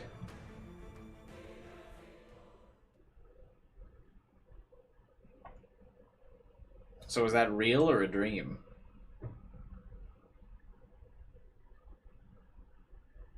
We finally got our achievement for Act 1 being complete.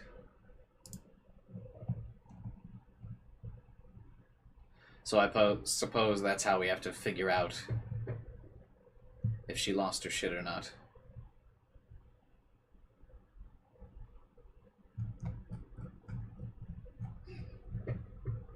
We'll code just a little bit longer and then I'll wrap up here.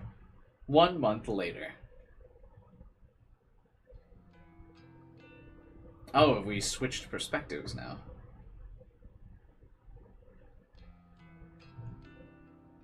Now we're Koji. I try to reflect on life every morning. Keeps me grounded, my mind busy. The busy mind is a happy mind. I like to assess myself like I'm judging my own life. Kojiro, 34. Not much more to me than my name. Done a lot of things I regret. Lots of things I don't. I'm happy overall, in a better place than I was a year ago.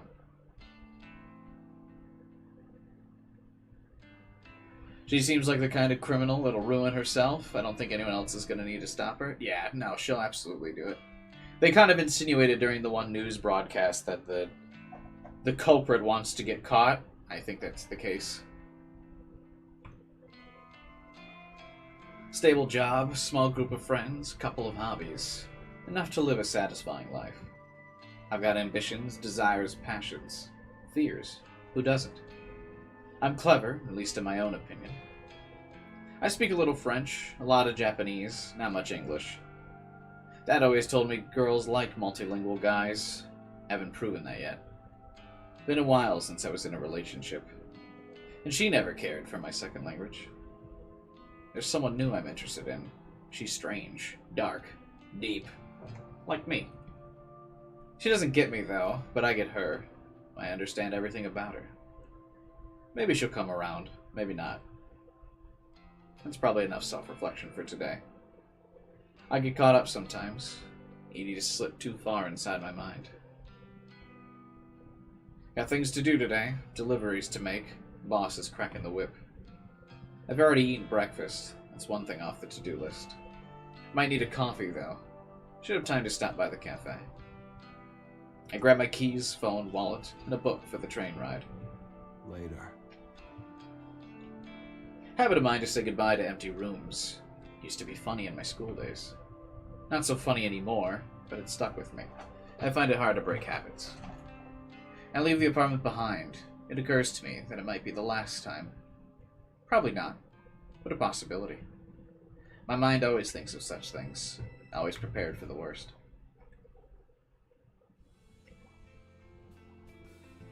The benefit of living near the train station is not having to walk far, but the noise pierces my apartment, but I've learned to sleep through it.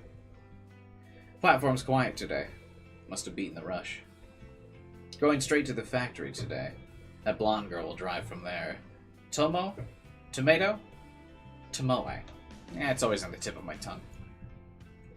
I like the factory. Spent a lot of time there with Dad. He worked hard, but he always had time for me. The factory's different now. Colder. Reminds me too much of the morgue. Not surprising, though. Not since Noriko made it her home. She calls it the corpse factory, get it? The title drop. Not a fan of the name. I like morbid things, but the factory meant a lot to me. Now it means nothing. Just a place I go. I see Dad there sometimes. I picture him working away. I know he's not really there, just my mind remembering better times. I miss him. I hope he's proud of me. Proud of you what? Killing people? Can you help me load up? Yeah. How is Tomoe so involved in this? I thought she only wanted to do this as like a one-time favor. She's now like super committed. The blonde girl standing by a flatbed trolley. It's piled with 4 cadavers, each one in a bag. I take the trolley and steer it towards the van. The back door is open. A quick peek inside reveals Noriko is not hiding within. Okay. I hoist the first cadaver off and load it into the van. The second, then the third. I whip a trickle of sweat from my brow. It's hot today. Should take off my coat. Maybe later. One more cadaver on the trolley into the van. You're pretty quick at this. Yeah. I gotta ask, why are you still helping her? Loyalty? Yeah, right. She means a lot to me. Even if I don't mean much to her. I don't think anyone means much to her anymore. Might be right. I look straight at the girl. Not the type I normally associate with. Girls like her usually think I'm a freak, or not normal. Either or. We've gotten to know each other a little. Wouldn't call her my friend yet. Why do you still hang around? I know. All this shit freaked me out from the start, but it's weird. Feels like we're achieving something, you know? No. Yeah. Even if it ain't right. Just feels like I got a purpose now. Purpose. I can't count how many people have died because of us. The last month has been wild. But I don't even lose sleep over it anymore. Neither. Never did. Figures. I'm probably gonna go to hell. Hell. You know, for all the bad shit I've been doing.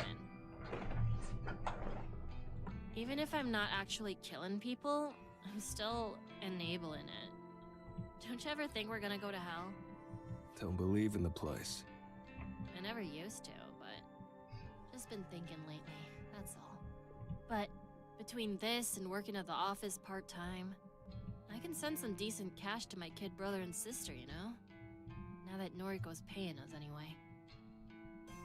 You're getting paid? Oh shit, you're not? Joking. I'm getting paid. Whew. That would have been awkward.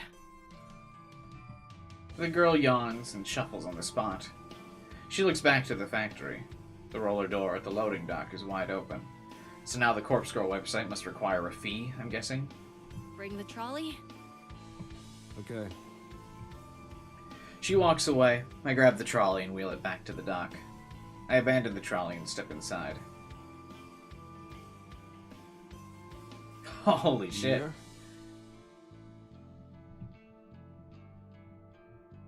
The outline of a sleeping body in the corner stirs. I make my way to the futon lying on the concrete floor. It's a worn-out thing.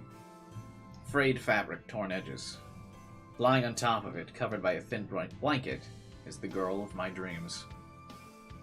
Callie, long time no see, man. How've you been, dude?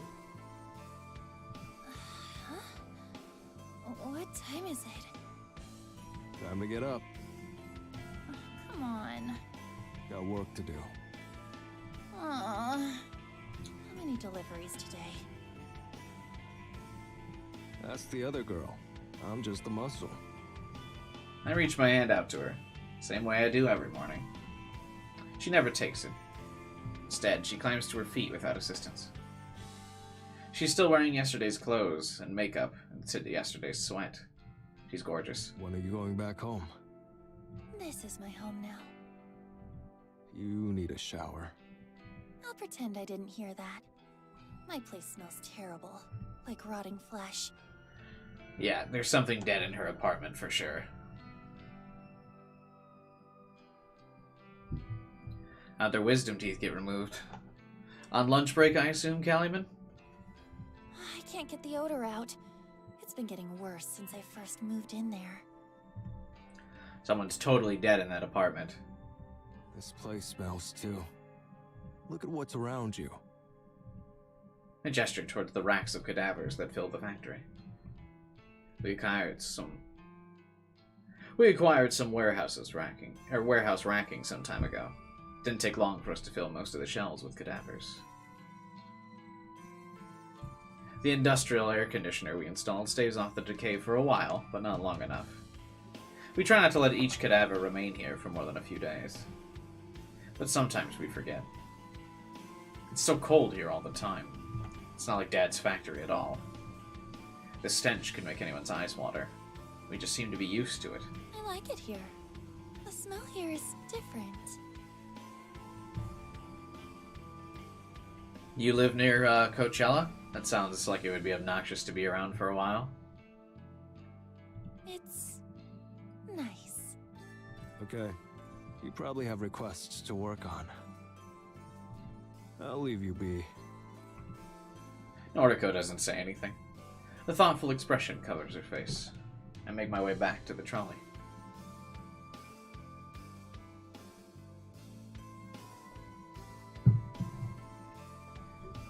I'm just patrolling with your laptop. Nice, Calumet. Been an easy night so far for you?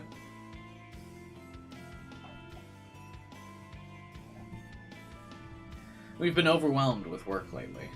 Seems like Corpse Girl's website has become the next big trend. Literally 20 minutes from the venue? Jeez. Yeah, that amount of traffic would be insane.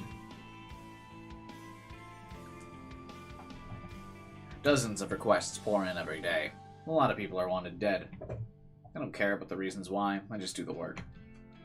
It's all for Noriko. Couldn't care less about Corpse Girl's ambitions or whatever she normally says.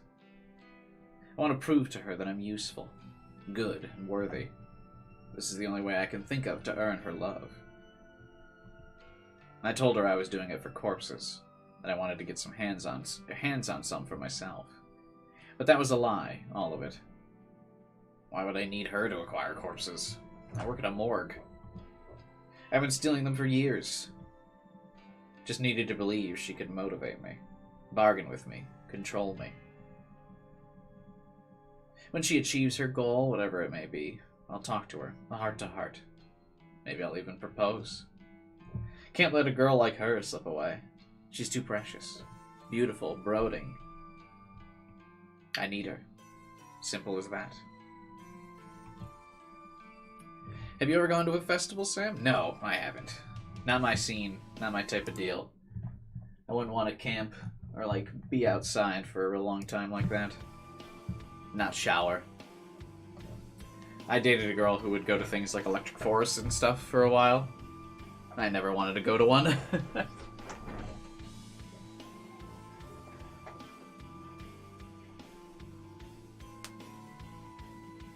Camping, all that.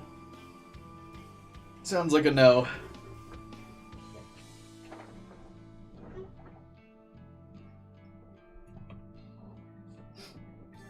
The day she moved into her apartment? Oh, wow. I've kept close by ever since. Okay, so he's been stalking her for a while. Ever since she moved in. That's interesting. I don't camp at Coachella. I just go home afterwards. Well, yeah, you live by Coachella. I don't. So, I guess it would be different if there was a festival that was, down the road from where I lived. Then yeah, I guess I would do that, if I could just go home at the end of the night. I must have her. I will. I'll do anything for Noriko. So the things that smell like dead bodies in her apartment, maybe he lives nearby and keeps dead bodies around her or something?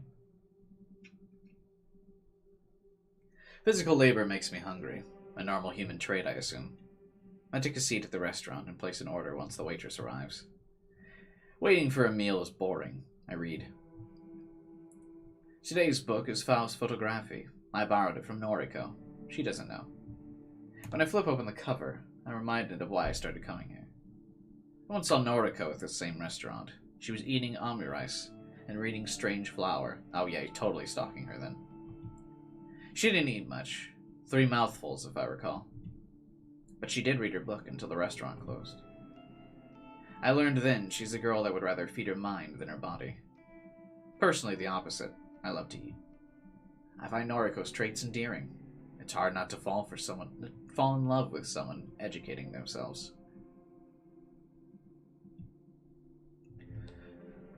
Camping seems fun, but no thanks. I'd rather get a hotel or an Airbnb. Yeah, I'm the same way, except I don't think camping seems fun. But I would much rather get a hotel.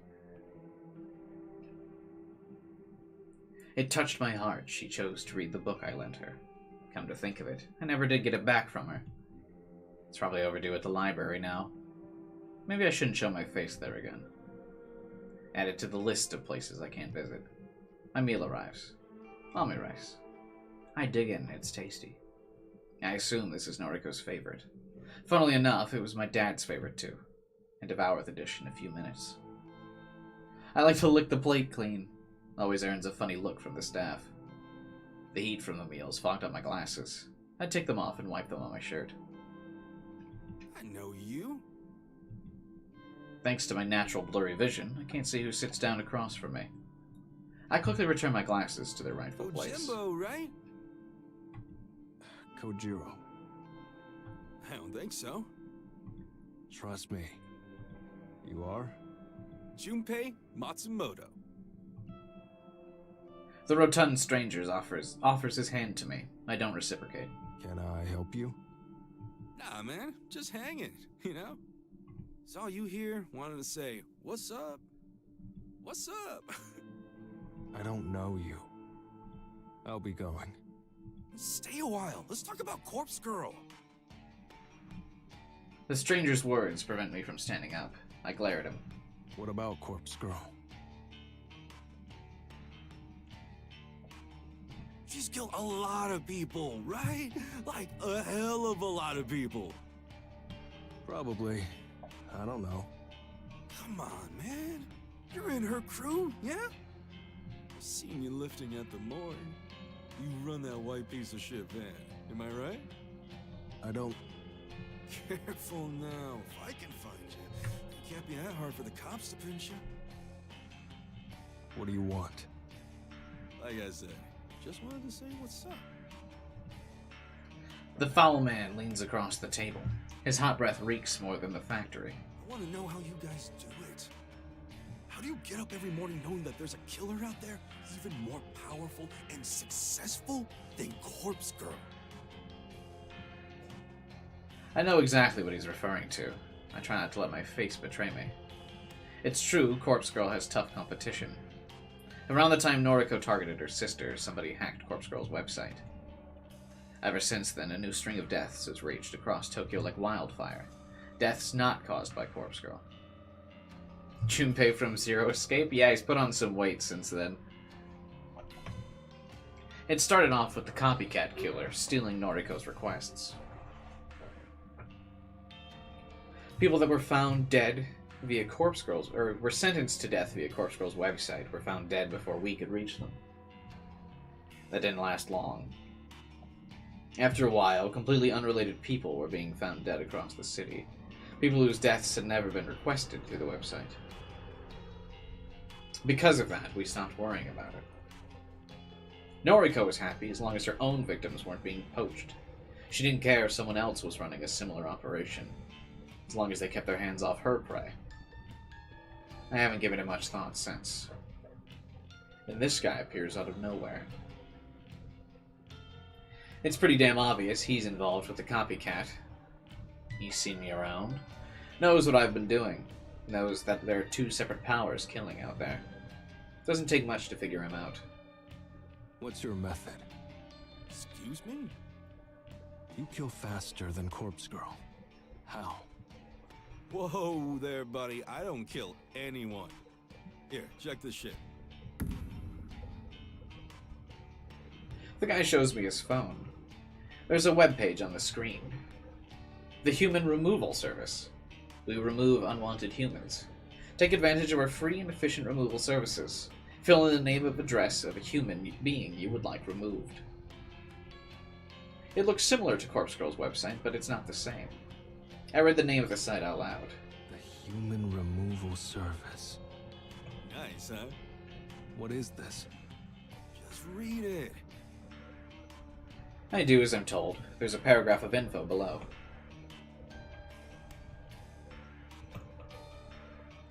Following the text is a form to be filled out, just like the one on Corpse Girl's website. I think I get it. This is the Copycat's website. They're running an identical operation, accepting user requests for victim details and then carrying it out. But how far do the similarities extend? Are they creating corpse photos to send? Are they forcing victims to kill themselves or carrying out premeditated murder?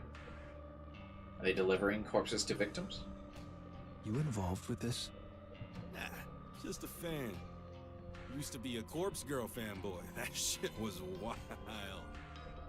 Then I discovered this site. It's so much cooler. More profesh, you know? The guy leans in once more. I even used this site once. What happened? The guy I wanted to die, he disappeared off the face of the planet within 24 hours. Can you believe it? And they're offering the service for free. No doubt about it, this guy is involved. He's here to taunt me and pressure me. He knows who I am. But what's his endgame? Can I try the site? Sure, man. Type the web address into your phone. I retrieve my phone from my pocket and enter the site's address. It loads quickly. You hit your car yesterday and the bumper pulling into the parking lot? That sucks. Is it busted up? I one time scraped the side of my car when pulling into my parking spot a couple years ago. Smashed up the whole driver's side door. It was really frustrating. Like, there's the post of my parking space, and when I pulled in, I was like... Really dumb of me. This is not like I was drunk or anything. I was totally sober. I just missed the fucking thing. So I definitely feel ya. I've been there, Calumet. It's really annoying. You do feel really dumb, especially when it's like just a simple mistake.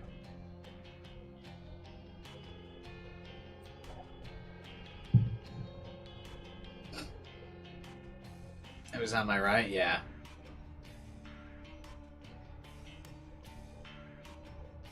I was a bit luckier. It wasn't my car. 'Twas a rental. And I had the insurance, so it didn't matter.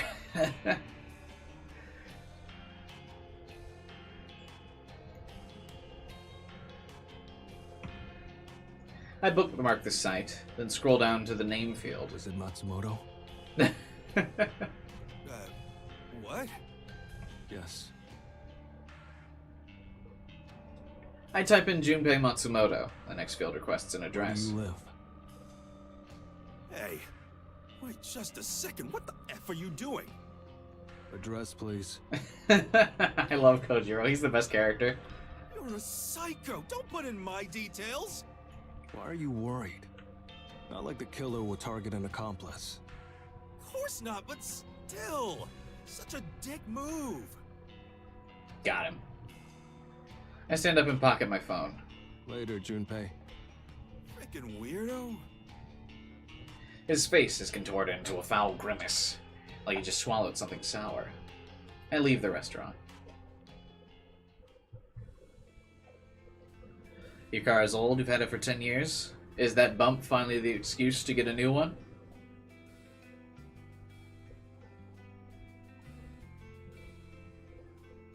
Toyota Corolla 2003. Oh Jesus, how did you keep it? How have you kept it running for so long, dude? You had it for 10 years, but it's 20 years old? It's gotta be like falling apart all the time, right? After that long? Like, aren't the cost of repairs adding up to what would be another good vehicle anyway?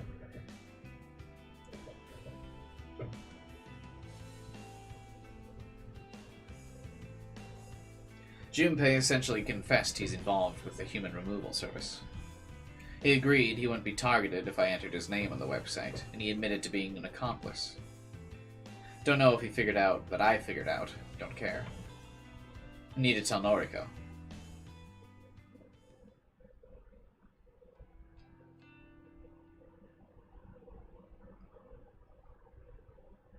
She's asleep in the corner as usual. Her laptop's beside her. The power cable's plugged into a portable generator. She's still in the same clothes, the same makeup. I wouldn't change a thing about her. How I wish I could lay next to her. But she offered him to lay next to her in the corpses. We kind of glossed over that mental breakdown she had, and he didn't do it then. Just do the maintenance and the car will last you. But yeah, isn't that maintenance, the cost's adding up for it, right? Are you doing the maintenance? Wake up. She stirs and I extend my hand. Kojiro? It's still early. Need to talk. It's important. She rubs her eyes and yawns. What is it? Look. I hold up my phone and show her the copycat site. Her eyes widen as she reads. Her jaw drops ever so slightly. She looks at me in shock. How did you find this? I've been searching for weeks. I've tried so hard to find how the copycat is choosing victims. But there's absolutely nothing about this anywhere. Met a guy yesterday. Someone involved with the site. You're kidding. Serious. Junpei Matsumoto. Big guy. Rude. Unlikable. It's mostly oil changes, battery, and filler changes. Nothing that crucial. That's what I mean, though. Nothing's broken out. Like, nothing's broken in the 20 years of that vehicle. I mean, I guess Toyotas last a while, but that's crazy to me. Like, you've had nothing essential break down that needed to be replaced. Knew who I was. Knew about the morgue. Shit. He knows? Don't know how. We need to kill him. How? If he knows our methods, he won't just kill himself when he gets delivered a corpse. He'll just laugh it off. No, I know that. We really kill him. Noriko is silent. It's the unthinkable. Something we've never done before. I'm gonna go for a 2024 Camry. That's probably a good choice. Get something a little bit more spacious.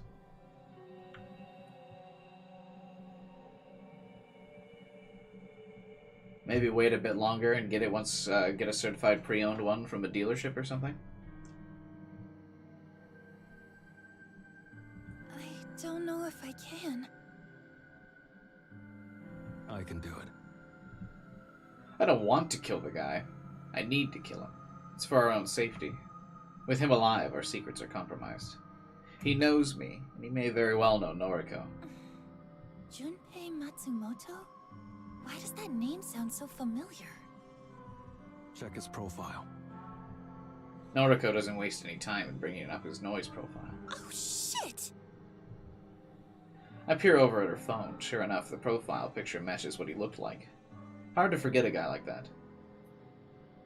This is Aoi's boyfriend. Yeah, you get a certified pre-owned car. That's what you do. You get a certified pre-owned from a dealership. It's like the most value for your buck. So that way, if anything's wrong with the vehicle, the dealership's on the hook for fixing it. Plus, they've had actual, like, mechanics look over the vehicle.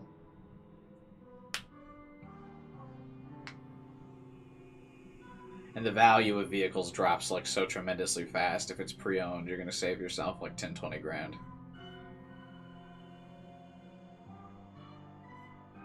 I would only ever advise buying a new car if you're buying, like, some type of luxury vehicle. And you can afford it, obviously. But if you're not buying luxury or something, you should just buy certified pre-owned.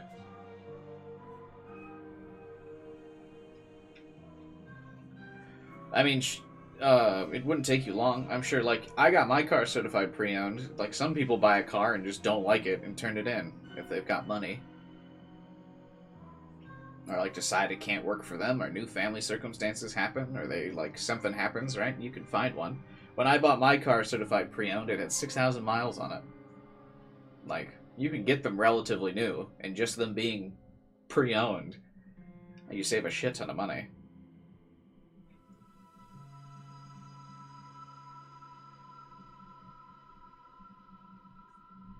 Aoi, your friend.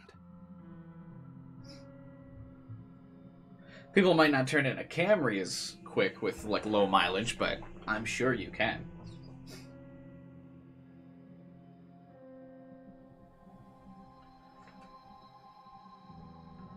You might have to go out of the way to get it, but still. Aoi's the girl that Noriko never stops talking about. The cute and shy one. The one I followed more than a few times out of curiosity. Everyone's just like a stalker obsessed with everyone else in this story. Like... Wanted to see what constituted a friend of Noriko's. Needed some tips. Is she dating Junpei? Strange match. Is this for real? I met Junpei some time ago. Maybe last month? I see. Are they still together? As far as I know, I haven't spoken to Aoi in a while. Wait, I wonder... What? Never mind. I need to think some things over. Can I give a little recap of what's going on? Yeah, we just switched to another character's perspective. For the first couple chapters or so, we were playing as this girl here. Basically, she's got a website that she runs where people send photos of people they want killed, and then she photoshops a yandere polyhedron. She like photoshops the person that's wanted dead on like a dead body photo. Like she looks up photos of cadavers and like crime scenes and stuff and photoshops their body onto it, and then sends the photo to the victim and like gives them a timestamp as like that's when they're gonna die, and she just tries to make them panic and out of fear kill themselves, which has been successful a couple times. They've got a new operation running now where she sends the photoshopped photo, and then she also takes a corpse from the morgue and puts a bunch of makeup and stuff on it, so that way, and they deliver it to the person's house, so that way the person gets the photo and sees a body that's been dolled up to look like them. And then they panic seeing their own dead body and kill themselves.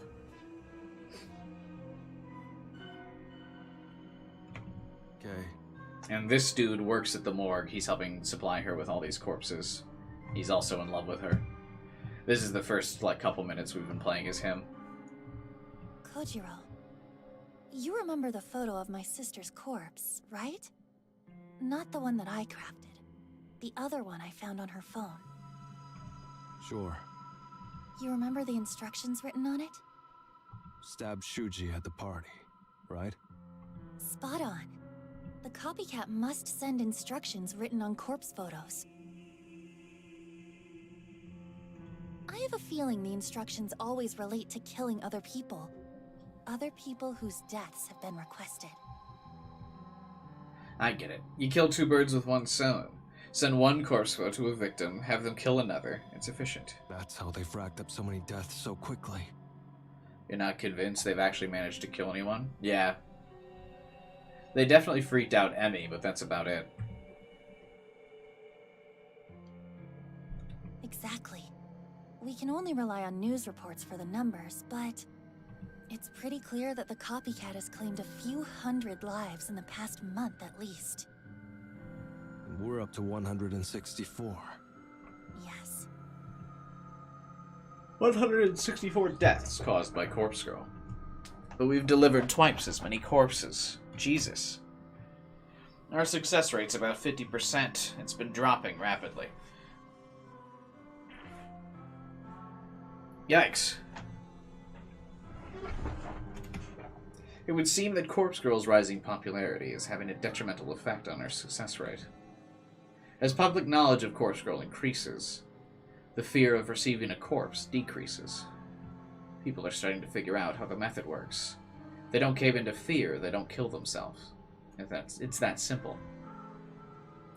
In most cases in which the victim has survived, they simply brush off the attempt on their life, call the police, have the corpse removed, and go on with We life. haven't been doing so well lately. But the deaths across Tokyo, the ones unrelated to us, are expanding at an exponential rate. Seems that way. Then our rival has a more foolproof method of killing. Is it as simple as adding instructions to a corpse photo? Threatening someone with death unless they carry out the instructions? I mean, she did it before to success by giving someone instructions. Give me like 30 seconds. I shall be right back.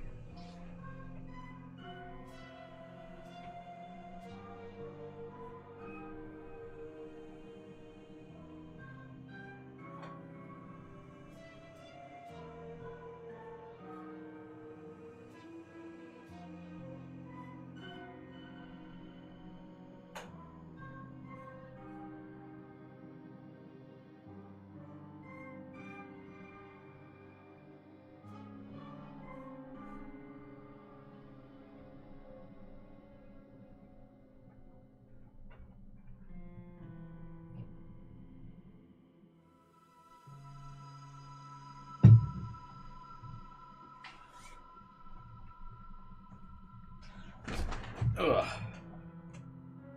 Might have to wrap up pretty soon here. I'm like fucking starving. And then, if Victim A receives a corpse photo, follows the instructions, and kills Victim B, how does Victim A also end up dead? Surely it's not suicide at that point. Why follow the instructions to spare your life and then kill yourself anyway? It doesn't add up. How are they killing so many people so quickly? Don't know. It's true, no idea. I pride myself on being in the know, but this is beyond me. However, I do know how to find out. Maybe I'll pay Junpei a visit. See what information I can extract. I don't like it, but it may be our only chance. Get as much information as you can from him. Then, dispose of him. Her words cause a flare of adrenaline inside me. I won't let her down. She's given me a task, an important one. I'll show her what I can On do. it. Good luck, Kojiro. And be careful. Of course. Later. Mad. I am thankful that Noriko looks away before a smirk splits my face in half. I take my leave.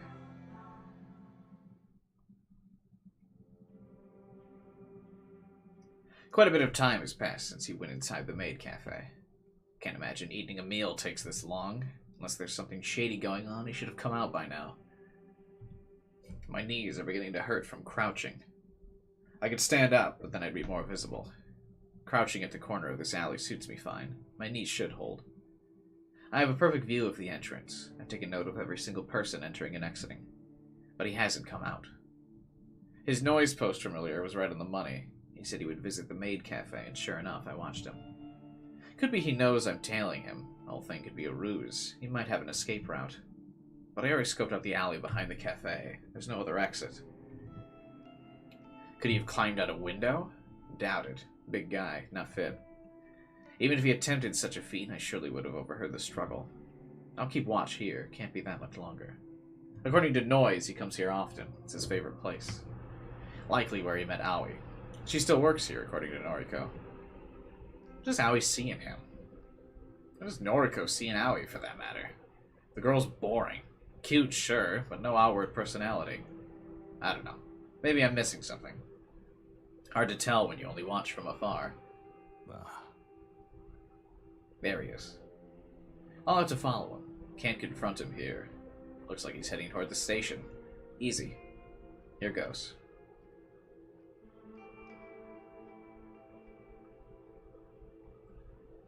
Can't believe this guy traveled to the very end of the train line.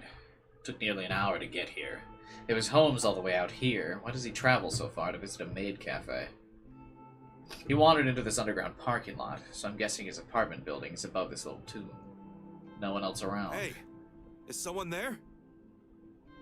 Guess I'm not as stealthy as I thought. Huh? Go Jimbo? So he's been stalking Aoi and Noriko for a while. Interesting. Junpei Matsumoto. The fuck?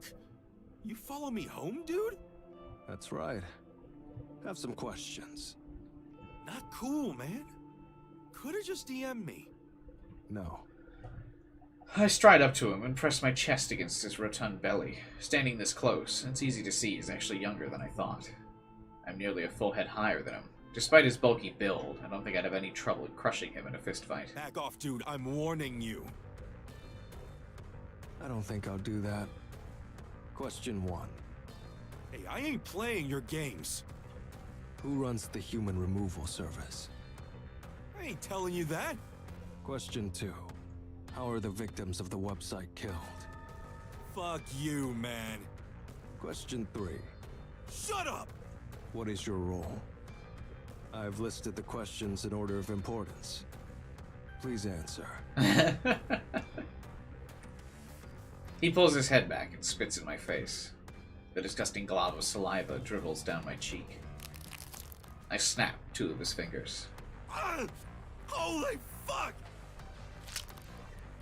The knuckles within his blubbery digits break inside my fist as I bend them in the wrong direction.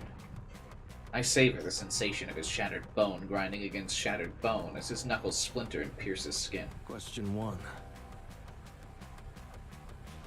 Did we kill anyone else? No, we're playing as Kojiro now. Who runs the human removal service? He wrenches his hand away from mine. He clenches his other fist. He looks prepared to launch it at my face. The punch connects perfectly against my jaw. I cock my head a little, riding the momentum of the impact. Yeah, the Act 1 ended and we started playing as Kojiro. A tooth comes loose in my mouth. I think it's a bottom canine. I swallow it. What a badass. Turning my head back, I lock eyes with Junpei. Question 2. How are the victims of the website killed? Shit! You want another fist in the face? Ah, my freaking fingers! Question 3. What is your role? He tries to lash out with a kick to my shins. He's slow, not cut out for a fight. I step aside and his leg flails. Off balance, he falls and lands in his rear. These 2 look like they'd be out of breath after a single punch. I don't think Kojiro does. He's been hefting bodies for Corpse Girl for like a month now, so he's been pretty consistently working out. And he's already pretty thin and relatively fit. I think he's probably... And he's like a full head taller than this dude. I mean, he might not be like a muscle-bound fighter or anything, but if someone as out of shape as Junpei, I assume Kojiro would be able to annihilate. It doesn't take much to get in decent shape, or like in better shape and be stronger than the average person, because you think the average person doesn't work out. So if he's just out here lifting bodies every day, and you saw how many bodies are in the morgue, he's probably in decent shape. I move toward him and stand over his body. I've listed the questions in order of importance. Please answer. Help me! Someone help me! This psycho is trying to kill me! Haven't worked out in a year? Yeah, it's probably been longer than for me since I last worked out as well. I can't help but sigh loudly. I run my tongue along my gums, feeling for the gap created by the missing tooth. Definitely a canine I swallowed. That's super unhealthy. Teeth don't digest. Bit of an inconvenience. I have to get a false tooth now. Wonder if Noriko will think less of me. Question 1. Fuck you! He madly tries to kick at my ankles. His feet slap against mine with no force or pressure. Who runs the human removal service? You gonna start working out after work? I'm off in an hour. You just resolved to start working out again right away? Like immediately? Props to you, dude. You can always listen to my VODs to get you pumped up during your workout, am I right?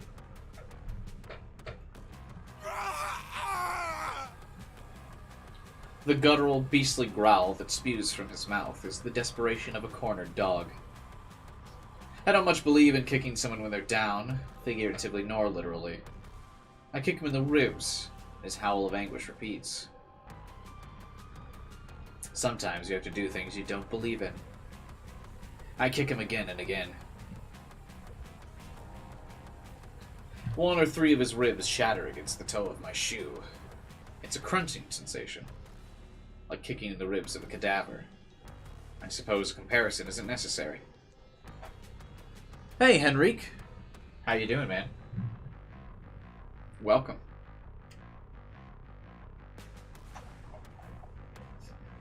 I used to watch your lives and work out? Nice, dude. Appreciate it, vibing. Stop! Please! This slow, desperate plea is completely different from the urgent howls of frustration a moment ago. Beaten and wounded, the dog is panting heavily, his tongue lolling against the asphalt. Question 2. How are the victims of the website killed? A moment's silence prompts me to prepare my foot for another flurry of kicks. You've been watching my Chaos Head playthrough? Hey, nice, man. I hope you enjoy. You should know I'm going to be starting Chaos Child pretty soon as well. So make sure you subscribe and smash that bell button for stream notifications. I'm just kidding, but you should subscribe if you want to see more from the same genre. Or the same sci-adventure universe. Chaos Child's been thoroughly recommended. Or just subscribe for any of my VODs to hang out and chat. I always like talking to people.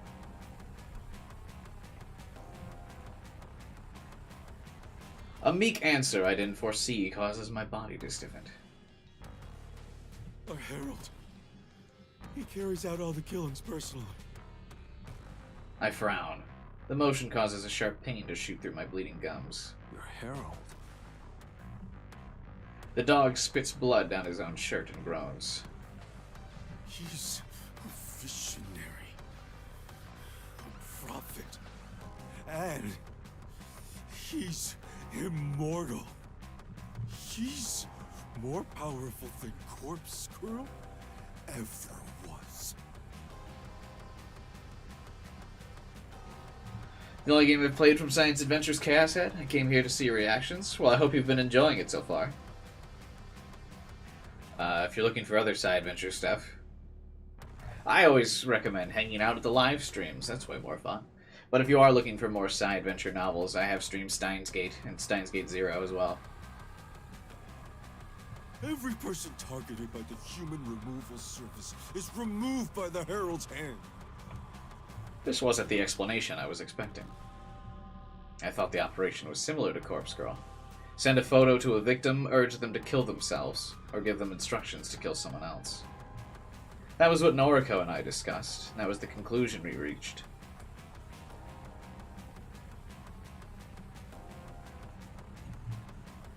I don't like being proven incorrect. I bring my foot into his ribs one more time. He hardly flinches. He simply exhales and absorbs the force. The plans to play, then binge watch? Lola, the plans to play. Why can I suddenly no longer read? I am getting tired. I start to stumble over words when I get tired. The plan is to play then binge watch it. I respect that. I do think it's an interesting experience for everyone to experience it blind together, though. Because I'm always blind when I'm playing through these, like playing through them for the first time. So we're all getting the twists and turns together. But I guess if you know if I'm about to freak out or something, that's another experience. Question 3. What is your role? I think the dog's unconscious. I tilt my neck from side to side, and I hear a comforting crack and pop that relieves the tension in my muscles. I crouch down and press my fingers to his wrist. The pulse is strong, his breathing's regular. He won't die, not unless I take action. I told Noriko I'd kill him. I told her I'd take care of our problem. Junpei? A girl's voice. Soft and not unpleasant, but worried and terrified. I stand once more to see the concerned face before me. Uh-oh. What did you do to Junpei? Aoi. Noriko's best friend.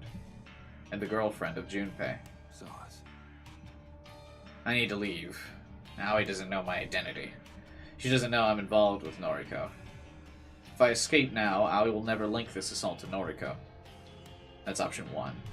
Option 2... Yes! Get out of here, you psycho! Can't think about option 2. If Aoi got hurt, Noriko would never forgive me. I can return to finish Junpei another day. I know where he lives now, after all. Later. I turn on my heel and leave the sobbing girl to tend to her wounded dog.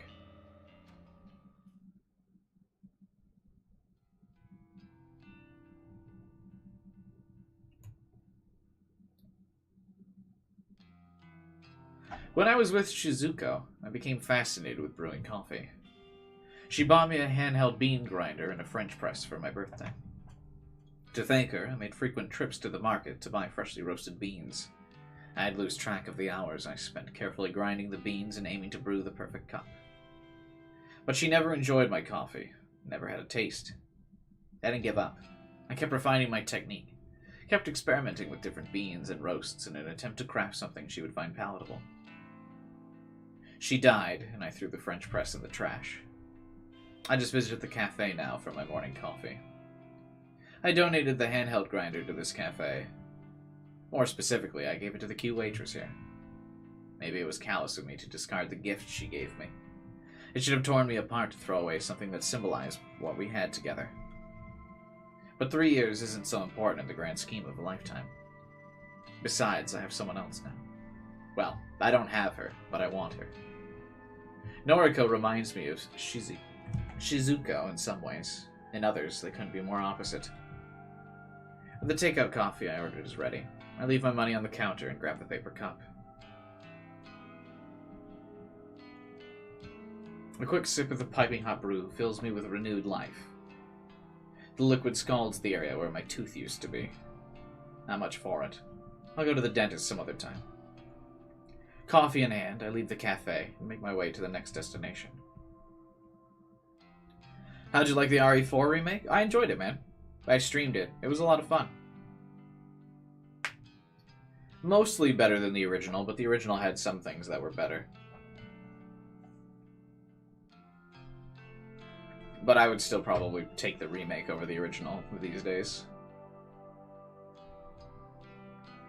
Libraries don't get the credit they deserve in this age. They're quiet, calm, soothing. That doesn't always do it for me, but it's nice to escape the bustle of the city. Plus, they always carry works by my favorite authors. The librarians don't pay me any mind. I think they're at a loss to recommend books that fit my tastes. I don't feel judged here. Nobody looks at me and wonders if I'm a creep. Nobody cares about my unshaven face or crinkled clothes.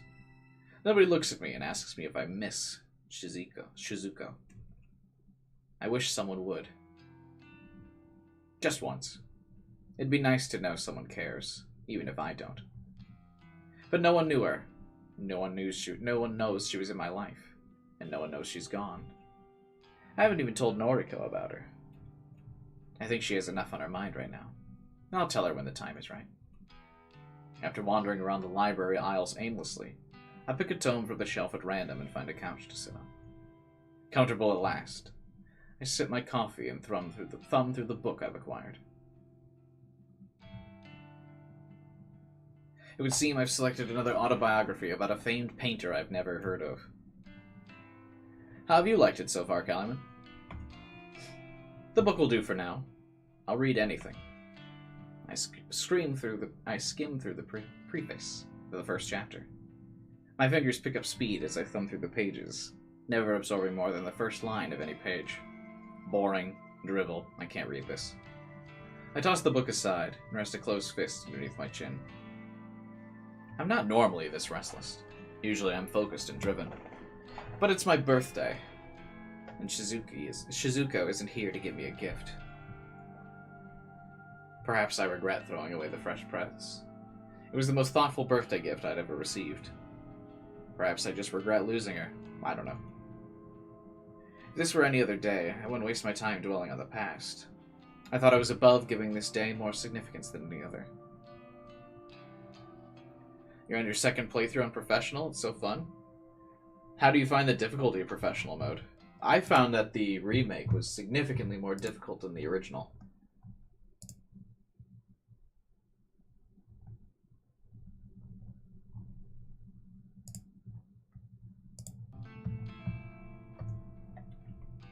$35. Fuck, where do the years go? Time really does slip through your fingers. It's even more than a year since I met Noriko. Technically, I doubt she remembers our first meeting. I peer around the library and find a smile forming on my face. She probably thinks we met here a few months ago. I asked her some trivial question, something about Lovecraft or Cthulhu, then introduced myself. But the first time we bumped into each other was at my apartment. Well, hers.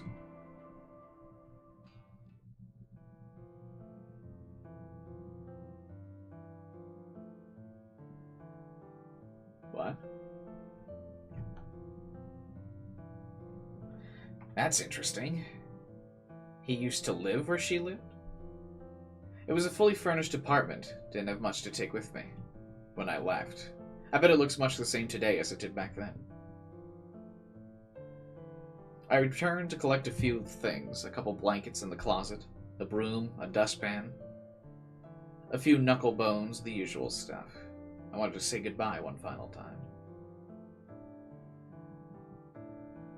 To my surprise, she was there. She was chatting to the landlord, casually inquiring about the terms of the lease. I must have frozen in my tracks when I saw her. I know that I spent a good few minutes simply staring at her. Too good at games for your own good, Calumet. The girl was beautiful, gorgeous, breathtaking. She looked like Shizuko. She looked so much like her. She shook hands with the landlord, said her name aloud. Noriko. Her name stuck in my mind. It replayed over and over in my head. The landlord accepted her offer for the apartment. Noriko would be moving in, making the place her home, my place. I must have bumped my shoulder into her by accident when I tried to squeeze past. She apologized. I did too. Zaz was just leaving. Oh, no, please. It was my fault. I'm very sorry.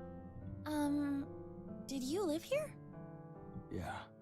So he said that he was picking up a few knuckle bones.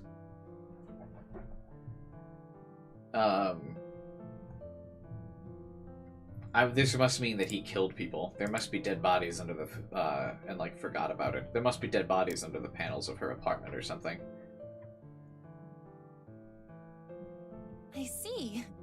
Thank you for taking care of the place. I'll be moving in soon. I see. Did you like it here? Yes, very much so. It was home. I'm glad. I hope that I feel just as comfortable here. I nodded, but didn't pull my eyes from her face. She walked away after gracing me with a polite bow.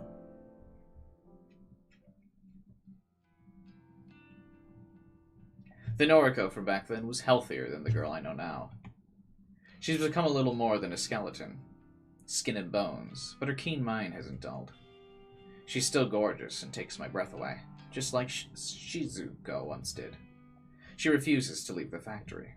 She refuses to return to her apartment. Occasionally, Tomoe will go and fetch things she needs. Clothes, tiny portions of food, coffee mostly. At some point, I got delegated to selecting the most suitable cadavers for the morgue, so Noriko doesn't have to visit the morgue herself. She gives me a bunch of photos, and it's on me to pick and choose cadavers. Not my favorite work. It's a little tedious, and I don't have the eye for detail she does. But I do what I can. Ouch. My phone begins vibrating in my pocket, and I didn't realize I was sitting on it. Yo. I never played on the NES. Never had one as a kid. My first console was the original Xbox. Where the hell are you? Library. Don't you have deliveries to make today? I'm just taking the morning off. You didn't ask me about that. I told Tomoe. Well, she didn't mention anything about it to me. Zaz, I'll see you in a few hours anyway. I just wanted to chill this morning. My birthday. It's your birthday? Yeah, I didn't know. Happy birthday. thanks. Okay, I'll see you this afternoon. Bye. Later. She sounded mad, in my defense. I haven't taken a day off from Corpse Girl's work for weeks. Didn't think taking this morning off would be too much to ask. Apparently, it rubbed her the wrong way. But juggling this work, as well as my morgue duties, is tiring. Don't get much time for myself. Much time to think. Probably why Shizuko's face doesn't pop into my mind as much as it used to. My theory, anyway. I drain the remnants of my coffee. After returning the unread book to the shelf, I leave.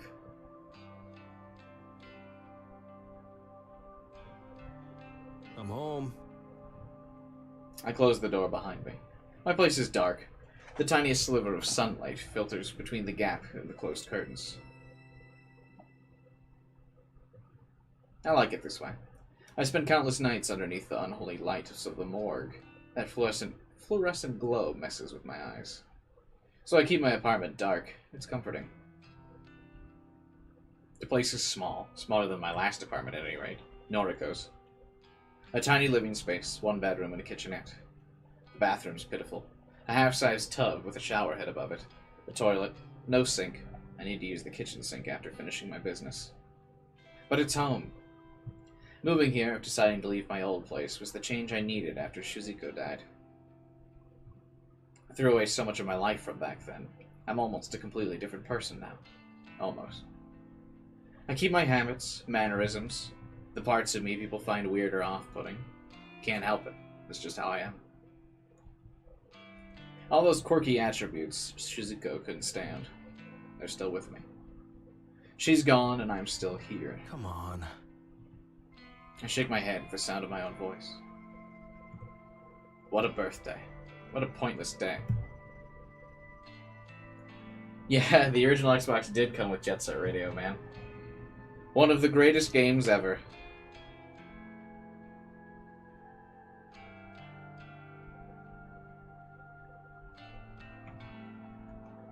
Dwelling on the past doesn't suit me.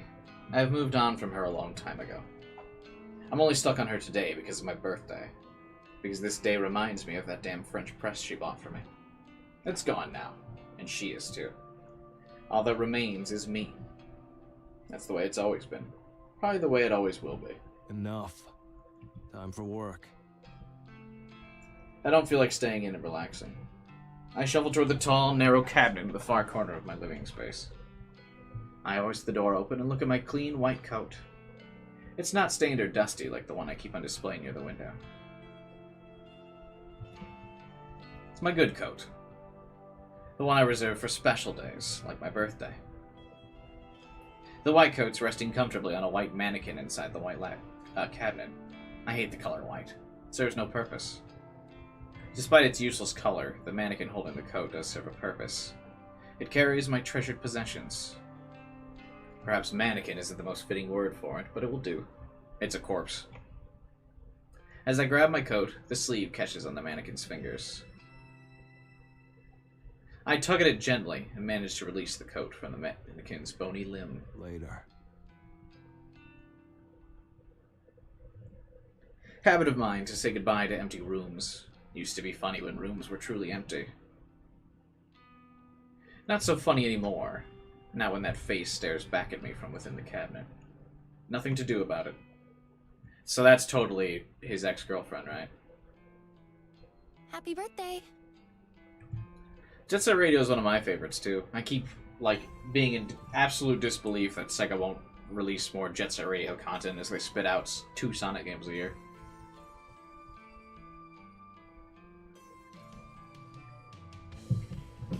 Thanks. I don't have a gift for you. I'm sorry. All good. Noriko runs her hand along her opposite arm shyly. Not like her to act so awkward and embarrassed. I just didn't know. That's all. I know. She seems disappointed in herself for not knowing about my birthday. I looked at my noise feed, and it even has a notification that today's the day. I'm sorry. I don't have a reasonable excuse. It's fine. Really. What's on the agenda today? I want to break away from this discussion. I hate my birthday. I hate Shizuko for leaving me. Noriko sweeps a stray strand of hair beneath her ear and contemplates the question. 12 deliveries. Tomoe has already prepped the bodies. She's waiting in the van. I've sent the photos to the victims. Only 12 today? We're not getting many new requests. All of today's deliveries are just part of our backlog. There aren't many corpses left here, actually. We've managed to work our way through most of them. Have to visit the morgue again soon. I see. Things seem to be slowing down. The copycat is stealing our business. I just know it. Maybe. Oh, that reminds me. Whatever happened to Ali's boyfriend? What do you mean? I can't believe I forgot about it. You were going to kill him. Slap beat on the cover and you'll make money? Yeah, I keep thinking that too. That seems like the obvious solution, is to just make a Jet Set Radio game, even if you don't make it super high budget. It's got to sell a decent amount of copies. Maybe when they released that Jet Set Radio remaster, it didn't do as well as they thought it would.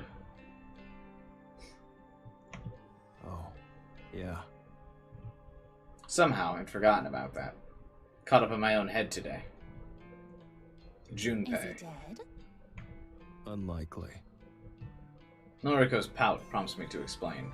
Heard him good, but Aoi arrived before I could go further. Shit.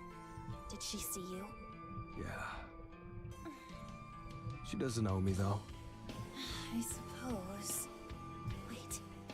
You didn't hurt Aoi, did you? The tone of panic in her gasping voice is impossible to disregard. Of course not. Aoi's innocent, you know? She can't get caught up in all this. I know. I never hurt a friend of Noriko's.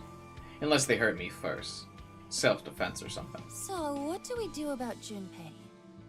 If he's still alive, he knows that you're involved with the morgue and with Corpse Girl. Glitch is amazing. That's a game I also can't believe didn't get a sequel. Don't know. Actually, he did say something interesting. What did he say? I quote, "Every person targeted by the Human Removal Service is removed by the Herald's hand." End quote. The Herald? Who the fuck is the Herald? Did you mishear? Was it supposed to be Gerald?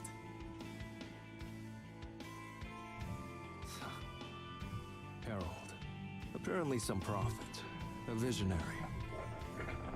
Did you get the amiibo that comes partnered with the Emmy or whatever? Sierra's no more. Yeah, they got bought by Blizzard. And they were the crew making the StarCraft Ghost game before that got cancelled, unfortunately, which is also another big tragedy. Junpei says he's immortal. Immortal? You're not serious. Every killing is carried out by him personally. What the hell? How is that even possible? How can someone kill so many people without getting caught? I shrug. My tongue subconsciously licks the gap where my tooth once was. Guess he's good. Ugh, what a pain in the ass. Anyway, I'll take care of those deliveries. Diablo 4 better be good. A couple of my buddies are already pretty obsessed with it. They've been playing a lot of the beta and stuff. Thanks. I'm going to try and dig up something. Dig up? Not literally. Information. Online. Had me excited there for a moment. Don't worry.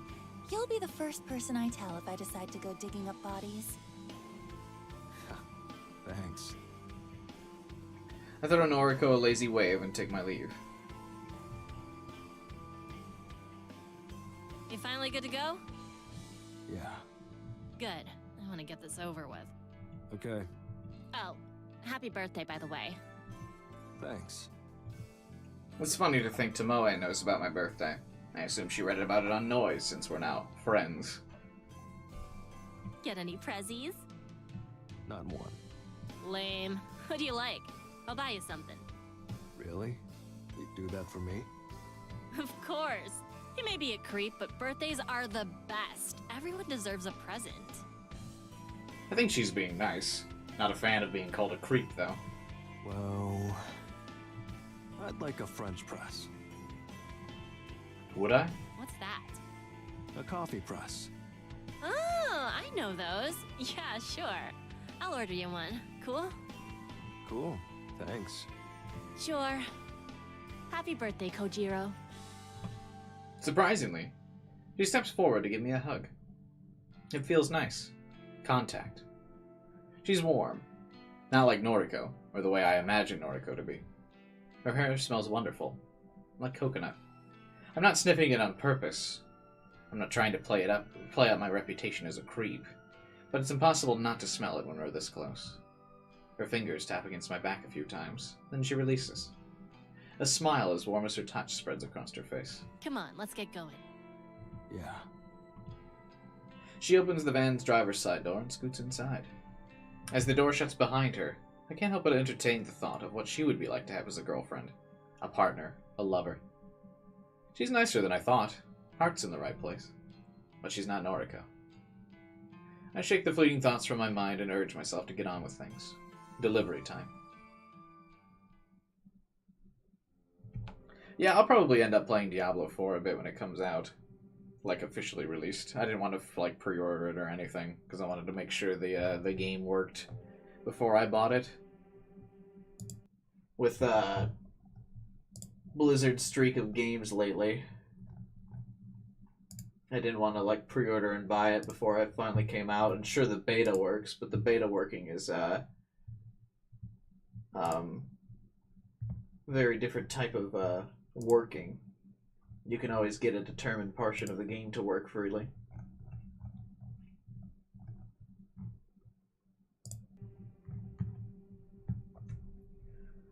Ever since the Warcraft 3 remake, anyway. Morgue duties have felt mundane lately, boring and pointless. Lots of things I'd rather be doing. I had to come in early today thanks to an influx of deceased patients from the hospital. Bodies can pass through the hospital halls and land on my lap unceremoniously. They need tagging and added to inventory, need to be stored. Cadavers are needier than some people. Don't know where I'm going to store this lot. I'm running out of room in this place, only a handful of cold chambers available. I could thank the human removal service for that. This isn't the only morgue in the area, but it's one of the biggest. A lot of cadavers end up here. A lot of victims. Weeks ago, I used to smile every time one of Corpse Girl's victims entered this place. It's kind of poetic. Noriko cherry-picked corpses from this morgue, and those corpses were delivered to victims. The victims died, and they ended up here, ready to repeat the cycle. It was beautiful, this circle of death. Now it's rare for Corpse Girl's victims to arrive. More common are the victims of the human removal service, at least that's my speculation. When multiple homicide victims arrive on your doorstep every day, it's hard not to piece things together. Lacerations, dismembered limbs, rope marks, bludgeoned skulls, myriad mortal wounds inflicted on the flesh. I always suspected Corpse Girl's copycat was behind the sheer amount of deaths raging across Tokyo. Seeing the fruits of the copycat's labor firsthand has convinced me that we're not dealing with simple unalives. Junpei's words still ring clearly in my ears. Our herald carries out the killings personally. Yeah, that's a good choice, Caliban. I never bothered finishing it either. It all adds up. Corpse Girl has truly met her match. While the human removal service continues to claim countless lives, Corpse Girl's success is rapidly declining. Much to Noriko's chagrin, Corpse Girl has become so well known that the general public no longer fears her. Like a figure from folklore or a fictional character, everybody knows the name Corpse Girl, but only the truly gullible believe she can kill people. I call it the Bloody Mary effect. If someone is predisposed to believe in a horrific entity, they'll convince themselves that the entity exists. When targeted by Corpse Girl, such a person will succumb to unalive in an attempt to escape a potentially more grisly fate. In reality, they simply play right into the trap that Corpse Girl laid for them. Those that treat Corpse Girl as no more than an entertaining piece of folklore like the Bloody Mary are immune to the fear. Someone like this can receive a photo and shrug it off as more of a threat than a spam email. It's ironic that the success Noriko has fought for so long is the very thing that's rendered Corpse Girl's methods ineffective. I wouldn't say all of this is to Noriko's face. She's well aware of the situation. As for the human removal service, no one seems to know about it. There's no mention of it anywhere on the internet. Anywhere I can access at this rate. Police investigating the string of homicides haven't mentioned it. If the site relies on users to request deaths, I'm at a loss as to how people are learning about it. It truly seems to be some sort of shadow organization. Except for the fact that Junpei essentially walked right up to me and revealed himself. I don't know his motives for doing so. I don't know how he found out I'm involved with Corpse Girl's work, either. I should take care of him.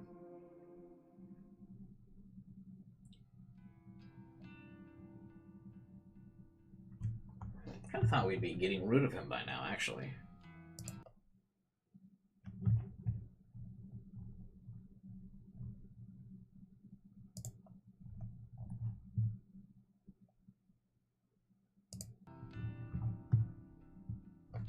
A knock at the door. I rub my eyes and sit up slowly. Must have fallen asleep in my chair again. Still groggy, I get up and look through the front door's peephole. A package sits on the doormat. Don't know where it came from. Haven't ordered anything. I swing the door and pick up the brown parcel.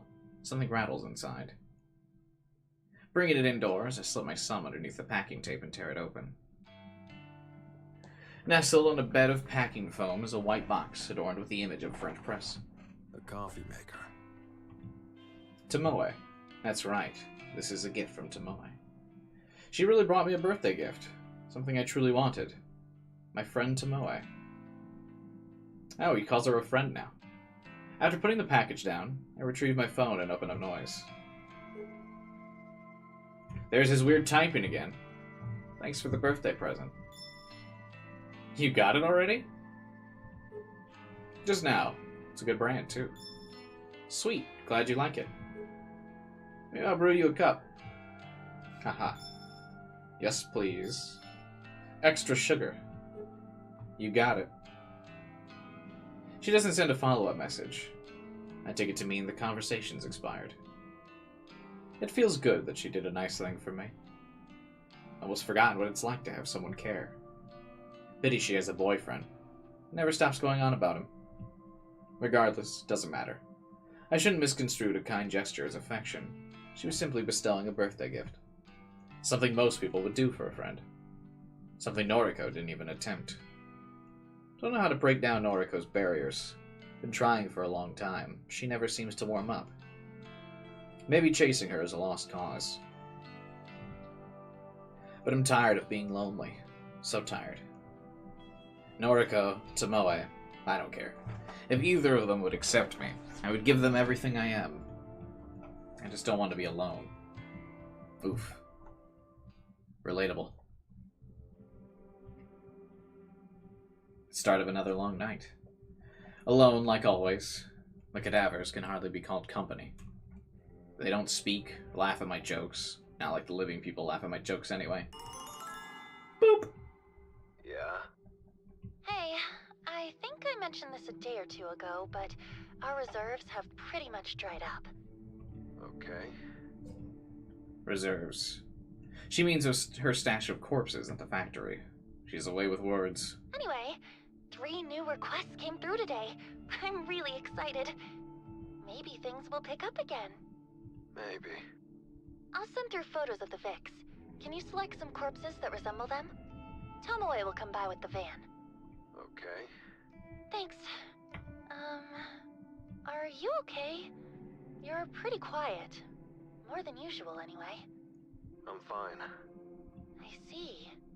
Well, thanks. I'm sending the photos now. Message me when you're done. I'll send Tomoe over. Yeah. I end the call and return my phone to my pocket. It vibrates 3 times in quick succession as Noriko's photos are downloaded. 3 requests. Not much, but enough to lift her spirits. I scan the array of cold chambers lining the walls.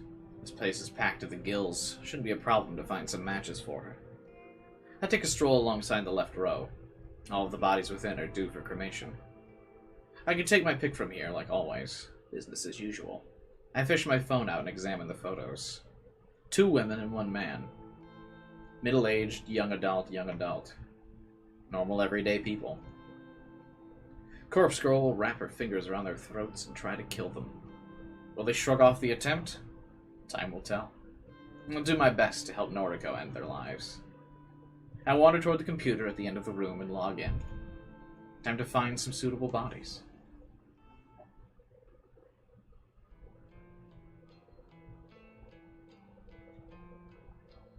The corpses you picked out are good. 2 of them, anyway. What's wrong with the third?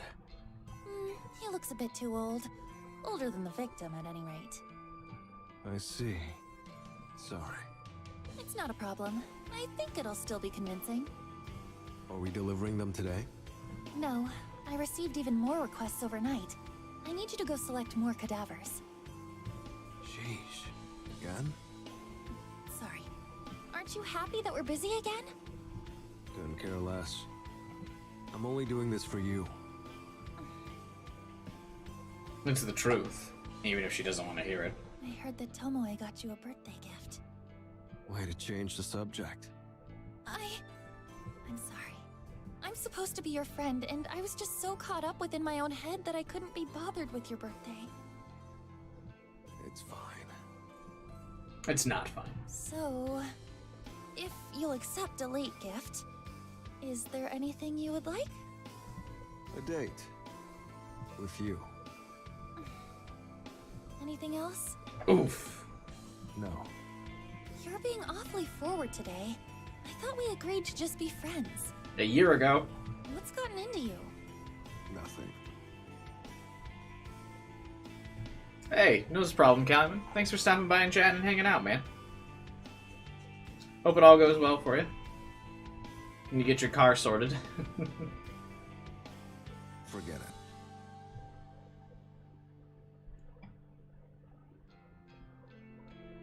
I have to look away from her to prevent her from seeing the snarl on my face. I'll go pick out some cadavers for you. Later. Okay. Bye. I step away and mutter to myself. Stupid. I'm so stupid.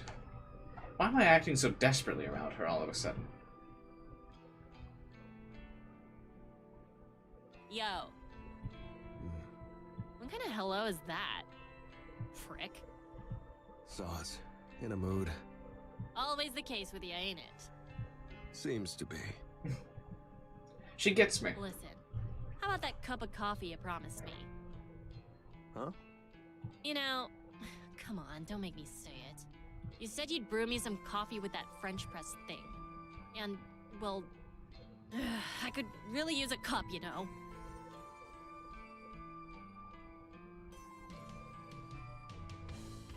Yeah, sounds good, Calumet. Let me know how the search goes. Oh, yeah. I remember. Saz, Noriko has sent me to the morgue. Why? She'd kill you? No. Takes me a second to get she's joking. Oh. Tomoe smiles warmly and waves her fingers in the air. I'm gonna go ahead and guess that it ain't every day a pretty girl offers to have coffee with you. So are we doing this or what? Can't fathom a reason for Tomoe's recent shift of attitude towards me. When we first started working together, she could hardly tolerate being in the same room as me. And now she wants me to brew coffee for her? Why? Does she want something? Is she in love? She's not. Definitely not. No one loves me. Even so, I don't want to be alone. How can I refuse her offer? Okay. I can put off the morgue until later. You finally came to your senses, huh? Well, come on then. Let's go to your place. I'll drive. My place? The last time a girl visited my home was back when I lived in Noriko's apartment. Back when Shizuko. Clucking my tongue serves to distract me from the painful memories. Let's go.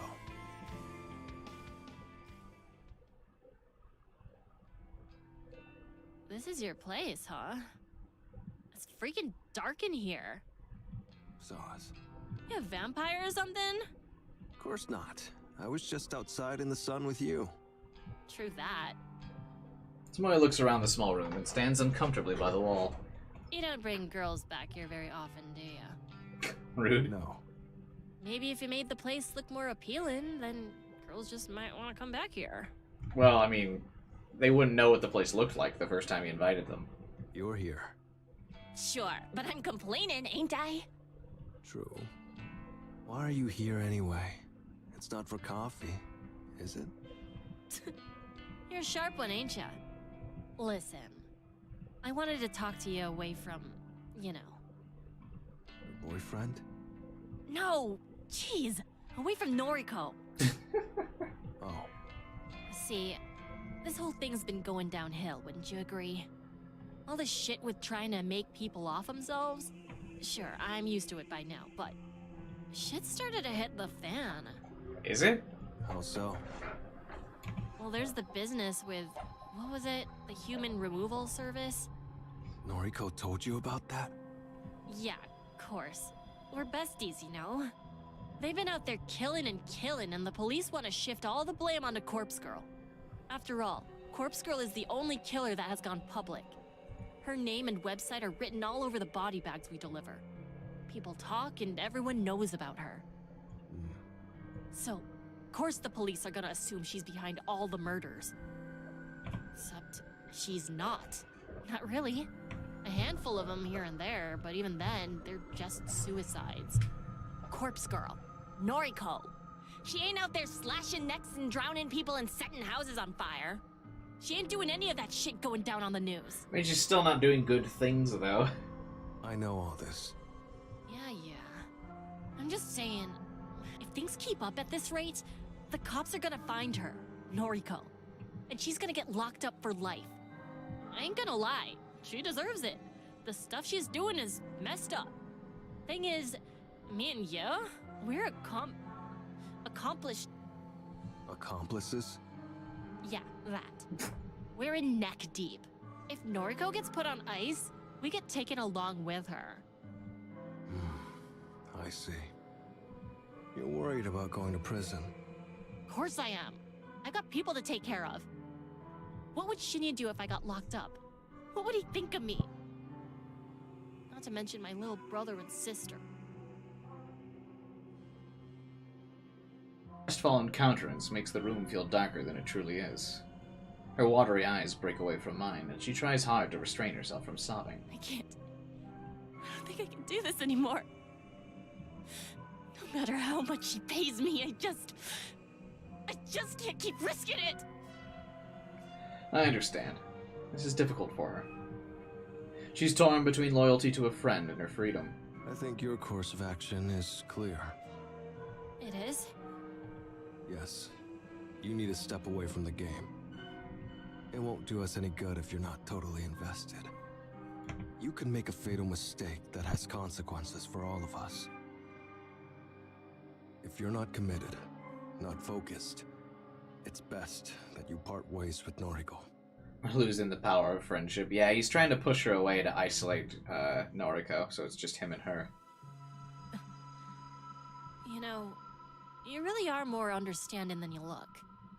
I thought you were a total social outcast with no feelings or empathy. You just didn't have to mention that. You didn't have to say that. Thanks.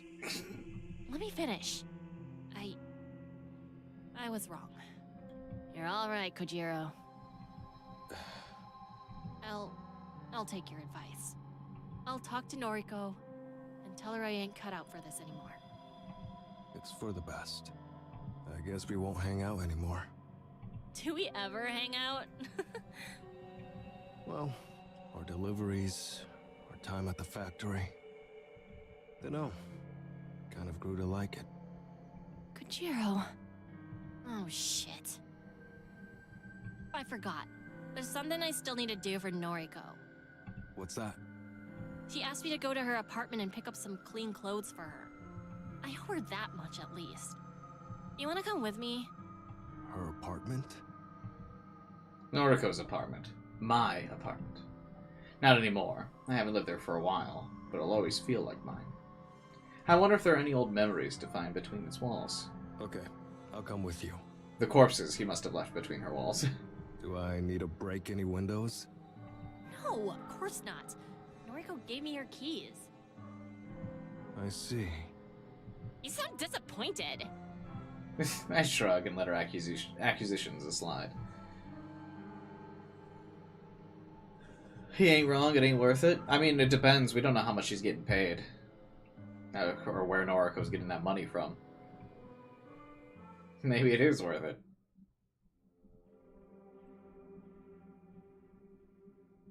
I didn't expect a flood of mundane recollections to drown my mind as soon as I started climbing the staircase. This place is such a hold over me.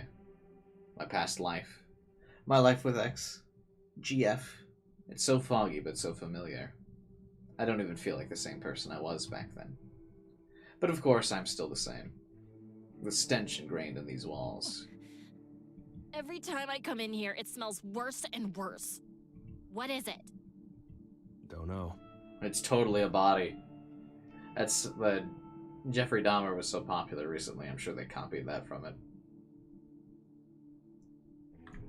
Where people started to suspect Jeffrey Dahmer because he left the corpses in his apartment. Mold? Mildew? It's more sickening than that. It's something rotten. Yuck. Anyway, her place is up just a few more levels. But if it started to get this bad, people would clearly investigate, especially with a serial killer on the loose. I know. Oh, you've been here before? Huh. Tomoe abandons her thoughts in the air and continues to climb the stairs. When we reach the landing below Noriko's floor, a young girl's voice rings out. Hello? Daddy? It doesn't take long to identify the owner of the voice. A girl no older than 7 is knocking repeatedly on the door of an apartment. She notices our arrival. Who are you? Kojiro. Hello there. My name is Tomoe. What's your name? Momo. Nice to meet you, Momo. Do you live here? The door is locked. I can't get inside. I see. Somehow, the girl's locked herself outside her own apartment. Is your mommy or daddy home? I think Daddy is home, but he won't answer the door. Nope, he's dead. Let me try, okay? The young girl hesitantly nods, nervousness evident on her features. Tomoe slams her fist against the apartment door, unafraid of holding back. Yo, anyone home up in here? Hello? Anyone there? After a good 30 seconds of pounding, Tomoe puts her hands on her hips. Are you sure your dad is home right now? I think so. He was here right before I went outside to play.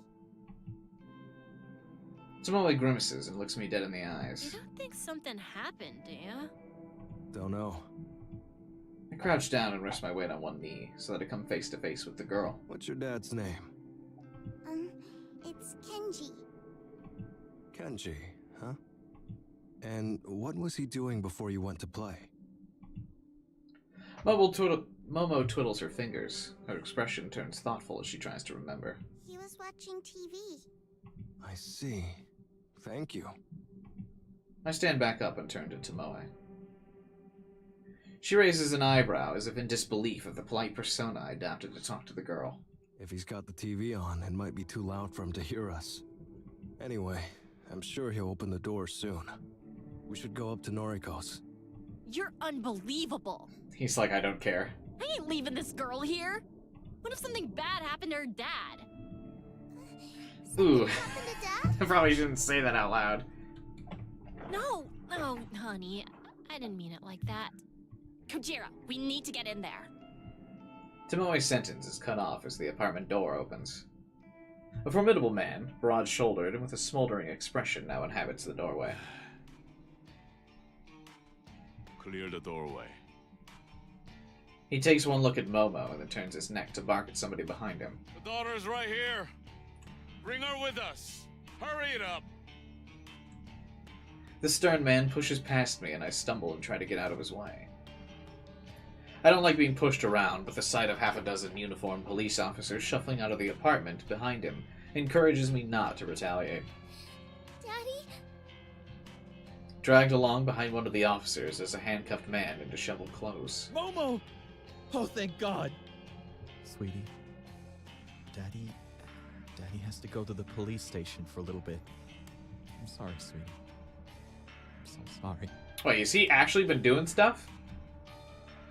Before he can squeeze out another word, the police officers yank him away. He's accompanied downstairs and disappears from view. Daddy! Come back! Daddy! The final police officer to exit the apartment bends down in front of Momo. He mumbles something to her and grabs her shoulders in an attempt to steer her down towards the staircase. Go of me! Daddy! What the fuck is going on here? Tomoe takes a step towards the officer, her fingers slowly curling into a fist. Don't. I clutch her fist in my own hand and force her to lower it. Don't get involved. It's a police matter. I think she understands my vague warning as she stops struggling. Momo. The young girl's escorted downstairs, and Tomoe stands defeated next to me. What the hell just happened? Well, the apartment door's still open, right? Couldn't they go check? Tomoe is uncharacteristically quiet as she searches Noriko's apartment. Witnessing that man Kenji get arrested in front of his own daughter seems to have dampened her spirits. Although he's a stranger, I can't help but feel bad for the guy. Don't know what he did wrong, but surely his daughter didn't need to see that go down. You okay? Tomoe ignores me as she rifles through Noriko's drawers. I decide to bite my tongue and take a seat on the edge of the bed. The first man to leave that apartment, the guy with the broad shoulders, he looked familiar. Seemed to be in charge of the officers. A detective? That's it. A police detective. I've seen him on TV a few times. He's the one heading up the investigation of the recent homicides. The ones accusing Corpse Girl of being the culprit behind the Human Removal Service's string of murders. Interesting. Then, the man he apprehended, Kenji. Is he involved? Is he a suspect? Is he the Herald? A neighbor of Noriko's? Could it be? Could Kenji truly be the leader of the Human Removal Service? I try to connect the dots in my head. He lives close to Noriko. He might even be on speaking terms with her. He might have access to Noriko's computer and her website. Could he have been the original hacker, stealing Corpse Girl's requests? The copycat? It all seems coincidental, but it almost makes sense. It's more likely than the copycat is someone who personally knows Noriko. Someone who has an inside view of her life. But what's his motive?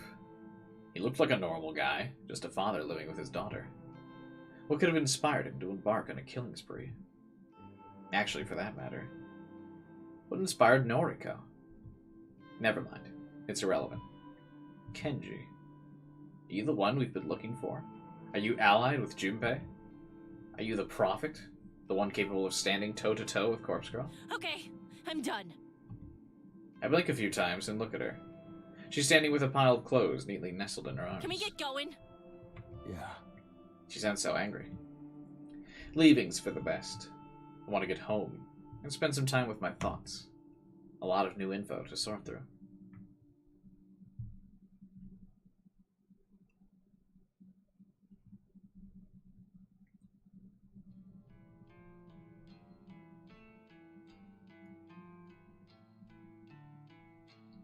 Not a morning person, never have been.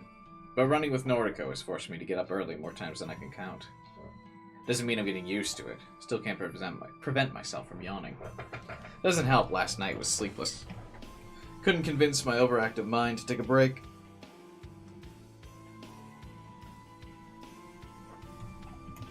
Even distractions didn't help. Couldn't concentrate on reading. Couldn't focus on tidying the apartment. Nothing worked. The same questions kept bouncing around the inside of my skull. When the sun came up, I decided to stop torturing myself and just confront Noriko. Perhaps she had answers. Wake up. I lean over her near-lifeless body and whisper. Don't want to scare her awake, but don't want her to ignore me either. Noriko, wake up. My whisper becomes more of a hiss, and the girl begins to stir. She rubs her eyes. A familiar sight thanks to all the times I've woken her up lately. Again, Kojiro? What time is it? Early. Listen, got some questions for you. Give me a break. She sighs, sits up, and reaches for her handbag lying next to her. After rummaging through her contents for a few seconds, she curses under her breath. No coffee. Here. I toss her a silver can of coffee I picked up from a vending machine on the way. I know the drill by now. I know her well. The can slips through her slender fingers and comes to rest safely in her lap. Oh, thanks. She cracks open the tab and takes a long sip, effectively draining half the contents in one swig. This is nice. She thoughtfully examines the front of the can, running her fingers along the logo. Glad you like it. Now, questions. Fine, go. Do you know a guy named Kenji? With a daughter, Momo?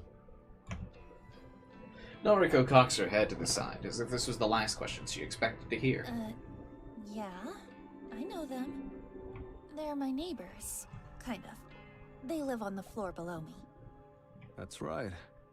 You on speaking terms? More or less. Her eyes dart away from mine as she takes a moment to think. Almost sweet. A nice girl. Kenji... We used to talk, but then... Well, I think he's lost respect for me. Let's leave it at that. I see. This is weird. How do you know those two?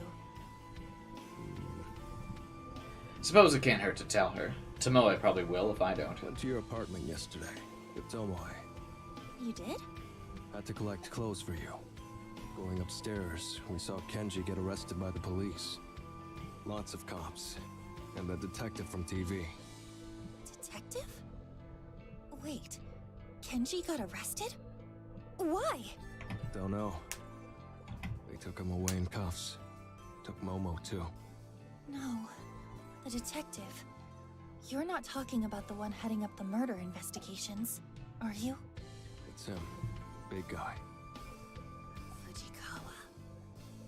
Huh? Fujikawa? Yeah. Interesting. Didn't know his name before. Detective Fujikawa. Not exactly the type I want to cross. Noriko's shoulders slump. Poor Kenji. I wonder why he got arrested. The flicker of realization flashes across her face. Within a split second, Noriko's defeated expression gives way to a hideous, wicked smile. Her eyes narrow and a shrill laugh pierces my ears. Oh, that's fantastic!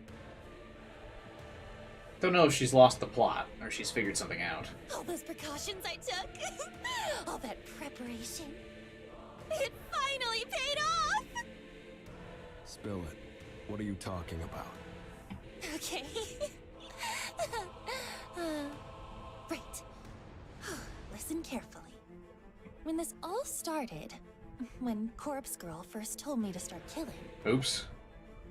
Corpse Girl told her to start killing. She's not.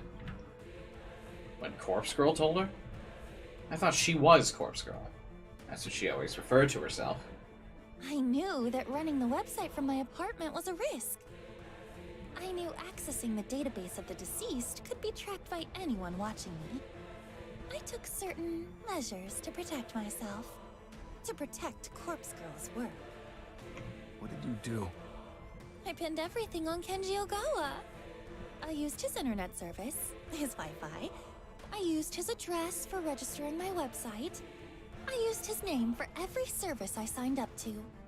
Everything I did created a trail of breadcrumbs that would point to Kenji in the event that the authorities ever came looking for Corpse Girl. Devious. Cunning.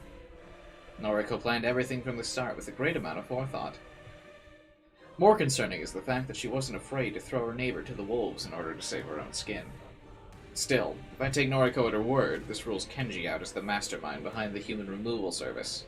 He couldn't be the herald that Junpei spoke of. He was just a scapegoat. Wrong place, wrong time. Clever.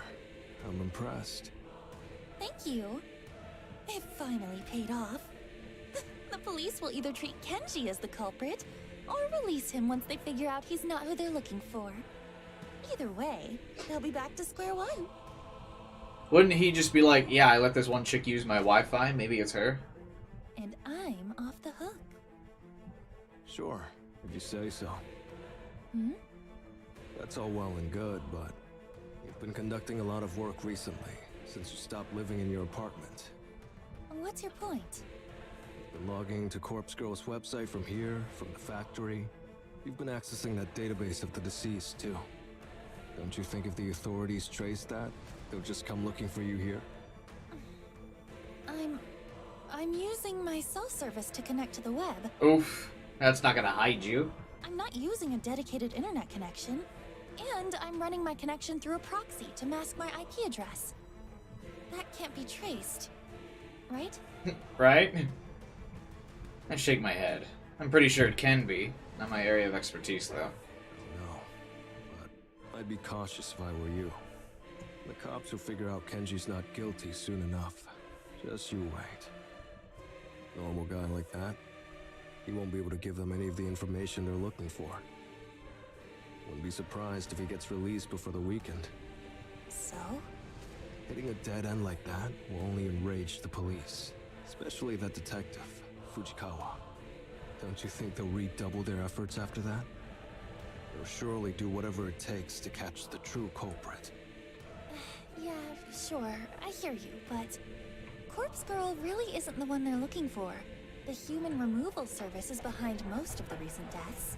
This game has a true ending, so I wonder if there is a bunch of like obscure like replies that you have to pick or something to get it. Now that I'm thinking about it, because the true culprit thing made me think of that. They don't know that. They only have eyes for Corpse Girl. You made her famous. Made her known in every household across Tokyo. She's as much at fault as the human removal service. And you know it. If they catch you, let's just say you won't be let off the hook so easily. Noriko folds her arms across her chest angrily. Not my fault she doesn't want to hear the truth. This whole conversation is giving me a headache. All of my assumptions on the Herald, or identity of the Herald, led me to a brick wall. But I did glean one interesting piece of info from Noriko's words. A phrase that loops within my mind verbatim. When Corpse Girl first told me to start killing, I rubbed my chin and thought. Gotta go. You good here? Noriko drains the rest of her coffee and tosses the can aside. I'm fine. Right. Later then. Noriko doesn't speak another word. I leave in silence.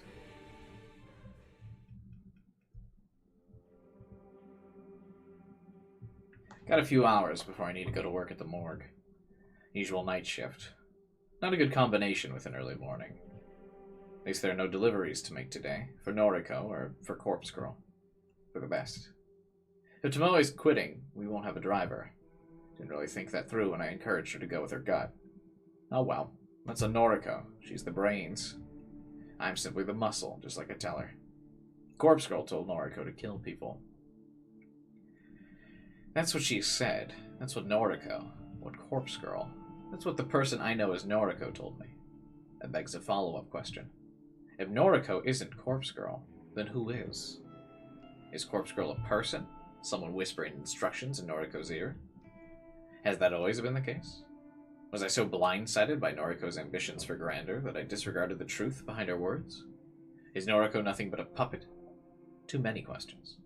Doubt Noriko will willingly spell it out for me, not if she's gone to such lengths to mask the truth for so long. When Corpse Girl first told me to stop killing, I can't get the quote out of my head.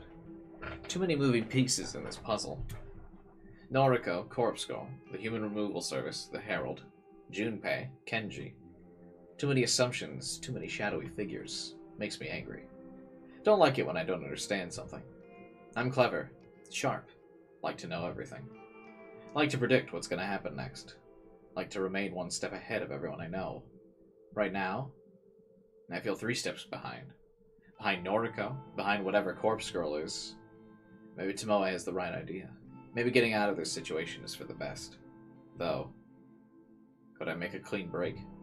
Could I really just walk away? Noriko isn't afraid to play dirty. That's become increasingly more evident, especially with the Kenji situation. If I walked, would I have to be on guard for the rest of my life? Would I have to be cautious of every shadow that fits the darkness? Would Corpse Girl come to claim me as her own? That begs the question, if Tomoe quits, will Noriko try to buy her silence with blood? She'll do anything to ensure her name isn't dragged through the dirt. Tomoe knows too much as me. She could compromise Noriko's entire operation if she lets the wrong words slip.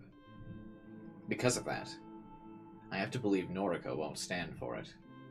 Tomoe's life will be in danger if she quits. I don't know how, and I don't know by what means Noriko will strike from the shadows. The girl's of weak body, though, strong mind. Her ambitions are steeled by some otherworldly force of will. Noriko won't let Tomoe walk away from this. Speaking the words aloud and hearing the echo throughout my apartment helps reaffirm that truth. I have to warn her. I don't know if it's too late. I don't know if she's told Noriko she'll be quitting. But there's no time to waste.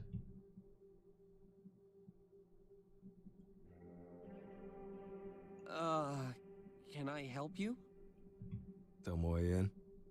She's, are you a friend of hers? Yeah. This is an emergency. Really? Hang on. I'll go get her. I wait patiently as the guy, I assume Tomoe's boyfriend, goes to fetch her. It's fairly late now, the sun's setting. I might miss the start of my shift at the morgue. But this is more urgent. Kojiro? What the fuck are you doing here? Need a word. How'd you get my address? You know what? I'd rather not know. Tomoe, who is this guy? Why does he smell like... Long story. Is he bothering you? Should I take care of him? My nostrils flare a little as I choke back a laugh. This guy's pretty scrawny. I'm no martial arts champion, but I find it hard to believe he'd pose a threat. Nah, it's all good. He's harmless. Mostly. I see. He flashes me an untrusting glare. Need to talk. It's important. Fine, come in, come in. Him. I point a finger at the boyfriend. He needs to go. Seriously? Yes, come on. What do you think I'm here to talk about? Ugh. Yeah, fair point. Shinya, can you, clear off for a bit? Wouldn't this be... if I was the boyfriend, I would be like, absolutely fucking not. What? Some sketchy dude shows up, you want me to leave? Shinya's a bitch, though. Tomoe, I want to know what's going on here. I won't know. Just who is this guy? Is he an ex-boyfriend of yours? Because I'll fight him. You just watch me. No need for that. Not here to steal your girl. Just listen to him, Shinya. You've no need to worry. Fine then. I can tell when I'm not wanted. If anyone needs me, I'll be outside. The boyfriend storms off like an upset toddler, and I finally allow myself to crack a smile. What a catch. Shut up. You don't know him like I do. Okay. Tomoe shuts the door, leaving us alone in her apartment. So what the fuck is this all about? Need to know. Have you told Noriko you're quitting? Nah, not yet. Surely you could have asked me that over noise. Proms. Thought you might be in danger already. Danger? Why? Have a theory. Reckon Noriko will cut us up if we leave our merry band. Nah. Noriko and I are besties. She wouldn't hurt me. I found out she set up Kenji. Is he gonna tell her that? Don't act so certain. Noriko will do anything to protect herself. That neighbor of hers, the guy that got arrested, she set him up from the very start. Made him take the fall so she wouldn't become a suspect. You're shitting me. Dead serious. So much for being in love with Noriko. Kojiro's plotting against her. Not plotting against her yet, I guess, but giving her warnings. I take a moment to consider the best way to announce my next theory. Don't think Noriko's working alone. Tomoe simply frowns at what I considered to be a startling revelation. Well, of course she's not. We're working with her. I guess I didn't explain it well. Not what I meant. Noriko. Noriko may not be the ringleader here like we assumed. She said, and I quote, "When Corpse Girl first told me to start killing," end quote. Tomoe's silent contemplation convinces me that I'm onto something. Something that neither of us had stumbled upon previously. Well, shit. I thought Noriko was Corpse Girl. She always calls herself that. In fact, she even admitted it to me once. Yeah, I remember it. Nice, Caliban. Always a good feeling to get off work. I'll probably be wrapping up streaming here shortly, though. Been going for 6 hours. I haven't eaten since a bit before stream. I kinda suspected it and I asked her about it, and she confirmed it. Sure about that? Well, pretty sure, yeah. Interesting. Now I'm starting to doubt myself. Don't sweat it. Noriko does refer to herself as Corpse Girl. I'm sure of it. Right? I thought so. But I'm still uneasy about it. Someone convinced her to start killing, and she seems to think it was Corpse Girl. Ugh. I don't get it. Neither do I. But I'll get to the bottom of it. Right. For now, for your own safety, don't tell Noriko you're quitting. Seriously? I don't know how she'll react. What a drag. I really don't want to do this anymore. Be patient. Give me a bit of time. You sure you can sort this out? Yeah. I'm not exaggerating my confidence. I'm determined to learn the truth about Noriko and the identity of Corpse Girl. Maybe I can figure out why this started. Why Noriko is so intent on continuing down her path of destruction. Leave it to me. Thanks. Later then. I make my way out the front door and swing it open. I'm slightly startled when a heavy form stumbles into me. Oh. Heavy? It's Shinya. With his ear pressed up against the door, Tomoe's boyfriend couldn't avoid falling over forward as soon as it opened. I looked down at him, sprawled on the floor, groaning. You okay? He'll be fine. Get up, Shinya. That's rude. Everyone's just bossing him around. She's like, he'll be fine. He clambers to his feet and dusts off his trousers. I was, just, Gotta go. Bye. Don't have time for this. I push past him and make my way out of the apartment. Is Corpse Girl real, or is Noriko just a weird chuny? That is the that is the question, right? My late arrival at the morgue is not met by any form of chastisement. The place is empty, devoid of life. Nothing out of the ordinary. Though, something's off. It's too empty. Glancing around at the walls of the cold chambers, I immediately notice something suspicious. The majority of the chamber doors aren't sealed shut. They're slightly ajar, as though the last person to access them didn't close them properly. I would never do such a thing. I know how to press the doors firmly enough that they lock. Leaving a cold chamber unsealed is a surefire way to assist in a cadaver's deterioration. And an unsealed chamber allows the odor of decay to leak into the morgue. Right now I don't smell anything out of the ordinary, meaning these cold chambers are now empty. Someone has removed the cadavers. This place was full to the brim a day ago. There wasn't a single empty cold chamber, and now... A cursory glance shows that a good 90% of the cold chambers are unsealed. Fuck. My initial sense of uncertainty gives way to panic. I jog toward the left wall of chambers and start pulling the sliding trays out one by one. Empty, empty, empty. One after the other. Each chamber is devoid of its contents. Even the bags have been removed. Shit. I come across one cold chamber that's still sealed. I press the release button as I pull the handle forward. The familiar hiss of cold air escaping from the hollow space does little to allay my fears. I slide the tray out and sigh. Empty. It would seem even the properly closed chambers have been evacuated. Oh, fuck, shit, fuck, shit. I dash to the opposite wall, the row of cold chambers that store bodies not due for cremation. The row Noriko isn't allowed access to. But just like the other wall, every chamber's empty. Doors ajar and unsealed and empty. I thoroughly check each one. No luck. I trudge toward the computer at the wall. Logging into the inventory, I scan through its list of recent arrivals and departures. No bodies came in. Unusual, but not itself a cause for concern. More importantly, no bodies have been checked off as removed. Each and every body that's disappeared from this place has not been accounted for.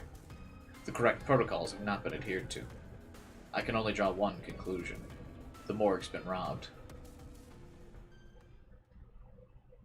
So what, does he go to the police? Sorry to rock up so late. It's fine.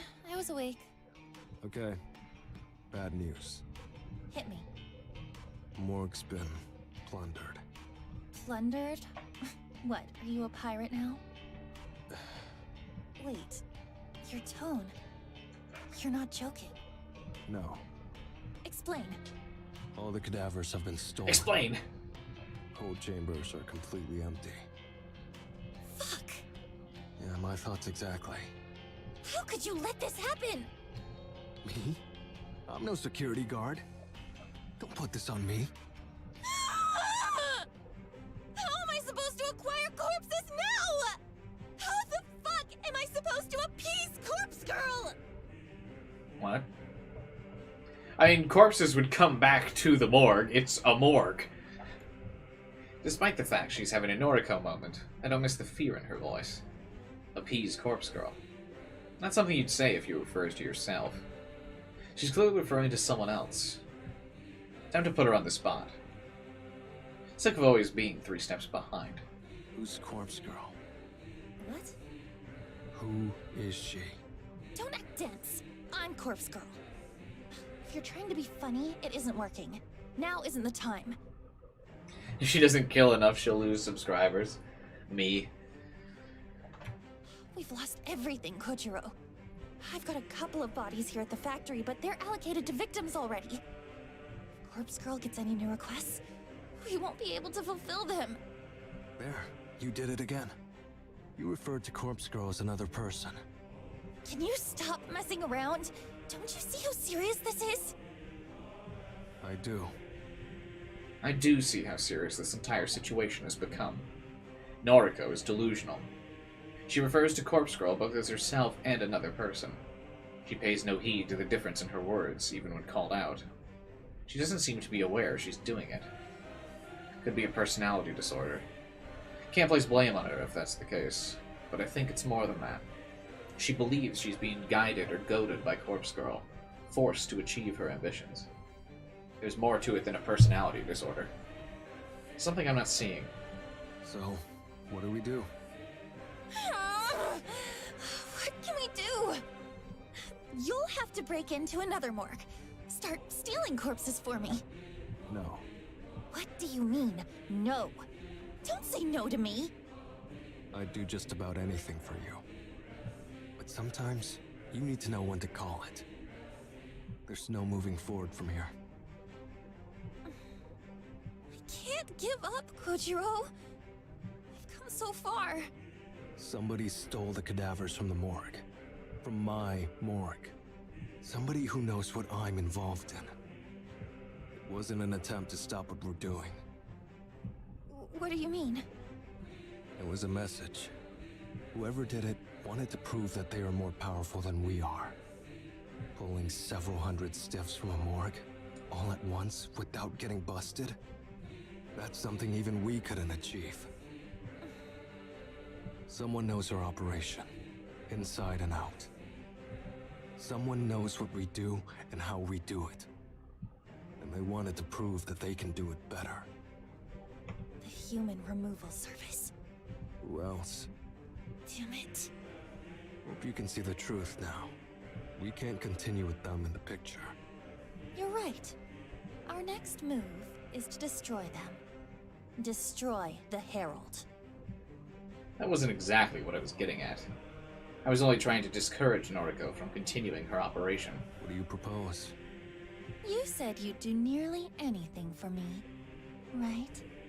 More or less. Then, hunt down Junpei Matsumoto. Again. The Virgin Corpse Girl versus the Chad Human Removal Service. He needs to reveal the identity of his leader, the Herald. Right. Didn't work so well last time. Can't forget that night. Had the guy beaten and bruised on the ground. A stubborn pup. You were interrupted last time. Aoi got in the way, didn't she? Yeah. Tried to defend her boyfriend. You need to extract information from Junpei at any cost. When you're done, kill him. I have no problem with that. But if Aoi's present again, I'll have to back down. A few seconds of silence makes me ponder if Noriko still has her head in the conversation. I'm about to repeat myself when she speaks. If Aoi interferes, kill her. And just like that, Noriko's true heart's revealed. She'll stop at nothing to achieve her goals. I was right to fear for Tomoe's life earlier. I was right to fear for my own. If Noriko will cut down her best friend in the world, then she'll show no mercy to anyone else. This kind of resolve, this steel-hearted determination, you can't help but admire it. I respect her. If I do this for you, I want something in return. What? Be with me. You still want me? I've never wanted you more. I'm in love with you, Noriko. In case that wasn't clear before. The love confession moment. Okay. Take care of this issue for me, and you can call me yours. I'll be your girlfriend, or your wife, or your mistress. Whatever you want. My heart will be yours. That's all I wanted to hear. All I needed to hear. I don't want to be alone anymore. I don't want to feel lonely. Noriko, Shizuku, even Tomoe, it doesn't matter. I just want somebody to love me. To hold me. Okay. I'm on it. Leave it to me. Thank you, Kojiro. I'm putting my faith in you. I step back, turn around, look up, and stare at the stars in the pollution-clouded sky. When we get together, perhaps we can live in Noriko's apartment. My old place. It'll be like coming home after a long absence. Noriko will replace Shizuko in my heart. And life will go on.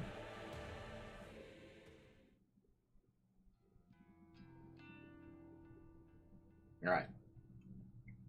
I think that's a good spot to end at for the day. We've been going for 6 hours and we got our love confession. I didn't have to do one last job, then Netflix and chill. Didn't have a single decision point today. It was basically all one continuous run through. But we did get some new information, and we're playing as a new character now, so that's interesting. A new perspective. Oh, Wandering, have you been here? What's up, man? But yeah, very interesting. No decisions. I feel like the decision route was probably made earlier in the game, when we befriended Tomoe. Because if we told her to fuck off and we didn't remain friends, we would be in a very different spot. So it's interesting. But we got our love confession, and next time we'll be going after what's his face, Junpei, to see just how far he's willing to go for love. So stay tuned. I'm not entirely sure when I'm going to stream this game next, actually. Or what I'm going to stream next, exactly. No stream Monday, Tuesday, as usual. Wednesday, I'm going to stream that new Minecraft game. As long as it's free on Game Pass.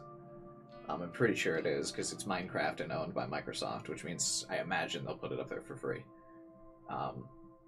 So if it's free, I'll stream that. If not, I'll stream this again. And then Chaos Head Chaos Child at some point this week. Monday, Tuesday, I probably want to take some time to do some of those voice acting classes that I procrastinated for a month now. Especially if there's going to be multiple characters in that game. So that'll be the schedule for this week. No streams the next 2 days. Wednesday, come back for Minecraft Legends. I haven't really thought out the rest of the week. I'm gonna wing it. See how my days off go from streaming and see what I can do. See what I plan out. But you know how you won't miss out on anything from either this game or any of the other VODs or any of the other visual novels or games I play through? Like the Minecraft Legends on Wednesday? You can figure out by subscribing. If you subscribe to the channel, I'll show up in your subscription feed and you won't miss out on any streams. If you hit the bell button, you'll get notifications for when I go live for any stream. It'll be just like your noise alert notifications. Drop a like on the video too if you can. I'd appreciate that. Helps boost this in the old YouTube algorithm. Though I'm not sure how popular this game is where a lot of people are searching for it. But I suppose since there's not very many playlists, as long as it gets a couple likes, it'll probably appear at the top. Exhausted? I kind of feel that too. I've been mostly asleep today, wandering. I spent most of my day sleeping. It's just been a lazy day for me. What else? Oh yeah, join the Discord channel. Feel free to chat and hang out with us in the server. That's always fun. And that's all I got for now. Thanks for watching, everyone. Thanks for chatting, hanging out. Hope you guys have enjoyed the story so far. And that's it for me today. Have a good night.